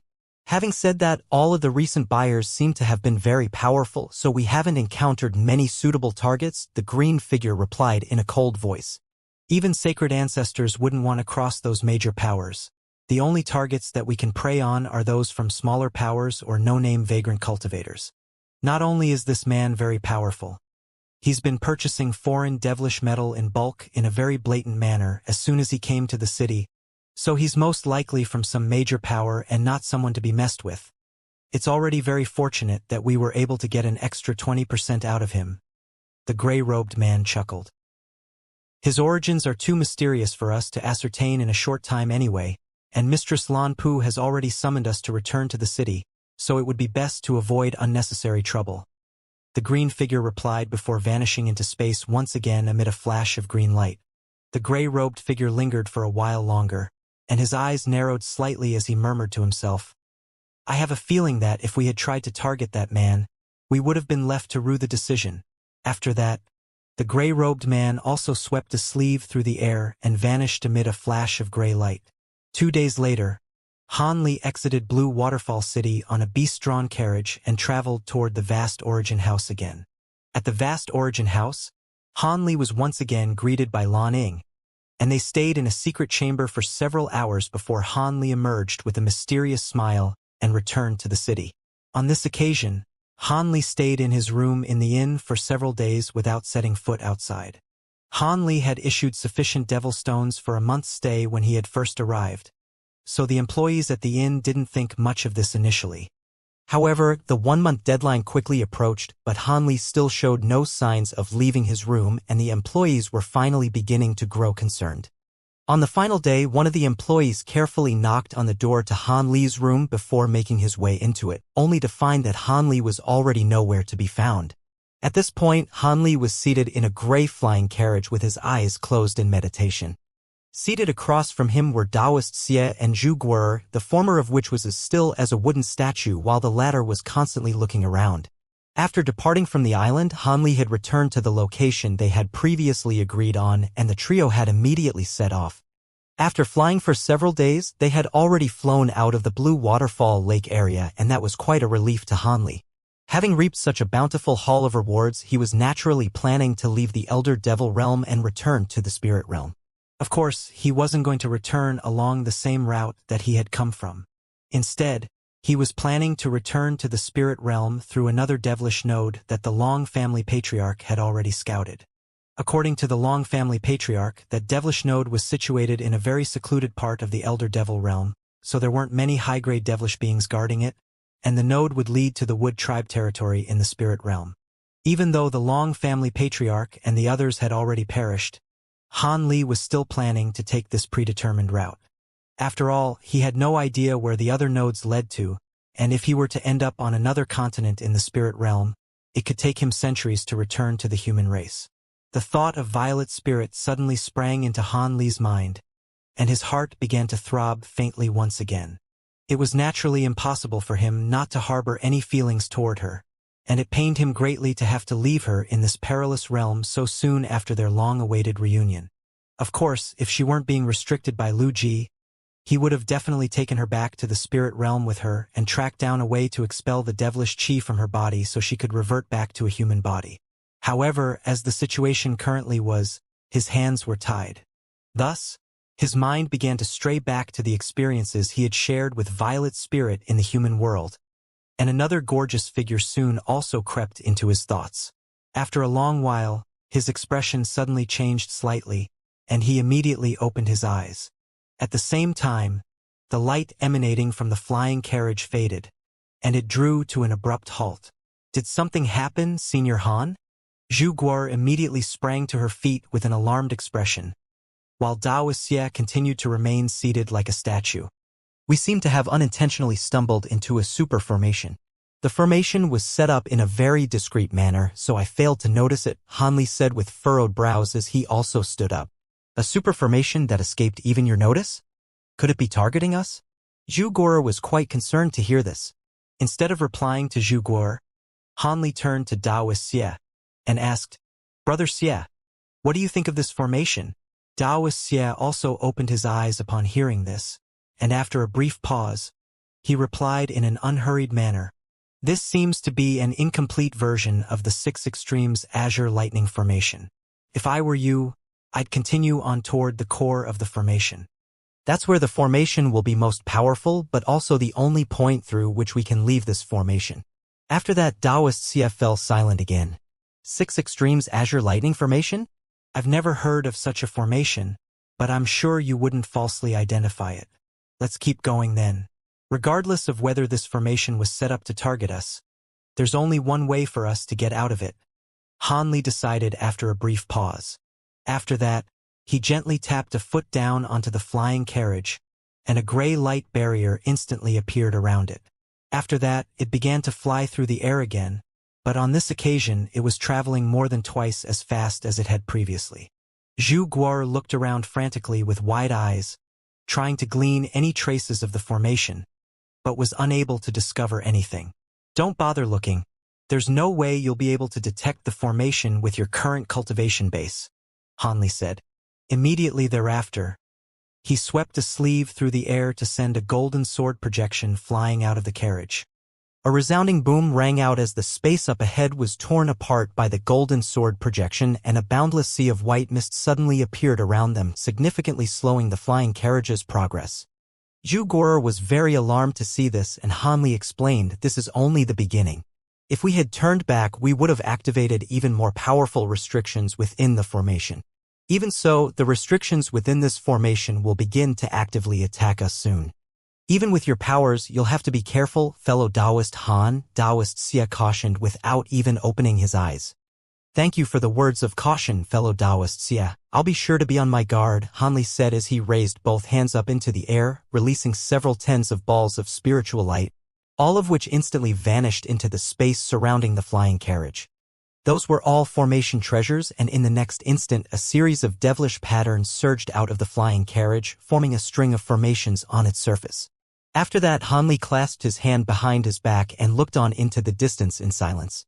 Blue light flashed within his eyes, and he was able to see some things through the layers of white mist. All of a sudden, his expression darkened slightly, and he made a hand seal while chanting something. A series of runes surged out of the black patterns on the walls of the flying carriage, instantly forming a black net of runes outside the gray light barrier. Moments later, the faint buzz of lightning began to ring out within the peaceful sea of mist. Initially, the sound wasn't very loud, but it soon escalated to rumbling thunderclaps, and azure lightning began to flash within the sea of mist. At the same time, a sea of white mist became as viscous as a swamp, slowing the flying carriage even further. Han Li harumphed coldly upon seeing this, then opened his mouth to release a burst of azure chi that vanished into the flying carriage in a flash. At the same time, azure light revolved around his feet as he injected bursts of spiritual power into the carriage. A faint buzzing sound rang out from the carriage, and the black net of runes outside tremored to disperse the surrounding white mist, allowing the carriage to speed up again. As the flying carriage accelerated onward, bolts of azure lightning began to appear around it, bombarding it from all sides like countless azure lightning snakes. Each bolt of lightning that struck the net made it tremor slightly, and with so many bolts of lightning crashing down upon it at once, the net was soon on the verge of falling apart. However, Han Li paid no heed to this and merely continued to spur the flying carriage onward at an incredible speed. Finally, the black net was destroyed by the azure lightning, and several tens of bolts of lightning came crashing down toward the flying carriage. Han Li immediately flicked his fingers upward in retaliation, and bolts of golden lightning erupted out of his fingertips, forming a net of golden lightning that kept the azure lightning at bay. During this moment of respite, the black patterns on the flying carriage released countless black runes to form another black net. Thus, despite the fearsome storm of lightning, Han Li was able to keep the flying carriage safe with relative ease using the formation and his divine Devilbane lightning. In the blink of an eye, the flying carriage had traveled for close to 10,000 kilometers, and the mist had begun to thin out, but the concentration of azure lightning was steadily increasing, indicating that they were approaching the center of the formation. Shortly thereafter, a series of fist-sized balls of azure lightning appeared up ahead, but all of them merely hung in mid-air in a completely stationary manner. Right at this moment, a female voice suddenly rang out in the distance. "Sister Bao Hua, you've already exhausted all of your tricks. There's no way you'll be able to get away now. If you surrender now, I can leave a wisp of your soul behind to enter the cycle of reincarnation." Han Li's expression changed drastically upon hearing this, but before he had a chance to do anything, the mist up ahead suddenly dispersed, and they arrived in a world of lightning that spanned an area of over 10,000 acres. Bolts and balls of azure lightning could be seen everywhere, and a portion of the lightning was currently crashing toward a ball of yellow light situated at the center. Within the ball of light was a black devilish beast that was several hundred feet in length. The beast's appearance was similar to that of a crocodile, and it had a strange horn on its head. It was wearing a suit of black scale armor, and was releasing black mist that transformed into a dozen or so giant tentacles, which were frantically lashing out at the azure lightning outside. Many of the bolts of lightning that were struck by the black tentacles were instantly reduced to nothingness, and meanwhile there was a woman in a white dress behind the black devilish beast, seated on a pink lotus flower while making a hand seal with one hand. In her other hand she was holding a short yellow truncheon, and her eyes were tightly shut. Bursts of yellow light were constantly surging out of the truncheon in her hand before injecting themselves into the surrounding ball of light to bolster it. However, the amount of azure lightning in the surrounding area was simply far too staggering, and there were thousands of bolts of lightning crashing down upon the ball of light in unison almost every single moment. The yellow light was seemingly indestructible and was able to suppress the power of lightning, but in the face of such a fearsome barrage, it clearly wouldn't be able to last much longer. As soon as Han Li caught sight of the woman in white, his pupils instantly contracted, but he then immediately caught a glimpse of two other people. One of them was a blue-robed woman, while the other was a slender young woman, and they were standing at the edge of this world of lightning. The former was standing atop a giant blue turtle with 6 azure flags hovering before her, while the other was standing on a giant golden wheel, holding a silver Buddha statue in her hand. The one who had just spoken was none other than the young woman on the golden wheel, and Han Li's expression immediately darkened at the sight of them. He didn't know who the blue-robed woman was, but the young woman was identical to the image of Lu Ji that Violet Spirit had provided him with using a jade slip. Even though she was only at the late body integration stage, he naturally wouldn't dare to regard her as a normal late-stage devilish lord. As for the blue-robed woman, his spiritual sense was unable to ascertain her exact cultivation base, so she was clearly a sacred ancestor. As such, even with Xia's help, it definitely wouldn't be easy for him to oppose this duo. However, the arrival of Han Li clearly came as a surprise to the two women as well. The young woman turned to Han Li with furrowed brows before asking, "What's going on here, Sister Lan? Didn't you say that we definitely wouldn't be disrupted here in the 6 Extremes Azure Lightning Formation? Why didn't your clones stop these people? Do you think it's that easy to set up such a massive formation? All of my clones are preoccupied with keeping the formation up and running. The restrictions elsewhere in the formation naturally won't be as powerful as the ones here, but no ordinary being would be able to pass through them. I'm also curious about how they managed to get all the way here." The blue-robed woman harumphed coldly in response. The root issue lies in the fact that the 6 Extremes Azure Lightning Formation is incomplete to begin with. Otherwise, there's no way we would have been oblivious to their arrival. It looks like we'll have to deal with some additional trouble now, the young woman sighed. These two were naturally none other than sacred ancestor Lan Pu and the Lu Ji clone. After deploying many of their subordinates through the nearby area, they finally managed to track down Bao Hua, then spent several days to set up the 6 Extremes Azure Lightning Formation. With their understanding of Bao Hua, they were able to lure her out of her hiding place and into the super formation. Not only was the 6 Extremes Azure Lightning Formation extremely powerful, it gave off virtually no energy fluctuations prior to being activated, so even with Bao Hua's immense powers, she had stumbled into it in a completely oblivious manner. This was why the duo had chosen this formation even though they were aware that it was incomplete. After that, Bao Hua was able to find the core of the formation, but in her current state, she was no longer able to use her profound heavenly floral tree. Even though she had summoned several other powerful treasures to defend herself, she was only just barely able to hold her own against Lan Pu and the Lu Ji clone. Hei was also carrying severe injuries, but he had been forced into battle as well. In this dire situation, Han Li's group had also stumbled into this formation and ended up at the same place as Bao Hua and Hei. Sacred ancestor Lan Pu chuckled coldly upon hearing this. What trouble could a mere late body integration stage being posed to us? I could easily take care of. Who's that? He doesn't seem to be a living being, and his aura is slightly familiar. Lan Pu's gaze suddenly settled on Wuxia as she spoke, and a hint of surprise had crept into her eyes. Have you figured it out as well, Sister Lan? If I'm not mistaken, that fellow Taoist should be the sacred crab from the devilish origin sea, which means that he must be the fellow Taoist Han who's been wreaking havoc in our holy realm recently, Lu Ji said. Lan Pu's expression immediately changed slightly upon hearing this. Han Li had forged quite a resounding reputation for himself at this point, but he still wasn't a grand Ascension stage being, so veteran sacred ancestors like Lan Pu didn't think much of him. However, the sacred crab was a faux immortal puppet that had remained in the devilish origin sea for countless years, and all sacred ancestors were extremely wary of it. It's truly an honor for me to meet the two of you here. However, I'm merely passing through this place, and I hope you can release us from this formation so we can be on our way, Han Li said as he cupped his fist in a calm salute.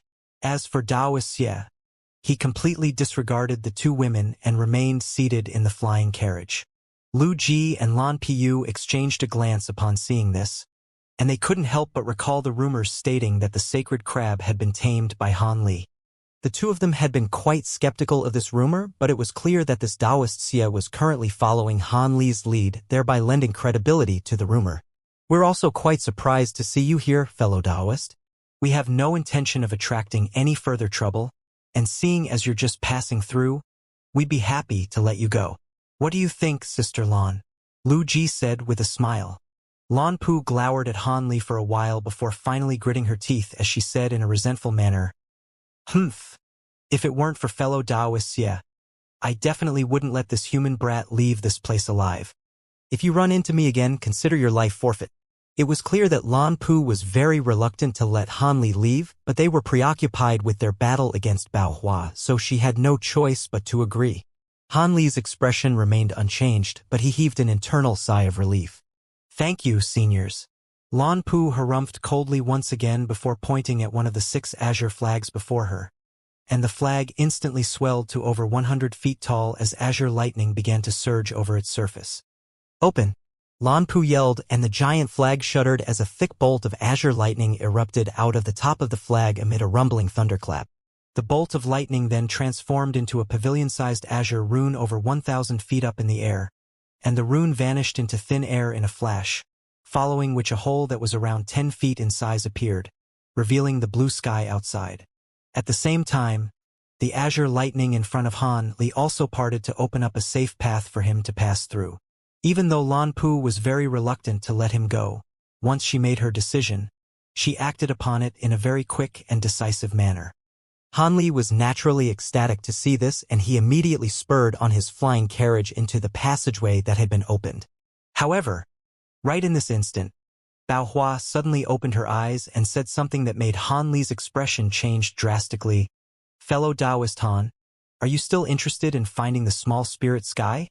If I were to perish here, I'm sure there wouldn't be a second person in the spirit realm or elder devil realm that can accurately track down the small spirit sky." Han Li's flying carriage drew to an abrupt halt upon hearing this, and he turned to scrutinize Bao Hua with an intense look in his eyes. "How do you know I'm searching for the small spirit sky? Have you forgotten that the little girl by your side has stayed with me for a while? How could I not know about your interest in the small spirit sky?" "I don't know what you're searching for in that realm, but I'm sure it's extremely important to you," Bao Hua replied in an unhurried manner.